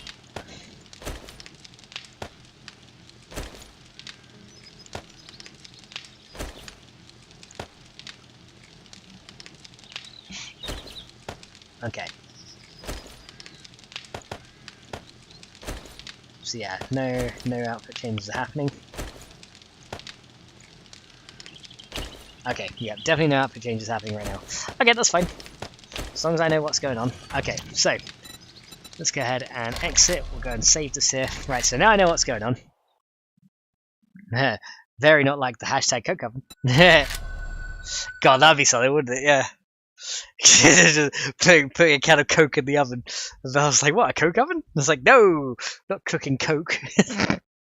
Cooking Coca-Cola. Okay, so that's not what we need. Okay, so let's go and see what is going on here then. So, now it's time to start doing some logging to see what's going on here. So, we're going to say, let's do this here. So we're going to go byproduct item, second value, none. Okay, so the recipe is being created, which is fine. We need to handle the byproduct. Let's see. Right, so if we've got this, handle byproduct 4 here. Okay, so item stack handle input stack changes. Okay, so let's go and do some log out here. So log.out inputs are null or empty. Okay, so we'll just say input is null or empty. Okay, so this should log out 2 together. Right, so this is where we start logging and seeing what's going on here. Log out input does not have a byproduct. Let's see. So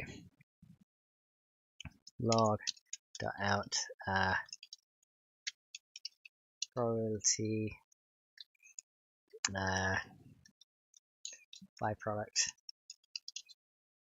Byproduct should not be given. Okay, so we got this one.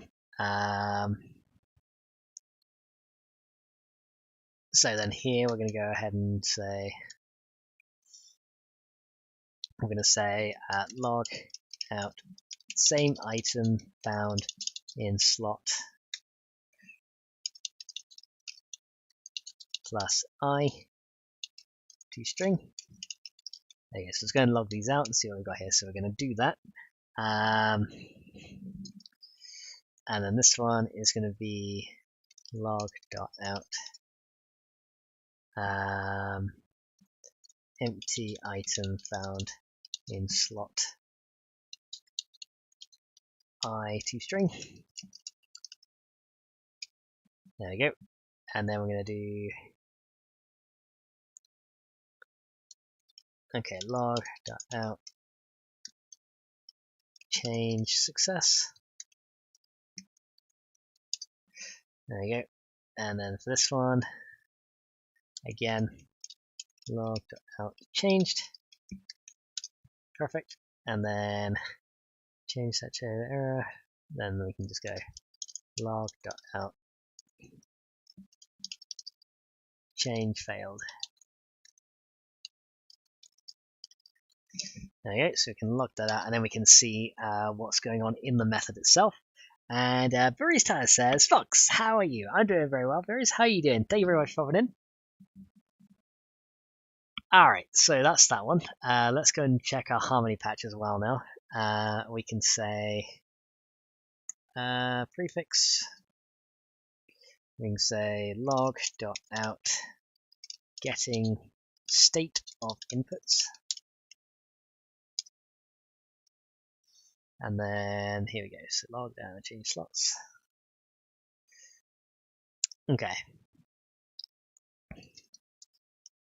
Log dot out changing outputs.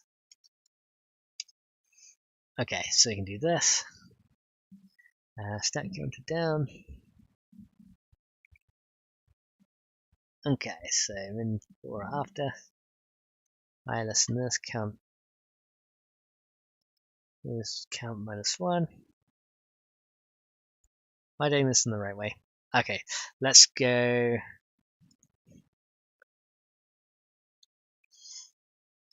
Let's do this here as well. Log dot out before count plus I to string plus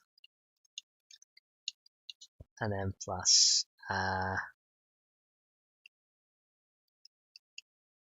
before dot. Okay, we can go before I. So we'll go ahead and log this out here. There you go. So we can go and grab these, and we can do before and after. We'll see what we're doing here. So grab this one. We can do after. After count I dot to string, and that's just gonna be after. Okay. So log dot out added.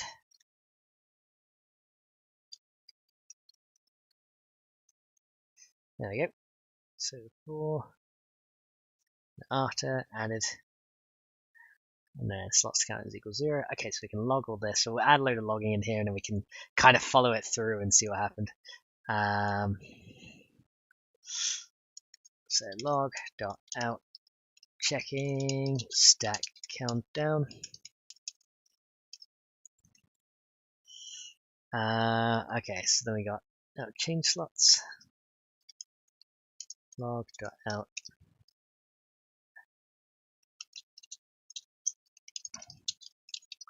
got change slots, and we can say log dot out, and we can say looking at slot to string. There we go. And we can do new output. There we go. Output equals new output. So how did I do it with my other class? Hang on, did I do the same or did I do it a different way? Because it could be that it's just not setting the output, because sometimes that does happen as well. So we'll have a look and see what we can do here. Oh, and Legion's got a new job. That's awesome. Congratulations, dude. I hope it's going well. Okay, so under my Harmony patches here as well, let's look for handle fuel byproducts. How do I set it on the output here? Instance.output.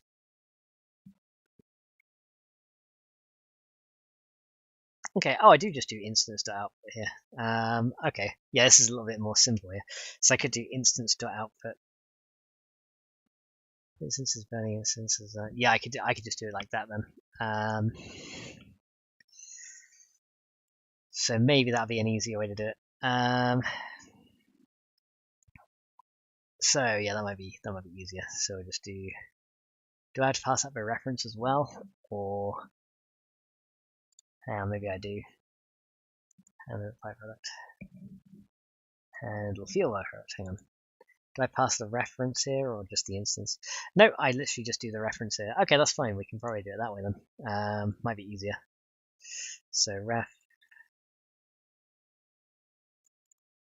Okay, so we're just going to do tile entity workstation instance. So kind of undo that then. So instance dot input dot clone. There we go. We can do it that way. And then again, this one we can do it here.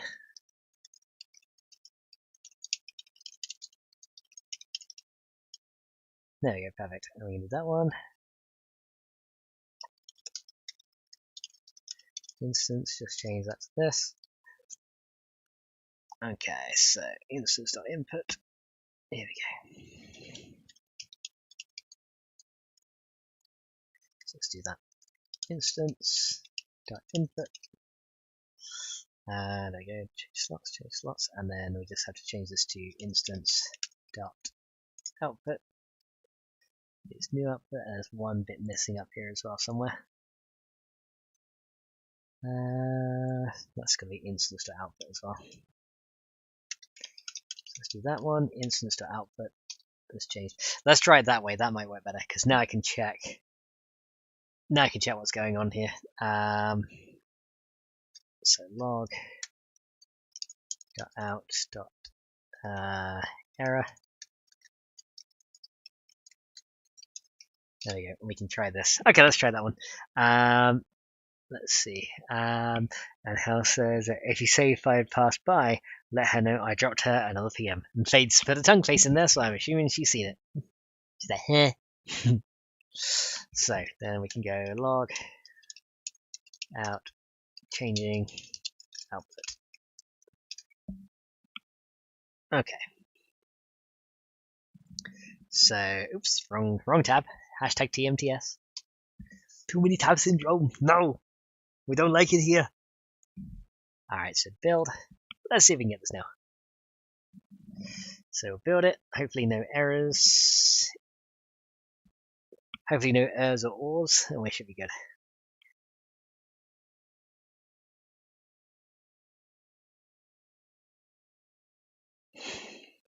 All right, here we go.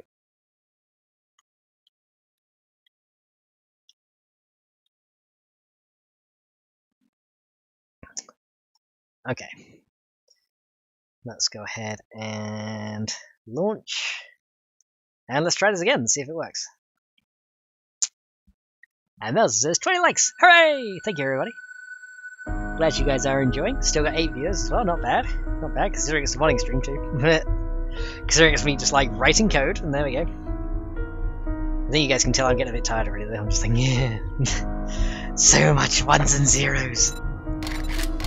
Okay. Let's go and launch this.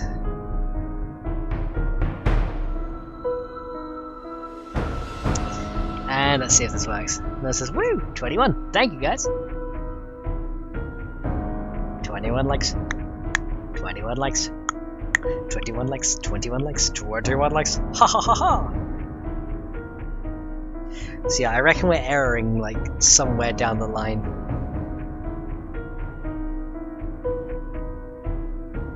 I mean, the fact that we didn't red text on the first load up was actually pretty amazing, I'm not gonna lie. I totally expected it to be just like and just like completely fuck up on me, but it didn't, so. But now comes the more tricky issue of bug fixing and seeing where it's gone wrong. And there's a tricky bit. It's not so nice. Well, one doesn't have to bet the actual zeros and ones. Unless you're doing opcodes, then you kind of do. This byte goes here, and that byte goes there, and that byte goes bite me bitch, and yeah, kind of crazy here. Right, so currently it's doing, yeah, it's not showing, it's showing all these. Okay, so if I put, oh, did I not keep my iron ore on my thing? Oh, why the fuck not? Hang on, iron ore.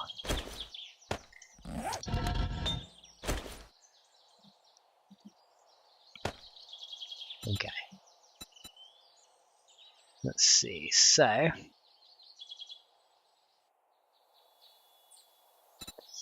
hold on. Full count, after count.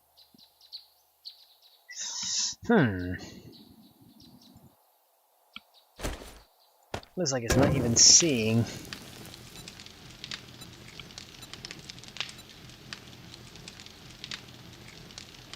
There we go, now it's seeing it.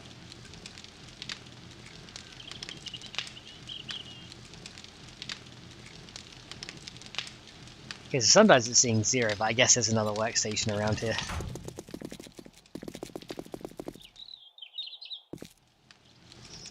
wondering if there's another workstation around here that's doing it.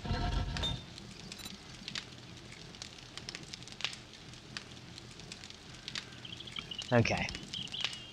Well, it says it's changing output and there's no errors. So I'm wondering if it's actually assigning it or not. Maybe if I stay out of here, it might be that same bug where it worked if I wasn't in there, and it doesn't if I was. Let's see, let's come back in every now and then and see. So it's checking all the output slots, which is fine. So I wonder if we put anything in the output if it works. Hang on.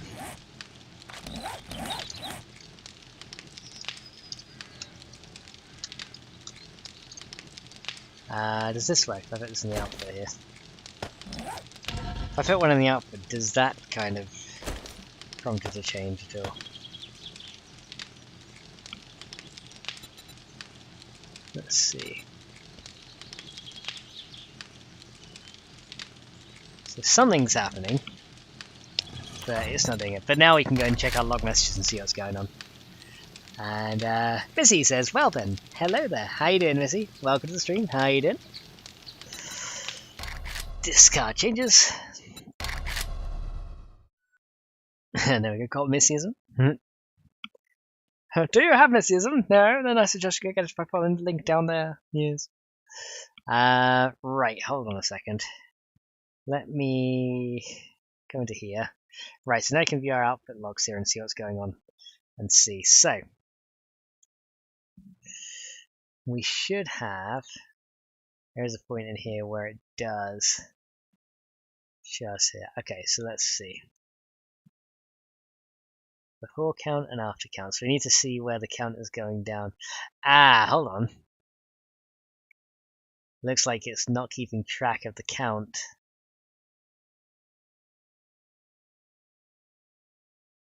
Yeah, looks like the count is kind of going... Yeah, looks like the counts are ticking down at the same time. When it gets to 1197, let's see, does it both go to the same time?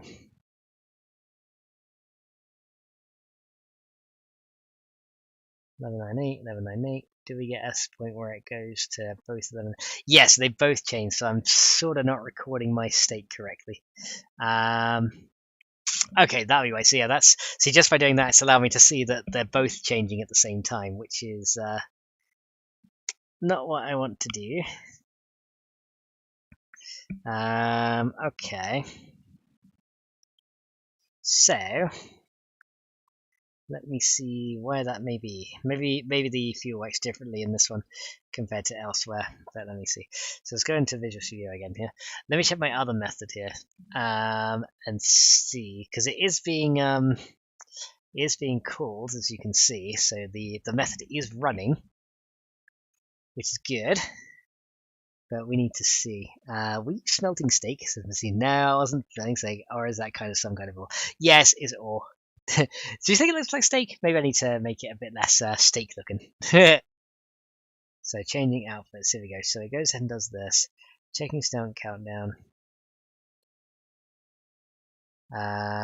Yes, the state instance.input output. Instance.input clone as item stack. Because yeah, I wonder if it does. Okay, I wonder if it does the counting outside of that. That was iron ore, I think. Yeah, it was. Hang on. Let's go log.out.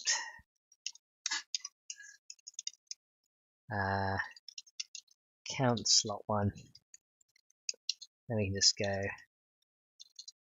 Let's do this here, and I want to see if I'm just recording the state correctly or not. So then we can do this. So we can do plus, then instance.input 1 or input 0.count. There you go. String. There you go. And then essentially immediately after that method, count slot 1. So yeah, we can try that and see because it should have taken this before the method runs and then come out with that afterwards. But yeah, I need to double check that and see what's going on. Okay, let's see if that wants to work, shall we? Right, let's launch the game again. So build it up, launch it one more time. This says, well, it looked more like steak, smaller, but when I saw it bigger, then it looked more like a brown rock. Okay, so so yeah, we can maybe we can make a recipe called the rock steak. And literally, it's just like a stone plus steak in a forge. Now, wouldn't that be something? Oh, hang on, I got red text here because this thing is not closed down. So get out of that. Get out of that. And wait, no, don't play. Build. No. Get out. Close window. Stupid, slow responding PC. Right click. Close window. Nobody cares. Go away. We all hate you. Ah! No! I said close window, you fool. Get out. There we go. Build. A steak that rocks. Bite into that, baby. Your teeth will thank you. So you can see, indeed. I can imagine Mel's just coming up to someone just being like, here, have a rock, it's brown. I'm like, thanks, Mel.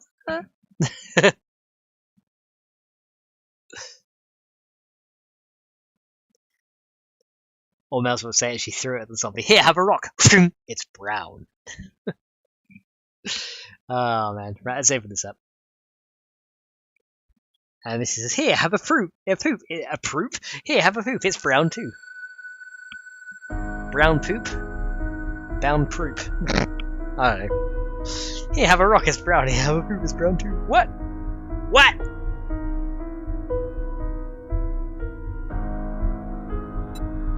Okay. Continue game. Wait. PreAlpha. Here we go. So there's a hashtag who flung dung? It's a shrock. That's a really shitty rock.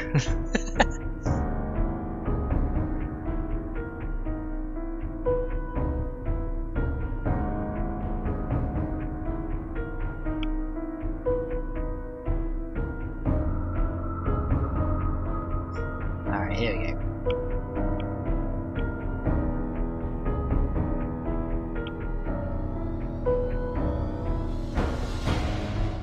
No, it says Missy's throwing poo. Missy's just laughing that.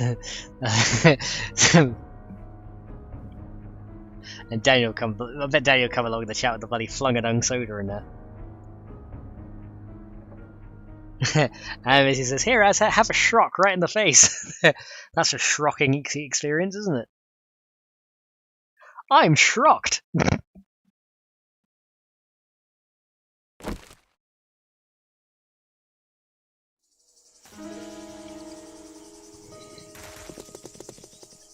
Okay.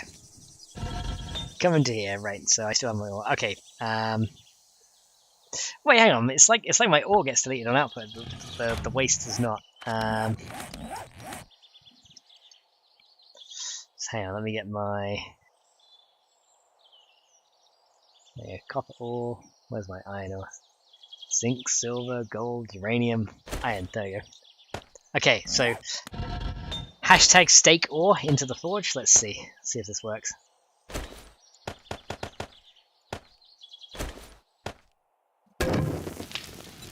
Okay.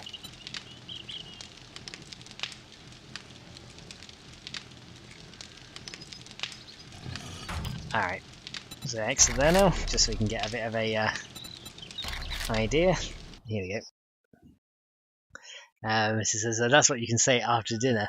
Ah, that was a good shrock I just had. I could do. Right, let me check my output logs now and see what's going on here. So let's go back into text. And let's go and check now. Okay. Slot 1, let's actually check where it's got a count here. When we actually get values here, okay, probably got to go down a little bit more. So 6 and 6. So we got to look and see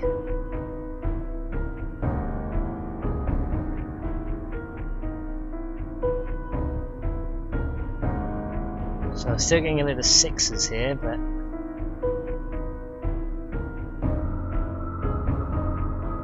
oh, and sometimes we're getting 0s. Strange. I wonder why we're getting 0s sometimes, I don't know. Okay, there we go. Now it goes down to 5. So does it go down to 5 together? There we go. Right, so that is a bug here. So it looks like by cloning it, it also updates it. This says, what's for dinner tonight? Shaken taters.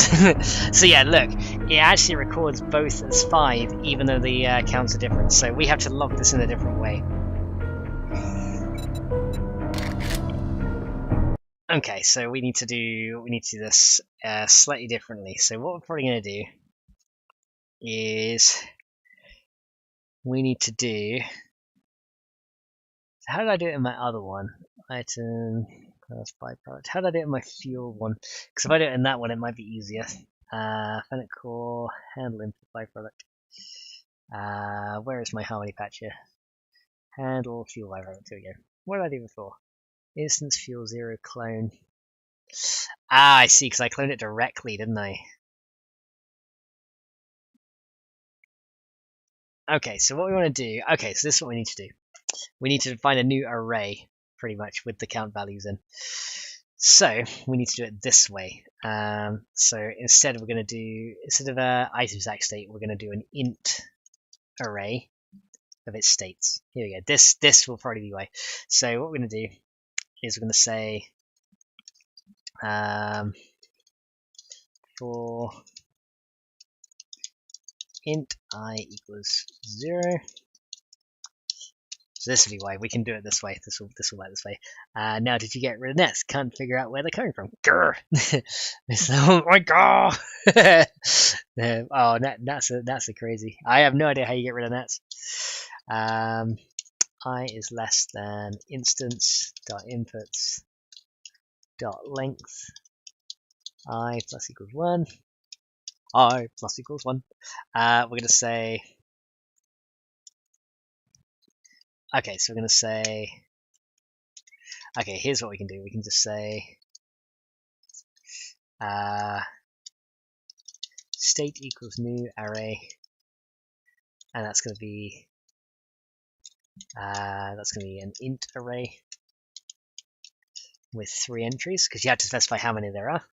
Well, actually, no, we can even better. State equals new, and then instance dot input dot length. There you go. Have it like that. So then we can say state I equals, and then we can go instance dot input I dot clone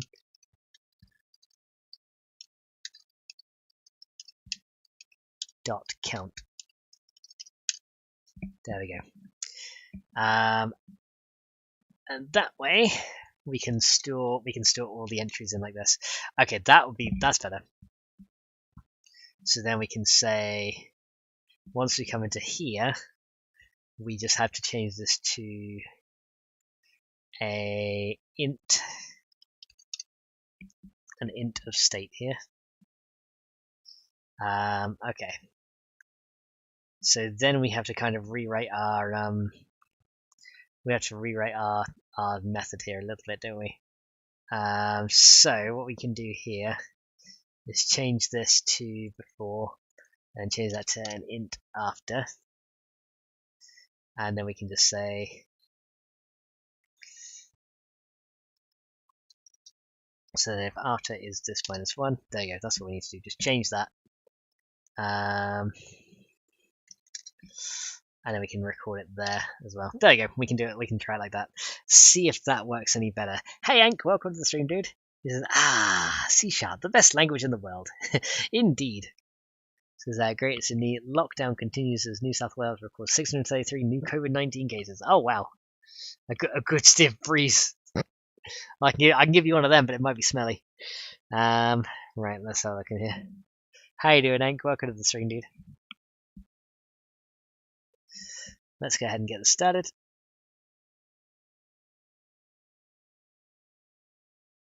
and then it build. Let's see if this works now. Yeah, the only way the only other thing I can think of is like if I might have to check whether the actual time is set to 0 as well. Because that'd be something. Oh, what have I done here? Will fail. Project cannot convert into item stack. Are we going here? Slot item value. Handling by product 4. Oh, I do need to record the state though, don't I? Because the state records the fuel or records the input beforehand. So I gotta think of a different thing here. Okay, I got an idea. I got that way. Oh, don't zoom in too much. Okay, I got a better way to do this. Okay. So I still want my state to be... Okay, I got a better way to do this. So delete all this real quick.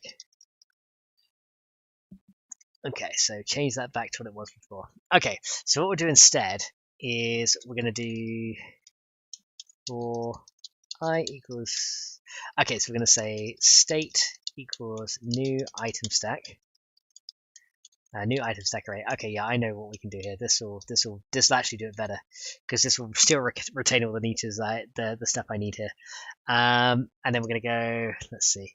Ang says I'm good. Can't stay long. Cleaning out my garage of everything. No worries, dude. Okay, so we're gonna say state is new item stack, and we gotta specify its length. So that's gonna be instance dot input dot length. There we go. Okay, then we're just going to go for I equals, so for int I equals 0, I less than instance dot input dot length, I plus equals 1 or plus plus, whichever way you want to do it. I write it that way because I just like it. We're going to go state I equals instance.input I dot clone. There we go, and we'll do it that way. And I think that might do it. We had to do it in a for loop because by cloning it, then it doesn't get updated. And we set it as a new item stack, so it shouldn't get reassigned on update. There we go. Missy says, all tweeted the Maxi tweeter. Thank you, Missy. It says, it's okay, I looked up some stuff. It seems that a mixture of apple cider vinegar, sugar, and water can help. So Jason's going to pick up some cone of the vinegar when he comes out. Oh, nice. And Cantadia says, Melza to the max. How you doing, Cantadia? Welcome to the stream. Thank you very much for popping in. How are you doing? Right, let's see if we can get this good to work. So yeah, we've spent like 5 hours on this. Well, I guess I spent more like 3 hours on this and like an hour ranting and an hour eating. So yeah, that's probably more of an accurate amount of how much I've actually worked on this. But you know, it's okay. It's okay. We're getting stuff done. So no worries, it's all right. Okay, right, so here we go. So we're going to grab this, and then let's do... So yeah, I might have to check. Maybe I need to store a tuple, which contains both the state and the amount of time that's currently left in there as well. That might be a thing. Mrs. says, I could have spelled come wrong. Mrs. says, wait, what? I just did. Okay, so let's go and build this up now. That should be fine. Everything's saved. Everything is building. Everything is building. Everything is building. Alright, let's go and let this work. And patch everything here. Here we go. Right, so 1, 2, and 3, and Perverto. There we go. Let's go! That's like, Angel, I'm an angel, I'm an angel. This says, time me out, I'm terrible.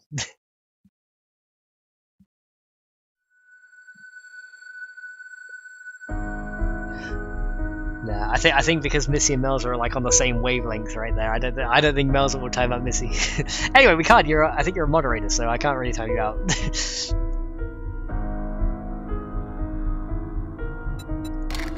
Okay, wait, no, don't join the game. I don't want to I don't want to join any of your games. I want to go and start my own one. And it says, naughty corner, Missy. I know. Melza doesn't say go to the naughty corner. Melza says come to the naughty corner because Melza's in there too. Lead by bad example, says Melza. There you go. Missy is heading to the naughty corner with the crayons. Kennedy says, Wensleydale cheese and pickles should require thick spectacles in order to learn. Oh yes, Wensleydale. Only the freshest and finest of cheese, the Wensleydale, indeed. Alrighty.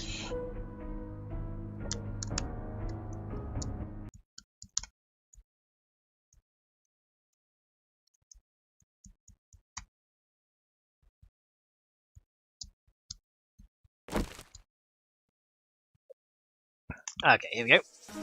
Logging in to the forge. Alright, here we go. Right, so there's our waste product there, so yeah, we don't have the... I think the iron ore is getting deleted. Because I swear... Yeah, I have a funny feeling that ore gets deleted from my inventory. I don't know why. Alright, let's see if this does it now.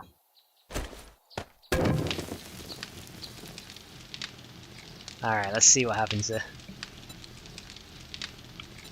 Does that do anything this time?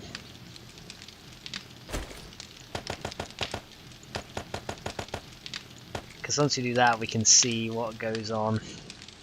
Oh! There it is! It works! It does it! Waste slag gets deployed in the output slot just by melting. Yes! Boosh! Well, there we go. Boosh! Boosh!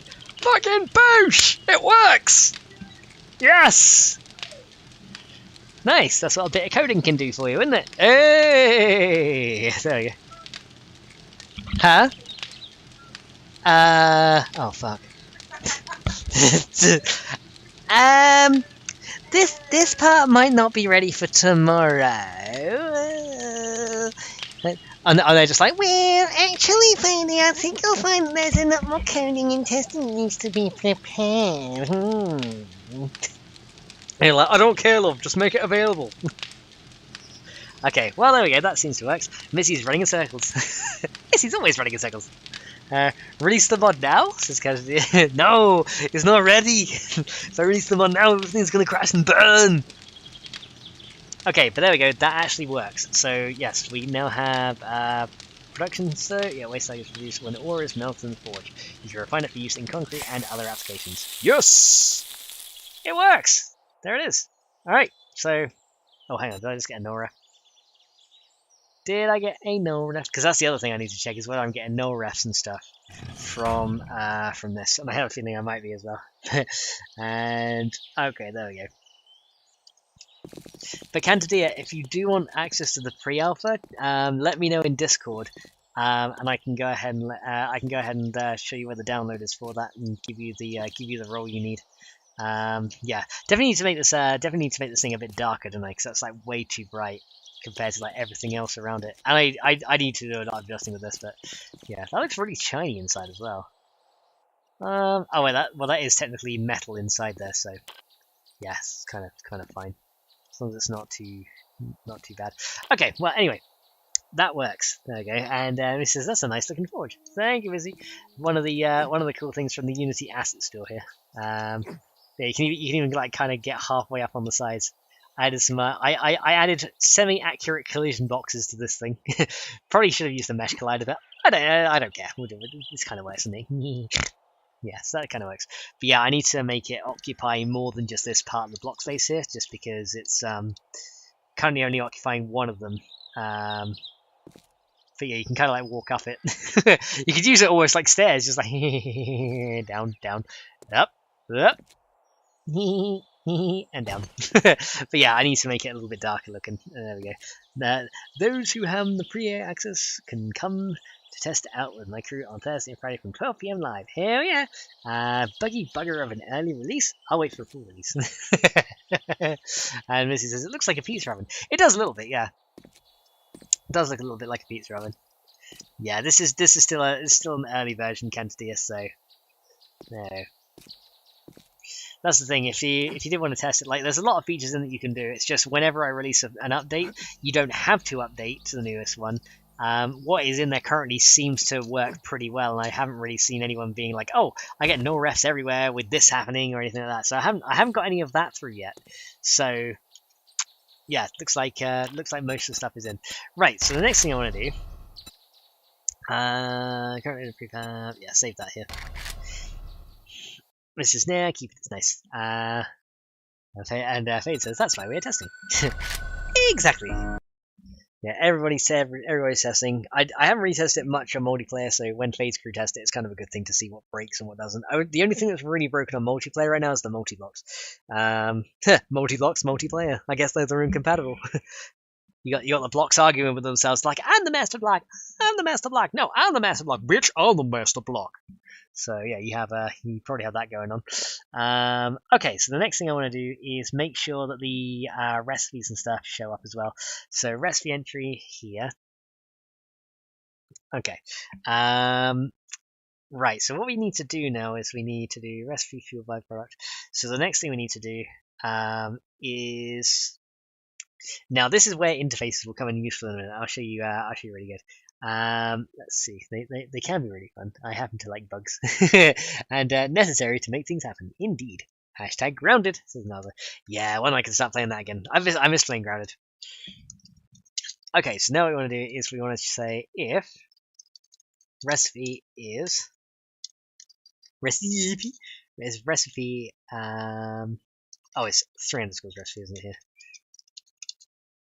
Okay, we're going to say if recipe is recipe, and this is going to be input byproduct.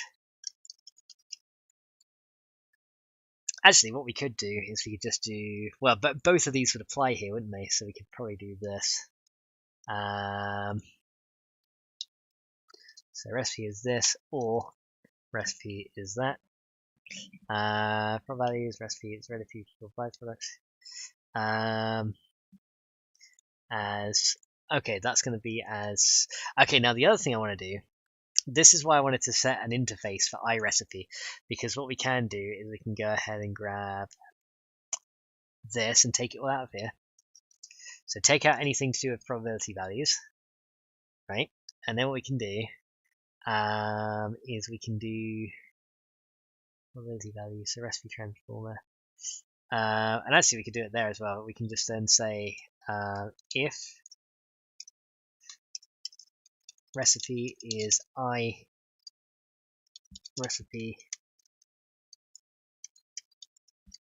byproduct, if I can spell it right, then we can do this. Double probability is recipe as byproduct, because then remember we defined in our interface the coder that needed, so we've got that there. And actually we should probably, instead of calling it iRecipe byproduct, we should probably call it just iRecipe probability, because they all have probabilities in them, don't they? As says hashtag buggyism. Let's see, yeah, buggyism, that's it. There we go. I saw it. Okay, so rename, and we're going to call this, instead of iRecipe byproduct, why don't we just call it iRecipe probability? There we go. And then we can just say if it's an iRecipe probability, because then any recipe that uses a probability calculation, because then instead of having to do it with this and this and this, we can just do it in one place, right? So that'd be a little bit easier. So if we go into recipe transformer, we can probably make that one implement iRecipe probability.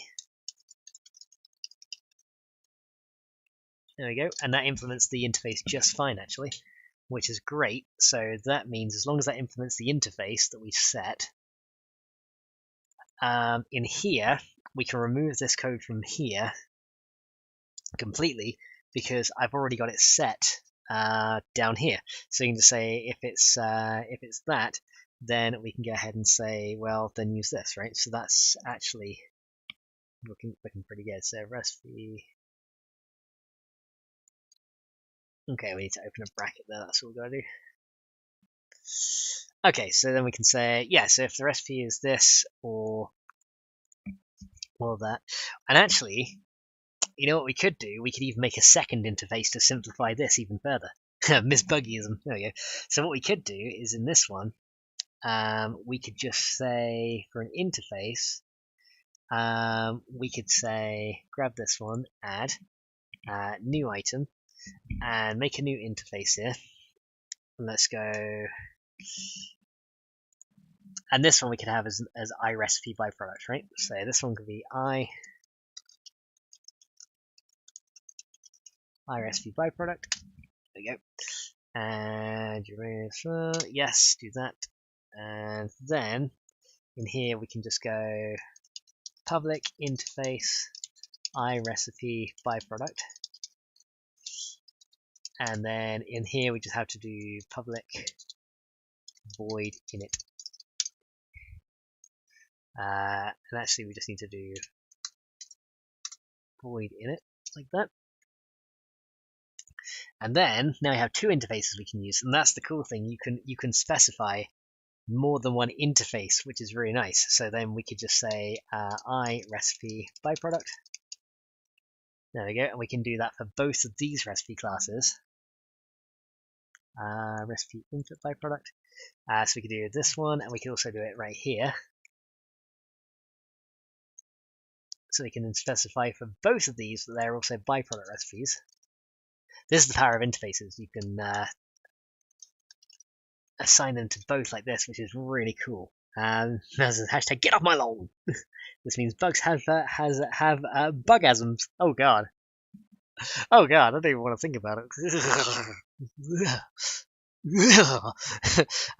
Okay, so we got this one. I don't need this.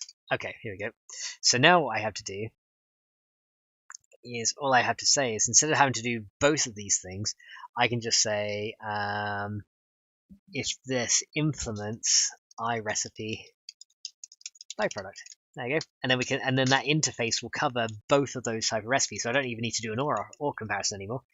And then we don't even need these extra brackets here. Look at that. Our code now becomes so much simpler. Just with that. So if it's a recipe transformer, do this. If it's a recipe byproduct, do this. And then if it has a probability, add this. See, and look how much simpler that is now. Instead of having to nest it inside everything, just using interfaces has made everything so much more simple now. Because now I can say, okay, is it this? Yes. Is it this? Yes. And then does it have more than one in the count? Yes. There we go.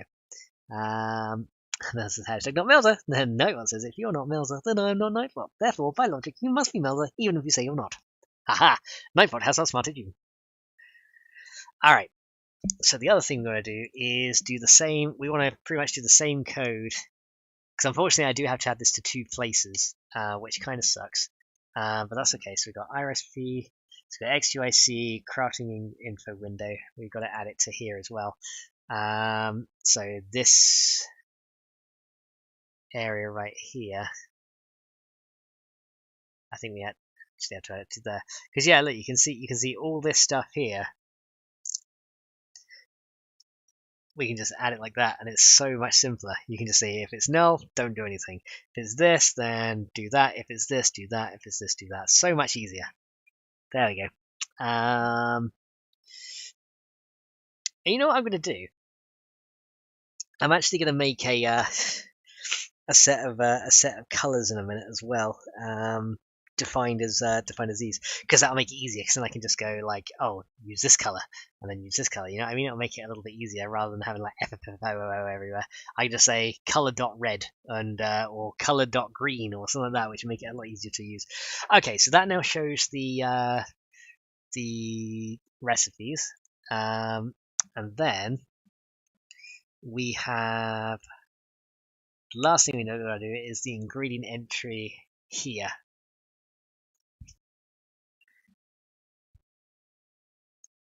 Okay. So actually it'd be a little bit more readable if I just do a return here.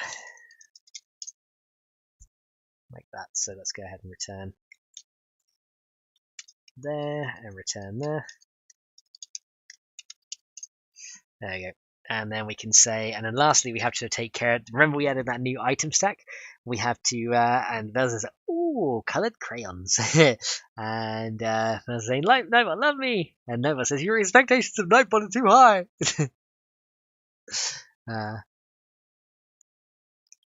Yeah, that's it, Naz. Yeah, you got to do it first on there. There we go.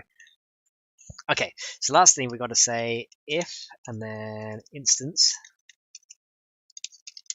dot ingredient is item stack input,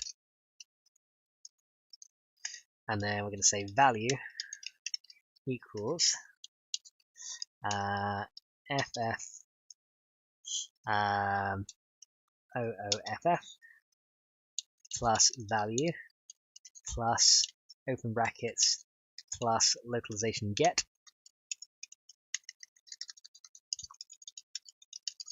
dot get, and then localizatoin localizatoin. Hey, this is my localizatoin. I like it. I like it. I get my localizatoin. Does anyone see my localizatoin? That's what I need to get my localizatoin. We're gonna go LVL in input slot. There we go. Plus this. Then FF. There we go. Alright, there we go. That was like toin. I don't know why I find that so funny. Hey, because I'm special. I'm so punny. Definitely gonna be localizatoin. Has anybody seen my toin? Or my loin? Is that gonna be a yes or is that gonna be a 9? Someone make 9. Alright, there we go. Let's go with that one. Okay, that's all done. So now we've got it here. I think that's everything we need to do. We just need to add our label into localization in the Fennec core. So let's go and do that one. So A19 dev, mods, Fennec core, config, localization. Here we go. Okay. Here we go. So we got label.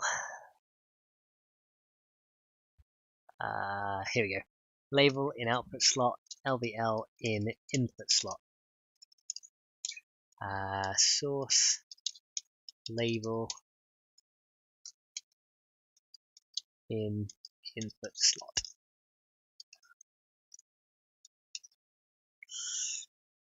And says, I like the fox with the glasses. Yeah, that image though, I really like that image as well, but it's one we found like ages ago. And the one that I got now, the fox with like the sunglasses and the control. I'm not sure if you mean the old one or the one with the one like the one with the like the nerdy glasses, or the one I got with the sunglasses now. The one with the sunglasses now is something that Valak made for me, so I'm kind of using that one now because it's an image that is not just been copied from somewhere. Because yeah, I really like that other one with the glasses as well. I really do. Yeah, with the nerdy glasses, yeah, I definitely like that one. But unfortunately, it's an image that I can't really use. Or say if I wanted to make like FennecMod shirts or something like that, I can't really reuse that. Do you know what I mean? Because it's just an image that's been just found online. So I don't know if I think I think it was on DeviantArt we found that. I think because I know Fady found that for me ages ago. So I don't know if I'd be able to like put that on merch or anything. Because I do want like once FennecMod is like in a better state, I do want a ton of like FennecMod merch and stuff to add to the merch store, which would be really cool. Mel says hashtag dang it. I like the dark glasses, and Mel says I like the dark glasses with the coat. Yeah, that one we can use. Although I had to see if I can find a way to make that image larger because the one he did for me was very small. So I definitely need to see if I can blow it up a little bit. or find a way to without pixelating everything. So it's one of those things. But yeah, let's see if this works now. So I've added the label in here. Mrs. Fady. I said I didn't say mistress. Damn, I said Mrs. Fady. Oh, Mrs. Yeah. Okay. Don't worry about tomorrow. You're not streaming. What? Why the fuck not, man? No. You're like, no, I can't do it, Captain. No. Nah. God, that's the thing, isn't it? Oh, hey, Mistress Fade. I was like, what the fuck? Mistress Fade. You heard it here first, folks. Mistress Fade.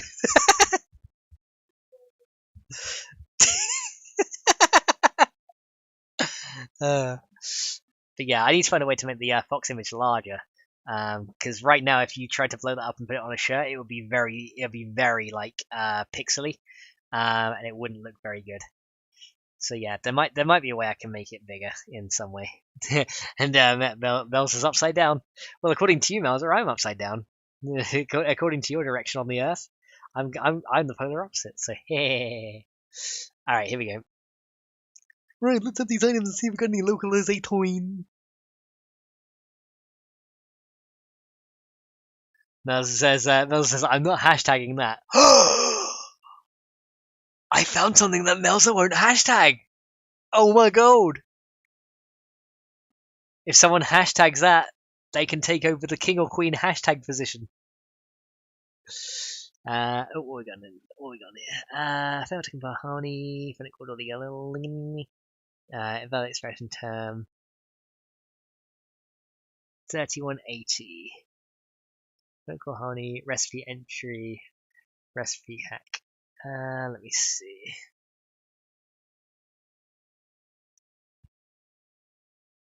Mel says, wait, what? Mel says, you're just hashtag behind. There we go. Mel says, hashtag Fady Mistress.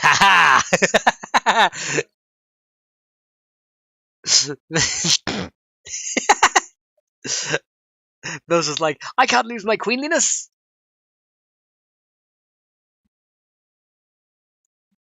Okay, so save this. Oh, I think it's just because it wasn't saved. Recipe hack, yeah, here we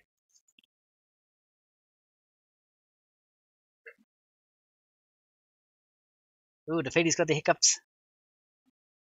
Why do they call them hiccups, never hic downs? Because you kind of like gulp down after you hiccup. Why don't they call it a hiccup and down? A hiccup and down enough. You're like, shut up. You bitch. I was like, I'm sorry, Fady, but it's hiccupy and hickey downy. Hickey uppy, hickey downy, hickey lefty, hickey righty. Hiccup, hick down, hick left, hick right. Hiccup, hick down, hick left, hick right. Up, down, left, right, up, down, left, right. Check it all about. Fade's just like, do you want me to punch you and flatten you?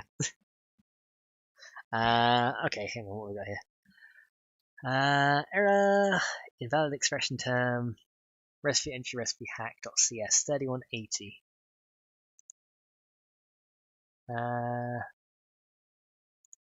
Recipe entry, recipe hack. Hang on, 3180. Let's see where that is.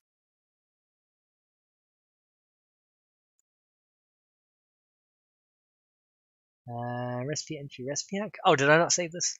I didn't. No, there we go. Do I need to scare you, Fade, to get the hiccup gone? Oh, speaking of scaring me though, like the other day when I went to the shop, right?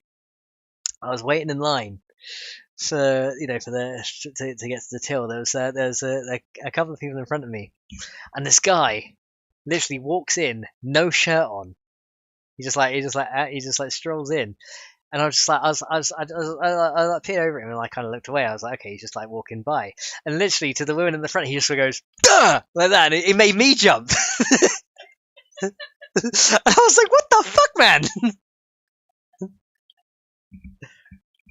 I was like, fuck, you scared me. Yeah, I was He was like, "Oh, shirts elude me," and I was like, "I can see." Huh? No, that's the thing. How you doing, Carsten? Welcome to the stream. Thank you very much for coming along. Yeah, I go to the store in my PJs. not ashamed to admit it. I am at that point where I don't give a fuck. Hey, at least I'm fully clothed and covered. I don't randomly walk into the store and go duh at random ladies.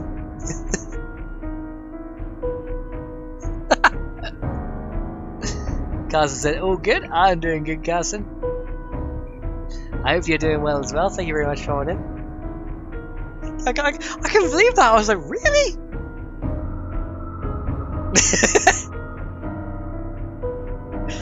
Yeah, it made me jump. I was like, bloody hell.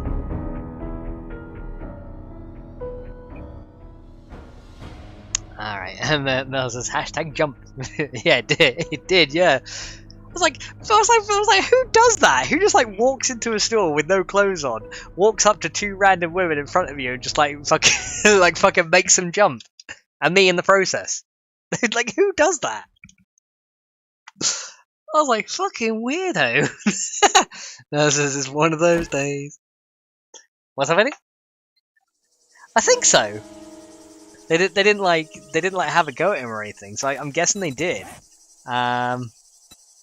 There we go, guys. Waist lag 50%, and it shows you in info. Oh, that pink color is a little bit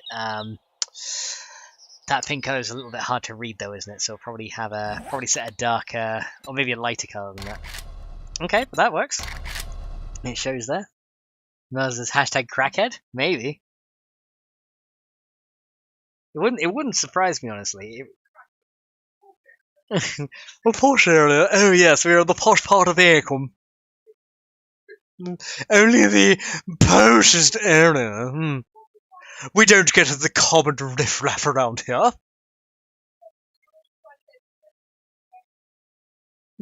What is the crackhead? I have no idea what of such things. Do they actually have cracks in their heads? Oh, I say. You don't say. I do say. You don't say. I do. Okay, so yeah, that pink color is a little bit too bright, isn't it? So let's do like a blue color. So that's R, that's G. So I think the blue color is the absence of that. Yeah, so let's go like 4 FFFF. There we go. We'll kind of change the color there to see what we can do. And I was like, yep.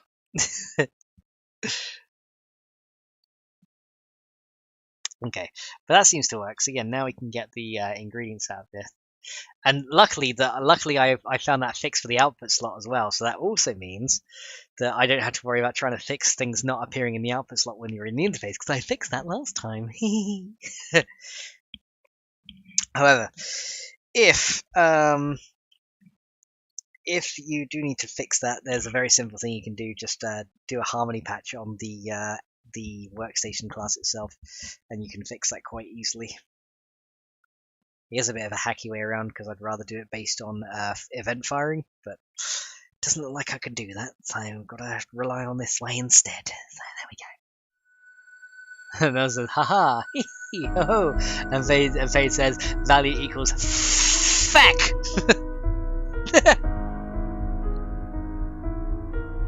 Actually, I was gonna say you can't make it value equals bugger, because G is slightly outside of the 0 to F range. So otherwise you could do value equals bugger with a 1 on the end or something.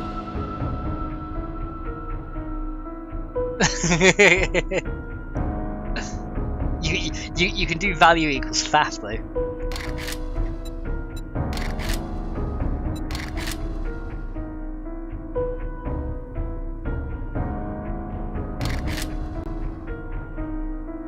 Ha ha, hee hee, ho ho, ha ha, ho ho, hee hee. Alright, let's load up the game again, see if this works now.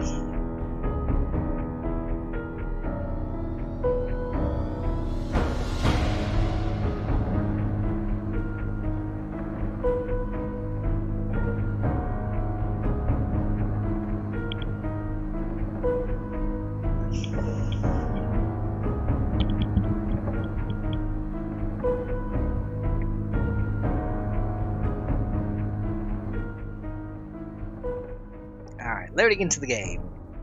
Loading into the game. Loading into the game, because everybody really likes to loading into the game.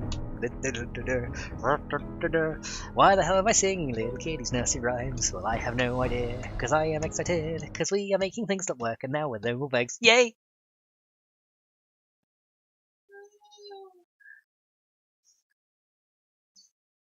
Oh, man, nice. Value is bugger me.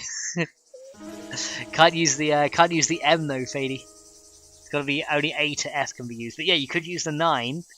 Oh yeah, you couldn't use either. It's got to be A, B, C, D, or F, and then any number. You could do boogie B0091E. Yeah, booby. I wonder what color that would be in hex. I have to see that. I wonder if it would be the color of a nipple. I'll have a look at that in a minute and just see what I don't know why I'm so bloody interested now, but what colour is the word booby in hex? The kind of things we think about here on Maxbox Gaming. These are the questions that matter. There we go. Oh, we got 2 that time. Now, one thing I need to check is if I pull this one item out, I bet you I can make slag duplicate. I bet I can. That's one bug that I need to check. So here we go. If I pull one out, I bet it. I bet I can. Oh, it doesn't. Okay. Well, in that case, that's not a bug. I thought it would duplicate because it doesn't melt in. But I guess it only. I guess the stack doesn't change. Okay, no, that's actually really good. Okay, I thought the oh no, it won't actually.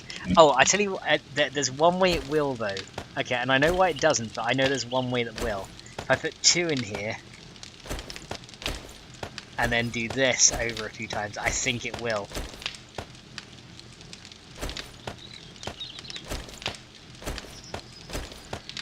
Let me see if that does it. Oh, it doesn't either. Okay, well, in that case, that's not a bug I need to worry about because it just doesn't happen. I'm special. Oh wait, actually no, I think it did do it. Wait a minute.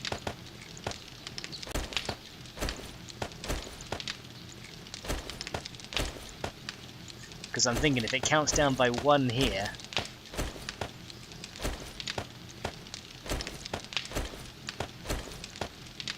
Okay. No, I guess it doesn't. Okay, that's cool. Nice. Still waiting on that pizza and Coke. Should I make it? Should I make it that if you smelt like a tin can, you get a can of Coke out of it? Oh man, that'd be so funny, wouldn't it? You just go along and you're just like, yeah, just do this, and then you're just like, wait a minute. And Derek, welcome to the stream, dude. He says, hi, Vex and Peoples. I'm here for a little bit. How you doing, dude? Thank you very much for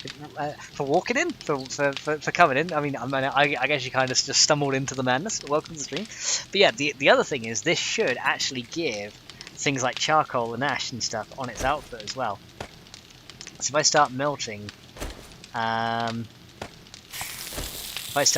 stuff here, it should actually give it out. And that was this faff.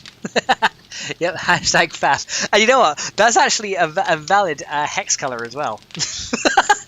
There we go. Yeah, look, see, this thing even makes charcoal for you too. So any workstation that burns fuel makes charcoal, and anything that burns ore like this, look, will have the chance of giving you slag as a byproduct, which is actually pretty cool. So yeah, we can make it. I heard that thing. I was waiting for that. Right, I think 50% is too high though, because we are accumulating it quite quickly. I should probably make it more like 20% for the slag output. Put iron in a forge and out comes the slag. You just like you I can imagine you put some iron ore in there, you turn around next minute, you want business, love. It's like, huh? God no.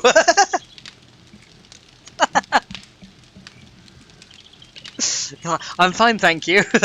Keep your forge shut. But yeah, now says 25%. Oh god, I don't know why that's so funny. In goes iron, out comes the slag.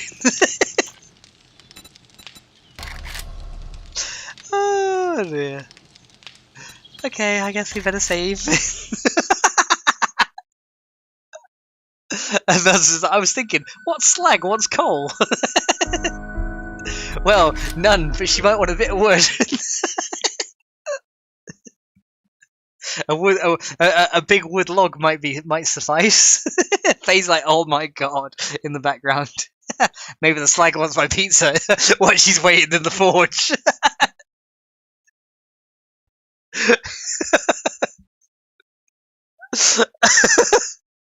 Faye says, dirty minger. Oh god. That says hashtag Goodwood. Derek says, Matt's getting too much hair again. Yep. Oh god. Just all this. She wants my coke. I can imagine that though. Could you imagine though? Just like you just go you just like put something in the forge. You just see a slag with a pizza. Just like what? Oh. Versus she wants my coke and my fucking pizza. Oh god, these slags, they're out of control. Versus the slag hashtag. the hashtag slag. Oh, okay. Okay, composure. Right, here we go. I can't compose myself now. Oh god, you set me off. Damn it, Melsa. Oh, why do I even think of these things? I don't even know. Just help me. Help me.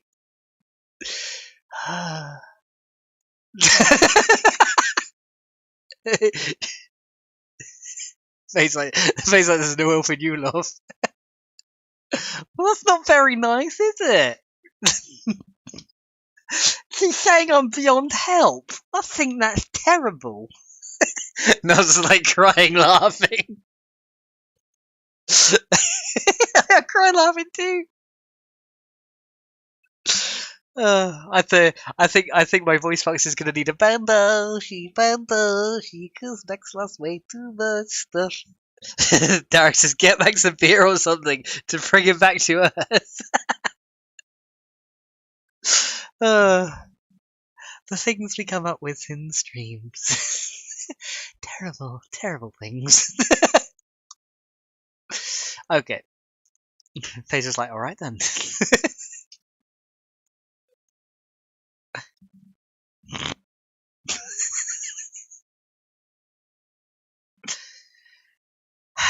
Okay. I said, here, have a Coke.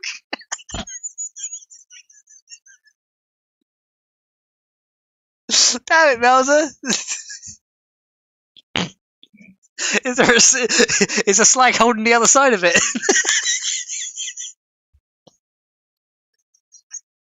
Melza's like, yeah, she came out the oven.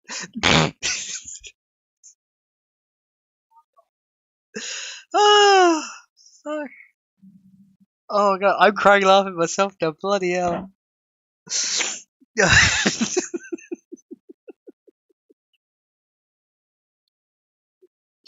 Oh god, Mel's like innocently standing by the oven waiting for my Coke. I can imagine that, Mel. You just like literally put a can of Coke in the oven and you're just like, damn it! Oh god. Right. Okay. So there we go. Right. So we've got that sorted out. So the other thing I want to do is there's one other thing I think that's actually important to do, and that's to say whether we want the items that we've added to actually show their recipe or not. We should actually make that configurable as well. Now, what we can do is we can say by default it will set to true, but if it's not by default, then it will. If someone changes it to false, then that recipe will be hidden. Now, the main reason I do that is because, say for example, in Fennec, right, you have all the different types of ores, right? You have like iron ore, you have zinc ore, lead ore, you've got all those kind of things like copper, you've got uranium. Now, if we were to let each of those recipes, like, have it from any of those ores, it would create like 10 or more recipes that just say, oh, slag can be made from this ore, slag can be made from that one, so then it can be made from this one, and it can be made from that one. So what we might want to do is add an item that's just called any ore, which just looks like a generic piece of ore, and then in the recipe it will just say any ore in input slot, right? Which would be one recipe, and that would be a lot easier for people to understand, because then they wouldn't have to be like, can this be used? Can this be used? It's just like, nah, any ore can be used, and that would probably be a little bit better. So we might want to do that and see if we can get that out and make it configurable. Mel's is like, focus. High five that slag. She stole my pizza. Says, did you see the program that helps you with modding? You type in what you want and it does the modding. I think it's an Apple program. I wish. That'd be really cool. It's like I want this, and then it like produces the code for me like perfectly clean. I just like, yeah. But then again, I kind of enjoy writing the code myself, so it might not be so fun. Okay, so the other thing we can do now is we can actually remove any other logging. Now we can remove because we don't need any of this extra logging now. We know it works, so all this log can be taken out. We figured out what the problem was, so to save console spam, we want to just remove all these extra things. So much easier to remove logs than it is to add them. You've got to think, oh, I need to write this message, I need to write this message. There we go, so remove all the logging here. There we go, so remove it from this file. Let's go ahead and just like remove everything that we don't need. Okay, so we got this. Let's see, so fuel byproduct manager. Okay, so that's the byproduct manager. We don't need this open. We don't need fuel byproduct data open either. Okay, so the only other one we added logging to, I think, was the Harmony patch, which was ingredient entry, I think. Did we add it there? No, it wasn't that one. It was handle input byproduct. Here we go. So we added a load of logs to here, so let's go and remove those. Because we don't need these messages being shown to the console anymore, because we know it works. So no point making the game do extra computational cycles that it doesn't need to worry about. Because printing messages, once you do it it actually really adds up and causes a ton of lag if you're not careful. So we only want to have these working when absolutely necessary. So let's go ahead and remove these.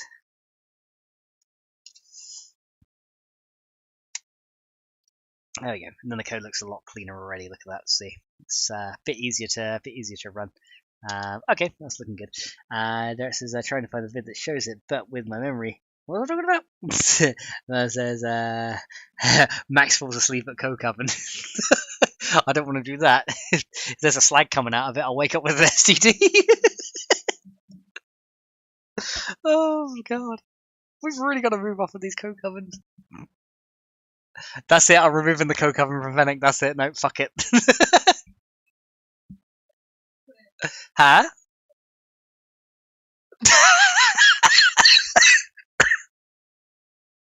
No! No, because the whole idea, right, is you put iron and stuff in the stuff, and then the slag comes out, right?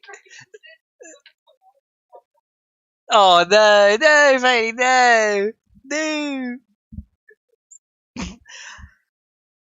Gotta come off. No, you weren't. Okay, yeah, you were. But no, you weren't. Damn it, you guys, you guys aren't letting me rest.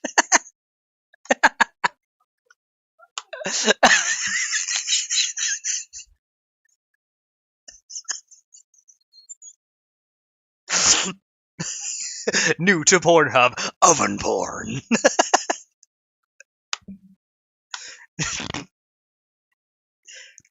And that's all before it got ripped apart by badgers.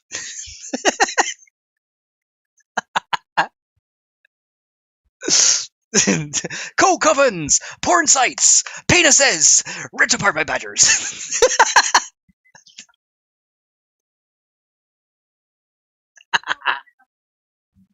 You're making me laugh. This is revenge.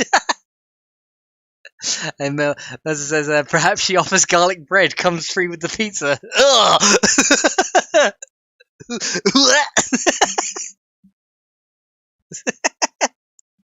Hey, love, you want some garlic bread? So I'm like, I'm fine. Huh? Oh, face and crusty bits. Bowser says, happiness.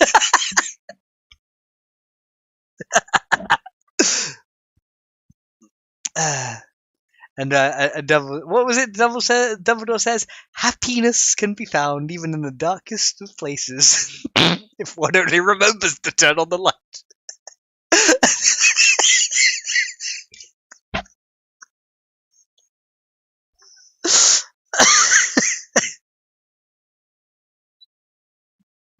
Oh my god. Okay. That's just, I mean, happens. Yeah. Mel's hashtag badgers. What? You'll have to. It's in Faye's Discord, Melza. There's this thing about it's about metal in different accents, and he's like going on about how it works in some accents and not others, and then it's like he does like a farmer's accent, and he's like this is our new single, ripped apart by badgers. He starts like playing metal and like talking in that kind of voice. Is hilarious. You have to watch it. There's a hashtag candle for everyone. Hooray! We like candles. So I'm cracking up. Fade is lost. Today's not a good day, is it? Okay, so let's go and add what I wanted to add now, because oh my god, I cannot stop laughing. I'm at that I'm at that point where I might have to just end off the stream, calm down, and then come back in like an hour. No, it's not you. It's not you, Fade. It's just everything. It's just all going around in my mind. What's on your mind, Max? Well, I'm seeking the ultimate happiness.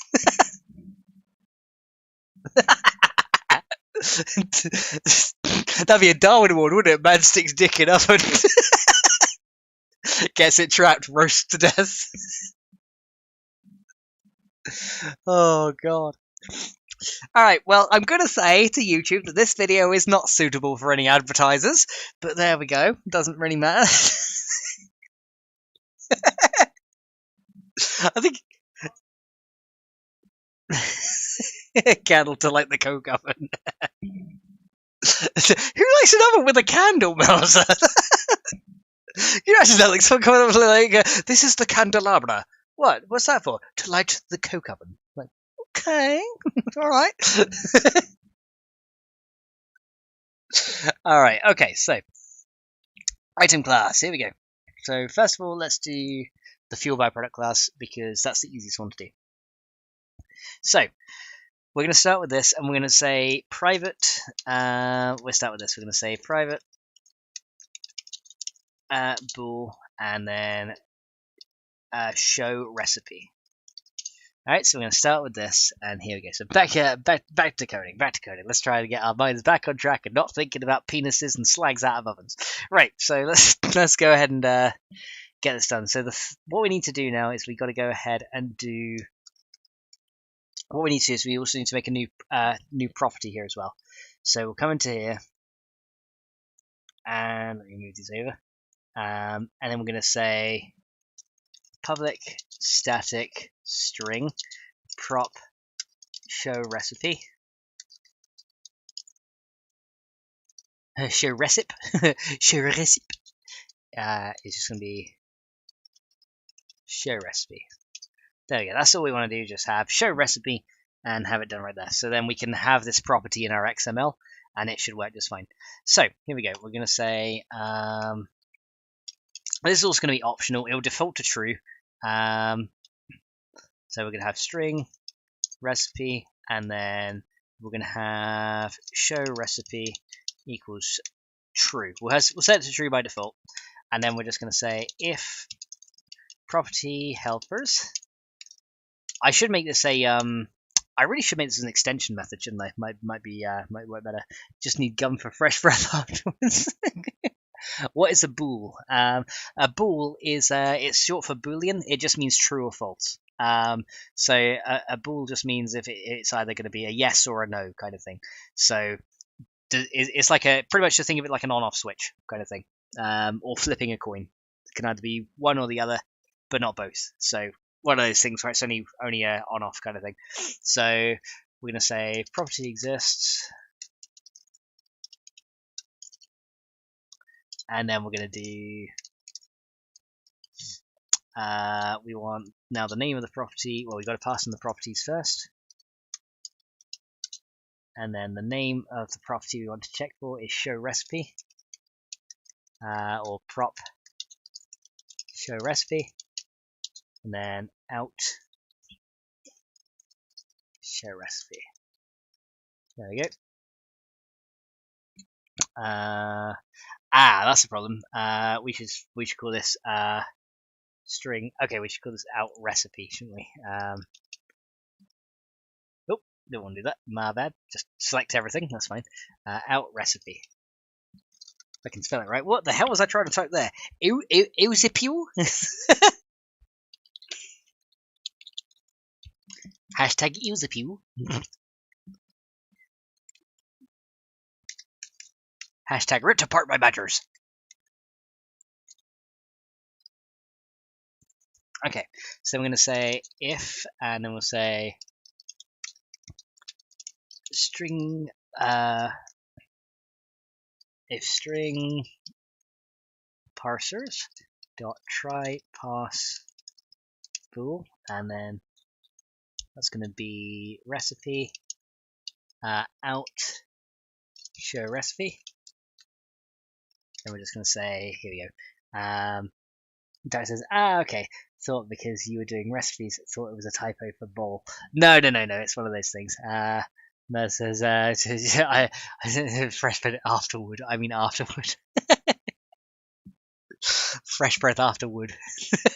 Damn. That must be some smelly word. Okay, so if it's not correctly formatted and we can't pass it as a true or false value, throw new, because this is only user input, so we can throw exceptions here. So throw new exception, and then we're going to say could not pass value, and then we're going to just use recipe as true false in name. There we go. That's pretty much what we need to do. And then the only thing we need to do with that, once we've done that, we just go, all we do is around this add recipe, we just go if show recipe, then you literally just add the recipe. Like that, easy enough. So yeah, if show recipe, add recipe. That's all you got to do. So then we can just kind of wrap it in there. So if show recipe is set to false, then this part won't run, but we'll still create the item and all that stuff as well. Next has an recipes. Don't drink the milk, it's spoiled. Oh boy. Oh boy. Okay, so that's that one done. This code we can kind of copy to the other one as well, so let's go and do that one. So grab this here. So that's the item class byproduct. And then we need to do item class input byproduct, which is going to be exactly the same code here. So we can do that here. So we just go string recipe, and then we can do, let's add it here. So we go private no, not partial, private for show recipe.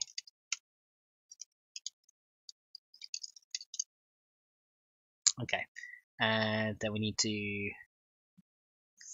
do public static string prop show recipe equals recipe. Okay, so I think that's it, isn't it? Show recipe.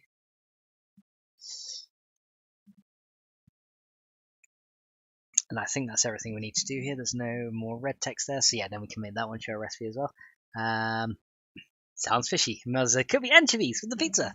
We actually do have anchovy pizza in Fennec, actually. Something we, one thing we do have.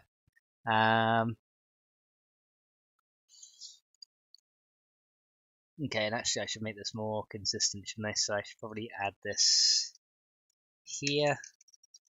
Try and make my classes consistent. Oh,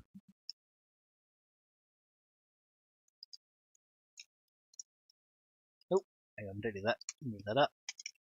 Move that down. There you go. So we got that one done. And now the last one we want to do. Oh yeah, we have to do this as well. If show recipe, then we want to just add recipe. There we go. So show recipe, add recipe. There we go. Just make sure it's just called use recipe, so I don't need this open. So if you're is it use recipe or show recipe? Got show recipe. Let's make sure that they're all the same. Yep, show recipe, show recipe. There we go. That says hashtag I know. It's like no point. It's like no point crying over sour. I mean spilt milk. All right, so we got that one done. And then the last place I need to add this is I didn't show this before on stream yet, but I also made it compatible with blocks for the fuel byproduct, because one thing I needed to have was you might remember the tree logs. Those are actually blocks, aren't they? So we need to be able to burn those things, and get charcoal out of them. So under blocks here, it's down here. We've actually got a block fuel byproduct right here as well. So you can see I've done a very similar thing right here. So the only thing we need to do is copy this code again, pretty much. Because yeah, once we've done it once, we can very easily just do it twice. And actually, I've done 2 entry lines between these, which actually makes it look a lot easier to kind of see the individual bits of logic working. So a little bit more readable there. I'm going to go ahead and add this one, and then we just have to add the properties here. So public static string prop use recipe. And is that what I've called it over here? We go just double check. Show recipe. Prop show. Okay, prop show recipe.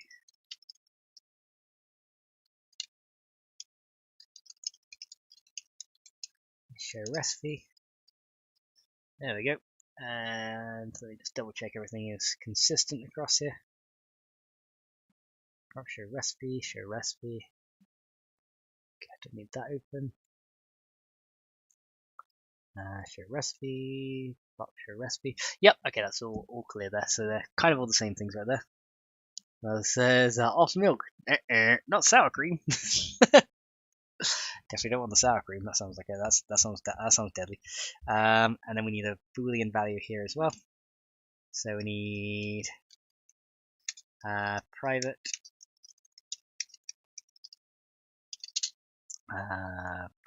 bool show recipe. There we go. And then all we do is we add that down here. So just say if not objective, if show recipe, then add the recipe there.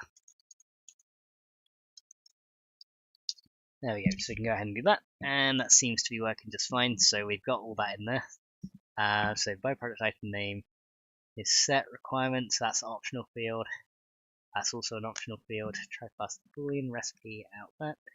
So that looks like it's pretty good. Yeah, I think that's everything we need to do. So now I can enable and disable some of the recipes here, which is always good. So that sounds like a good idea. So the first thing we want to do is, because then what I can do is I can make the items accept any of the ores as a thing, but only just show like generic ore as the recipe input, because then there'll be one recipe instead of 10, which is a lot better. So that's looking good. I think we got our error here. Hang on a second. Where is our error? Fatal error. Ah, this will be why, because we got to do this is going to be, because it's a block, we're going to use get block name. There we go. That's the only error we got there. Yeah, we got to call get block name right here. Okay, so that's looking good. So we've got that sorted out. So yeah, it's actually been a rather successful modding day today, hasn't it? We didn't actually come across any like show-stopping bugs like the last few times. So we've actually got a nice little bit done today. Yes, I know it's only one feature, but now you can see how much code goes into just one little feature. It's actually quite crazy, isn't it? It's quite crazy, isn't it? All right, let's go and do that one and build it again. And I just want to make sure it builds and runs, and then we can try and hide these recipes that we don't need as well.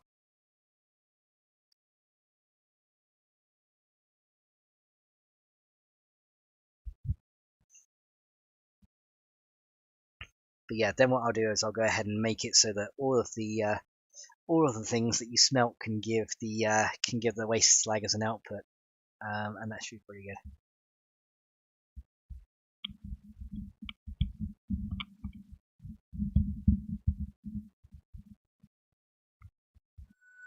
All right, here we go.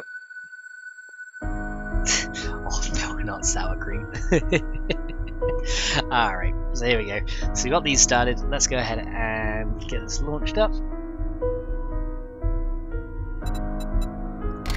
Okay, level 3 perverter. Let's drop in here, and let's see if we get any red text. If we do, then poo. If we don't, then great. If we do, then I say poo. And if we don't, then I say nope.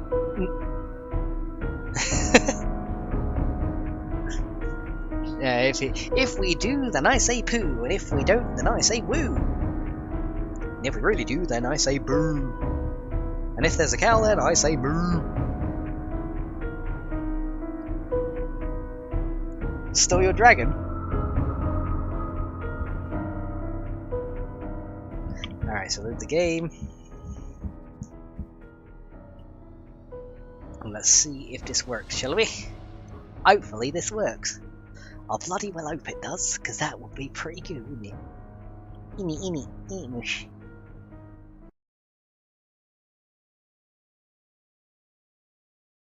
Alright. So, would you please work for me today? I really hope you want to, because if you do, I'd be rather happy. Yes, indeed. Yeah. Okay, here we are. Alright, so we loaded in the game. Let's just check that every change that we've added before still works.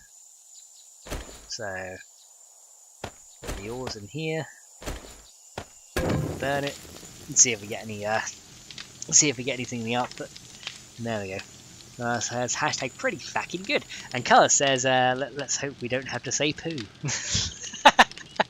How you doing, Colours? Welcome to the stream, dude.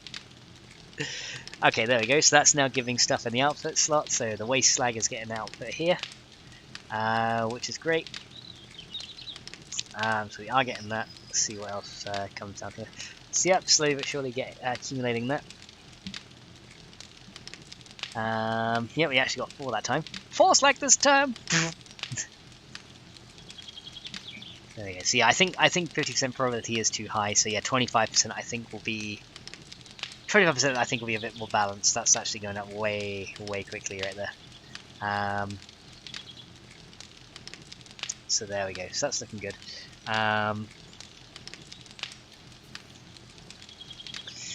Alrighty. So that's looking pretty good. So I think that's good. We'll see if we get any We'll see if we get any charcoal in the forge, just in case. But yeah, now you can get ash and charcoal from any workstation that burns. Even the chemistry station, you can get that from as well.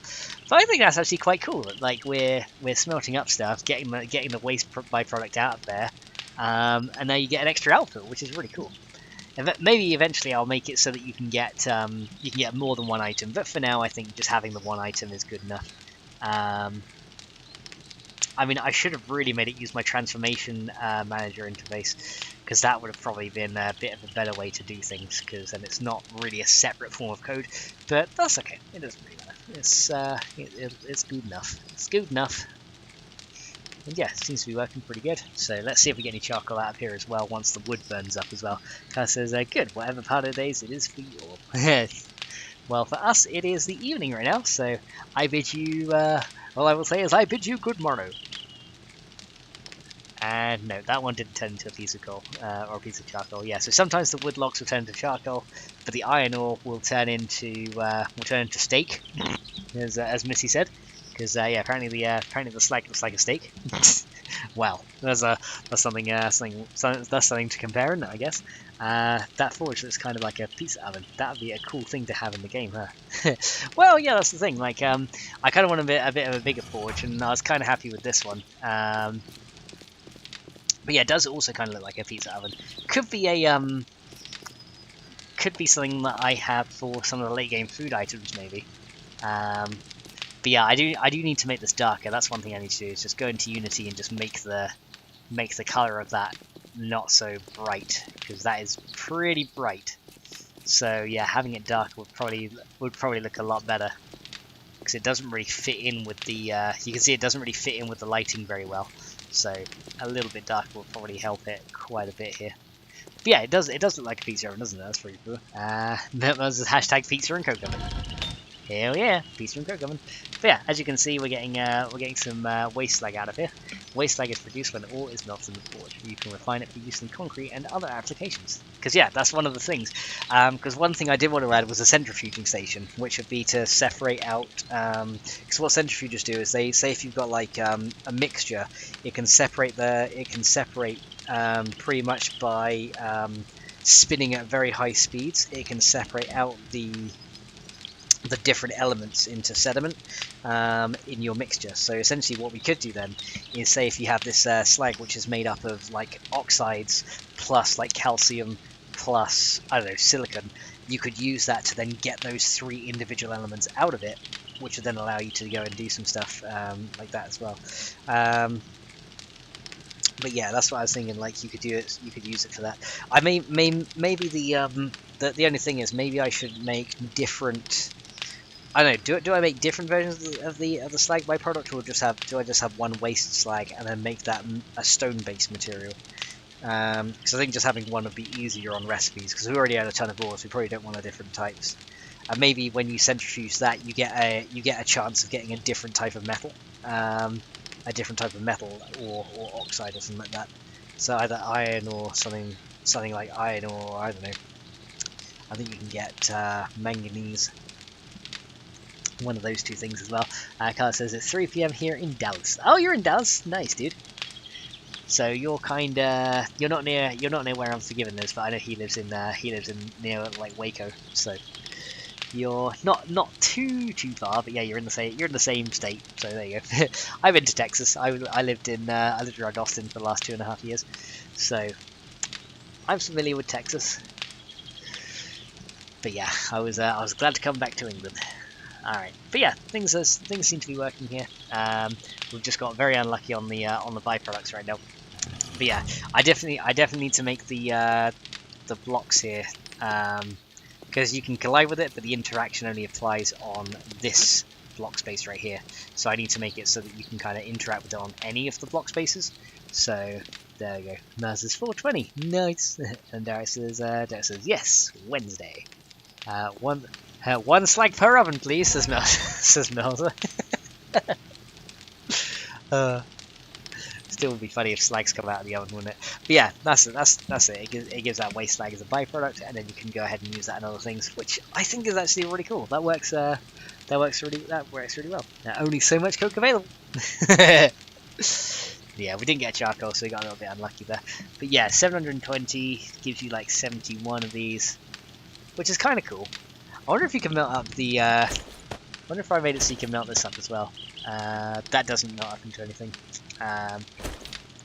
But yeah, I can make this like be reprocessable into some like oxides and other things like that. So oxides, aggregates, things like that that can be used in high performance concrete and things like that, which would be pretty cool, especially as you have more recipes. Yeah, sounds like you're making a lot of cool improvements and additions to the crafting.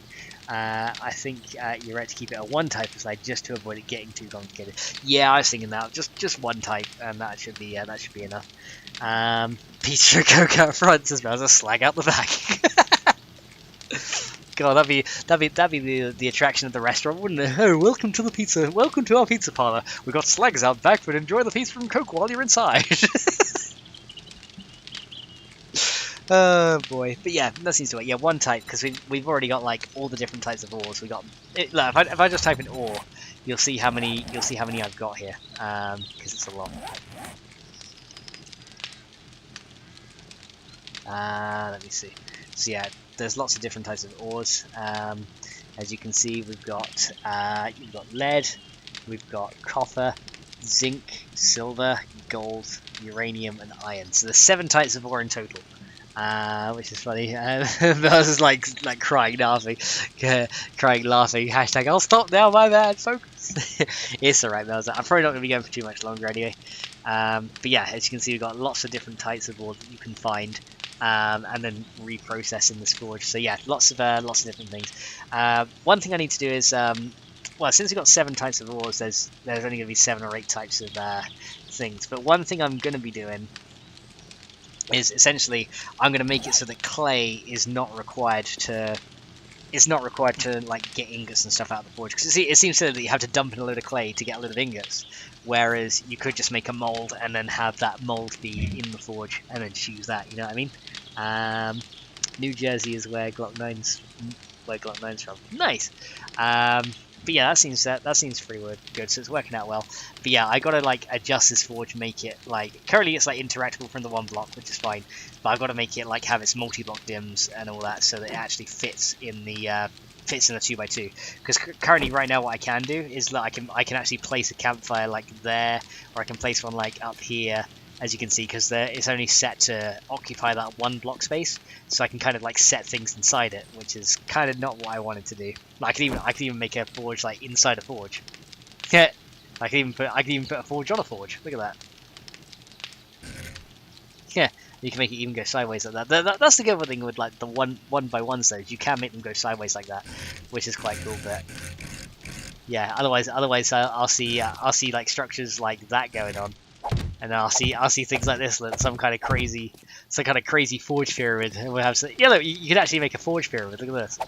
Like currently, the way it's set up, you could literally make a pyramid of forges like that.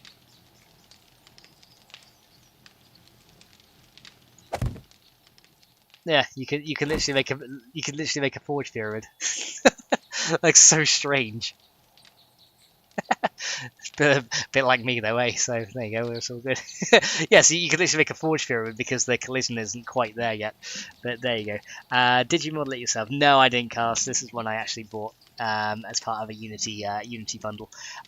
If I had the ability to model and 3D and know how to do all that stuff, I would. But yeah, I've had to just buy assets. I'm looking for people that want to make models though, because that'd be pretty good. Cars says, my god, makes slag pump the bellows. a slag factory, there we go. But yeah, you can see it kind of goes inside each other right now. And that's because with the chemistry station that you can see the green box goes all the way around it, whereas with the forge, it only goes around that first square, but not the other ones. So that can be easily solved with the multi-block dim.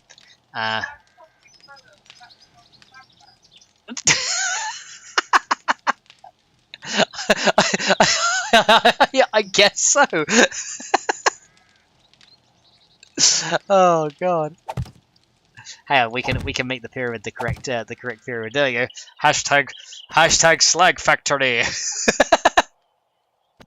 Look at that. The pyramid of slag. Look at that. There you go. Bowser says, I'll time out myself. Don't time out yourself, Bowser. You're good. I don't think you even can you? Because if you time out yourself, yeah, I don't think you can. That'd be funny though if you could time out yourself. I don't think you can, and you don't need to. It's all good. But yeah, as you can see, that's probably not what we want to go for. So yeah, we had to specify the multi-lock dims for these forges. But yeah, lots of ore has been added that we're going to go and work with in the future. So let's discard changes. We don't want any of that stuff. But that's working now, which is really good. So what we can do is instead of adding the recipes to one ore at a time, we can do this. So if we go into the XML, because I want all of the ores to give slag as a byproduct, right? Xbox Gaming, pioneer in industry. Hello, this is my slag factory. Makes a lot of slags. Just watch it don't get ripped apart by batters. I've got quite the flair for business. You might find it gets a little bit feisty in there. Fade is like, ew. Blame hashtag blame Belza. She started it. Actually, no, I kind of did. Fine, blame me, whatever. Okay, here we go. Carl's just like, lol. Okay, so if we go to ores and processing here, so you'll see if I open up items here, moist. Okay, so what we're gonna do is we've got under here, we got the resource here, but what I want to do is use the we got the ores here, so we got, if we come down here, fragments obtained from mining ores and stone. So this is the ore fragment master here. So we don't want it to happen to the coal or the nitrate because you don't melt those up. So what we're going to do, we're going to grab these, all three of these. We're going to cut it out from here because that was just my testing one. So remove that from here, and we're going to move it to the one up here. So under here, we're just going to have resource ore fragment master. We're going to move it up to that. Oh, actually, no. I've got an easy way we can do this. Let's just do item name equals resource fragment resource or fragment meltable master FM. So this will only this will be used to store the ones that can melt, and the other ones which cannot melt. So that would probably be better. Did you ever see the Scottish Star Trek video? Says Darius. No, I didn't actually. Says hashtag wasn't me. Moist. Okay, so what we'll do, we're going to go property name equals extends, and then the value that we want to extend is literally just the ore fragment master. So resource or fragment master. So just extend the one above it, and then we can add these properties into here. And then all we want to do is, instead of fragment master, just change it to meltable master here for each of the ones that can be melted in the forge, because that'll make it a little bit easier to do. So change all these that are actually meltable into this. Here we go. So yeah, anything that can be melted that's an ore, because scrap wouldn't give really much waste as a byproduct because it's already been used. It's just scrap, if you think about it, is like the purified version of the metal, just shaped and twisted. So that wouldn't really give out any waste slag or anything as a byproduct. But there we go. Okay, so we got that done. So then the next thing we're going to do, we got to go param. Actually, no, we don't need to do param one. We need to do property name equals show recipe, and then value equals false. There you go. So essentially, what this will do, we'll add this to all the meltable fragments here. There we go. So we're going to set this to false by default on all of these, apart from the first one. And then what we can do, we can make this master one a generic thing. So we're going to go ahead and do this. Okay, so resource or fragment multiple master FM. That works now. So then what we got to do is we're going to go ahead and grab.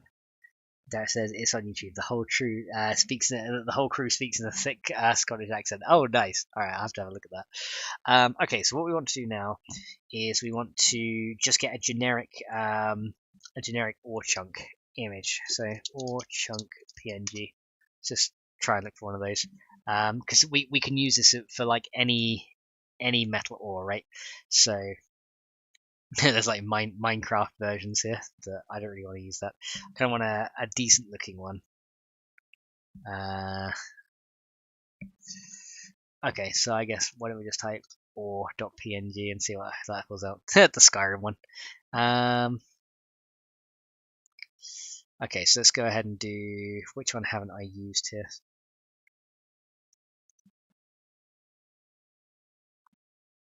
Let's go and see what we've got in here. So category, that's Skyrim icons ores. That's the one we used already. See if we can find looks like a generic looking one. Oh, that one.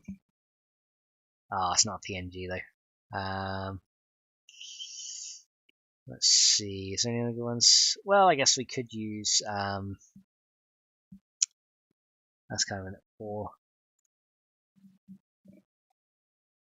Yeah, we could use this one. Let's copy this. So copy that one, and we can use that as a generic ore. They had to put subtitles. Oh my god! Seeing how you modified mining in the game reminds me of how it works in New World, where mining ore has a chance to extract other rare minerals from crafting. Super cool, dude. Thank you, dude. Yeah, there's going to be essentially what I'm going to have is the forge. When you melt ores in, will have the chance to give you the slag as a byproduct. Then when you there's going to be a couple of other workstations. So there's going to be a kind of like a grinding kind of station. Slags and grinding, here we go. But yeah, it's going to be like a grinder where you can put the ore in, it will turn it into a dust. And then from that dust, you might get like the ore dust plus like some waste dust as well. And then from the ore dust, if you melt that in a forge, it will give you more of the type. So, for example, the iron ore on its own gives you 5. If you turn it into a dust first, it will give you 10. And then you can there's also a purification workstation as well.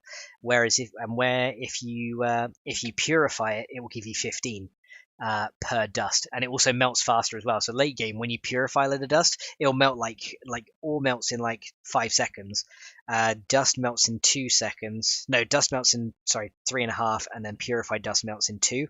So you get instead of getting like 1 ore or 5 ore every 5 seconds, which is like 1 ore per second, you'll end up getting 15 ore every 2 seconds, which is like 7.5 ore per second. So you increase your yield by 7.5 times by purifying.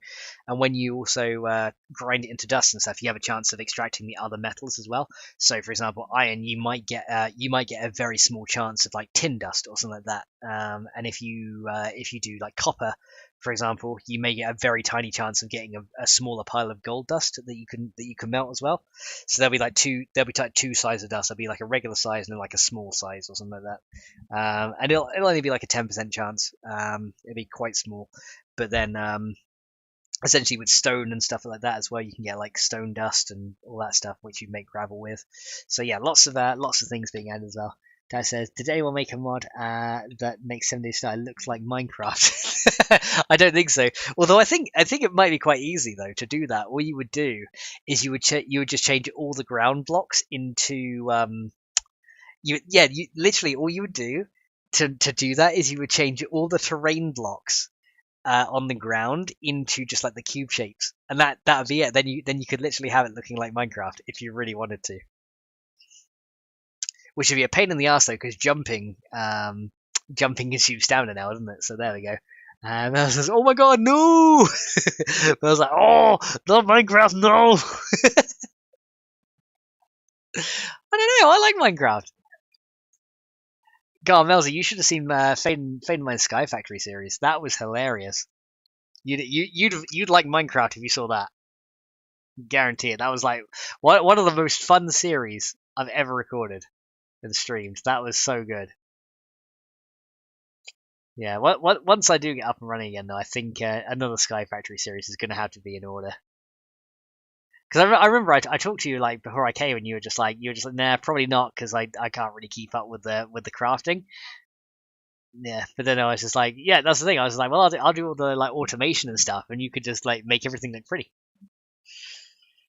and that'll work, wouldn't it? And I was like, oh my god, no!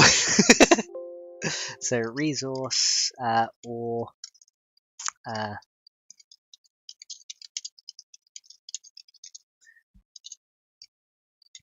okay, so resource or fragment meltable master FM. So let me just double check that's actually spelled correctly in the same thing. Resource or fragment meltable master. Let me just copy that and paste that there. There we go. Save the image. And Carlos is just like laughing. Derek says Minecraft is sour milk just for Melza. Oh, that's the thing, and you can get buckets of milk in Minecraft, right? So, oh, God, that'd be a Minecraft world I do not want to visit. Oh boy. Okay, so we've got that done. Last thing we need to do is add localization for it as well. So let's go ahead and grab any localization we can, so we can close down these. And hang on a second, let me just close this down as well. So close that down, and let me grab now a folder. And if we go in localization here, we can literally just do it in here. So we can just add it right here. So, and this is going to be items, resource, any or pretty much what it's going to be. Resource over multiple asset description. Items, resources, any or can be substituted for this recipe. There you go, and we can do it like that. Carl says, give it a chance, Melza. Think of all the sour cream you can craft with that sound. Mel's like, She's like, thinking about it. Nope. Oh, boy.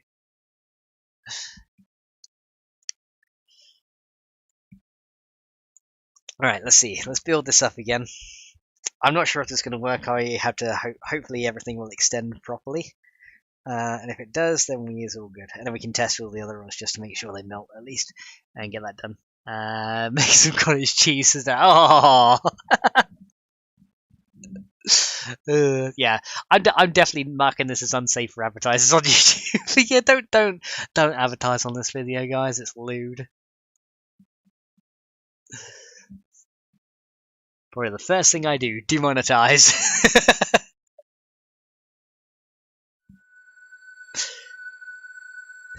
Bell's like,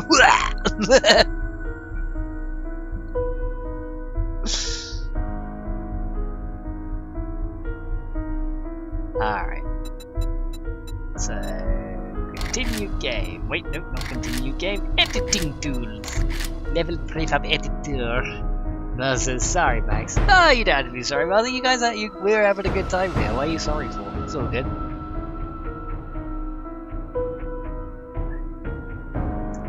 Besides, it's not you. It's all of us, isn't it?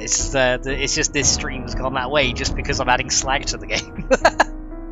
I wouldn't have expected anything less, honestly. You know, I kind of like put monetization option out there, but I kind of thought as soon as I mentioned slag, everything's gonna just go out of proportions, isn't it? So, versus supposed to be, buddy. Yeah, well, it's fine. Like I said, it's one stream, and modding streams aren't as popular as my other ones. So, you know, my most popular streams are 7 days gameplay. So, you know, I'm only getting like 5-6 viewers in this one. So it's not like it might maybe like half a penny. But that's pretty much all I'm going to get from this one, which is fair. So it's all good. Like I said, I'll make some actual C# modding tutorials at some point, which will be good. Alright, so let's see now. Waste slag, any ore in input slot. Okay, it's coming up with 2 recipes, so I've got to figure out why. I'm guessing one of these I didn't add faults to. Oh, the iron ore one is still coming up as well. Okay, well that's fine. But now you can see it only shows up once, and then it does for iron as well. Any ore in input slot. And actually, that's one issue I've got to do there as well. That says make some add some bondages to make it all better. Cause there's cottage cheese, nachos, appetizers before we get the pizza and coke. And Mill's like, okay. So let's go and see. Let's go and check these bugs as well with the bracketing, because there was actually some spaces there that I didn't want to have in. So let's go ahead and do. Let's see. Where am I going? This one. So move that there. So yeah, it does hide recipes. I've just got to figure out why it's not hiding the iron one. I think it's probably because I've not added the thing correctly. But we need bandages, the melter needs a bandages. So let's go to XUIC ingredient entry. And it's probably just a space with the bracketing, isn't it, that I need to remove here. There it is, right there. Remove that. Very good. Right, so we can remove that one, and it's all good. There we go. Rename the bandages in the game. Yes, what I should do is I should actually make a bandage that does that when you heal yourself with it plays the healing noise as normal, but then as your health goes up, it starts saying bandage, you've applied the bandage. That says didn't need ironing.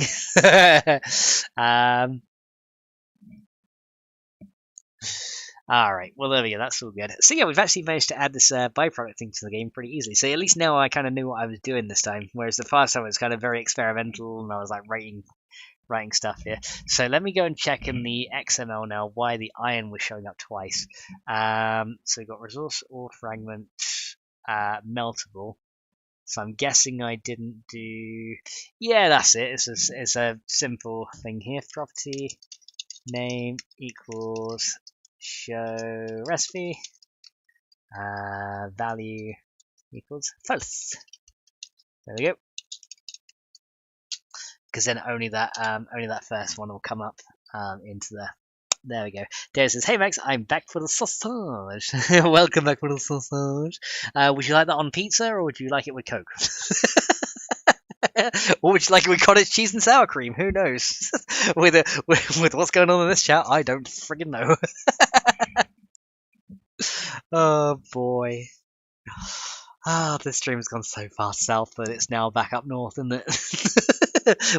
We've literally gone round the globe. Darius says hi to Daniel.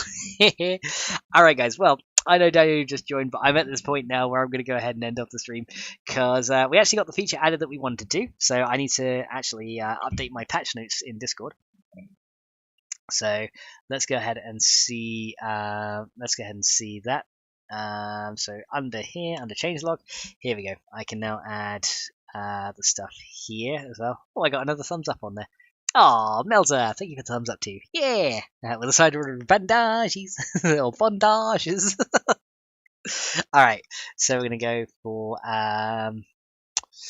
what is this? Recipe tweaks and fixes. There we go. Let's add a new thing here so we can see it more easy. Right, here we go. Oh, no, I don't want to go all the way out. It's easier if I see it upside here. So let me go ahead with my patch notes before we end up as well. We'll do that together.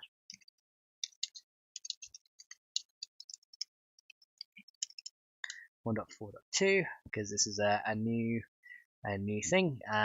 So 18th again. There we go. So new features. So actually put the download status up here as well, because that's not available yet.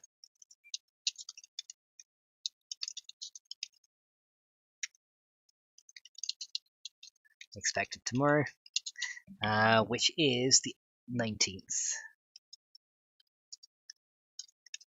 So yeah, anyone who's a pre-alpha tester will be able to get these change logs and just see what's going on over there. Bandages.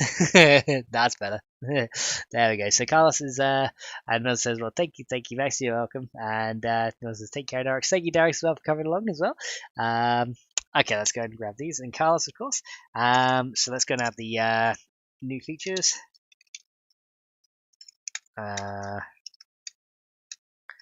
Forgers can now melt down ore and can now give byproducts from melting down items, configurable in XML.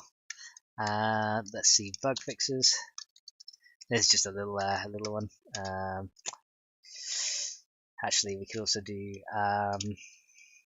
added new iRecipe probability interfaces and iRecipe byproduct.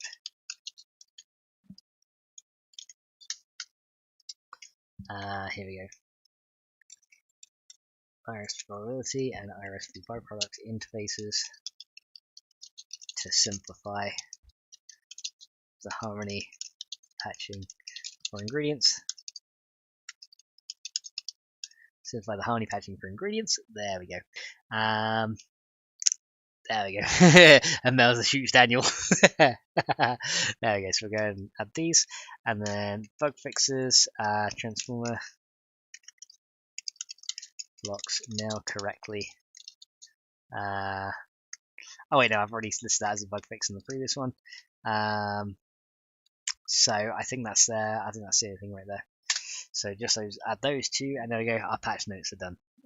So there we go, guys. I think we're at a pretty good point to go ahead and end off then. Thank you guys so much for coming along. I hope you guys enjoyed this one. I hope you guys learned a lot, and especially about slags and bondage. But yeah, thank you guys so much for coming, and I'll see you guys in the next one. So guys, until then, bye!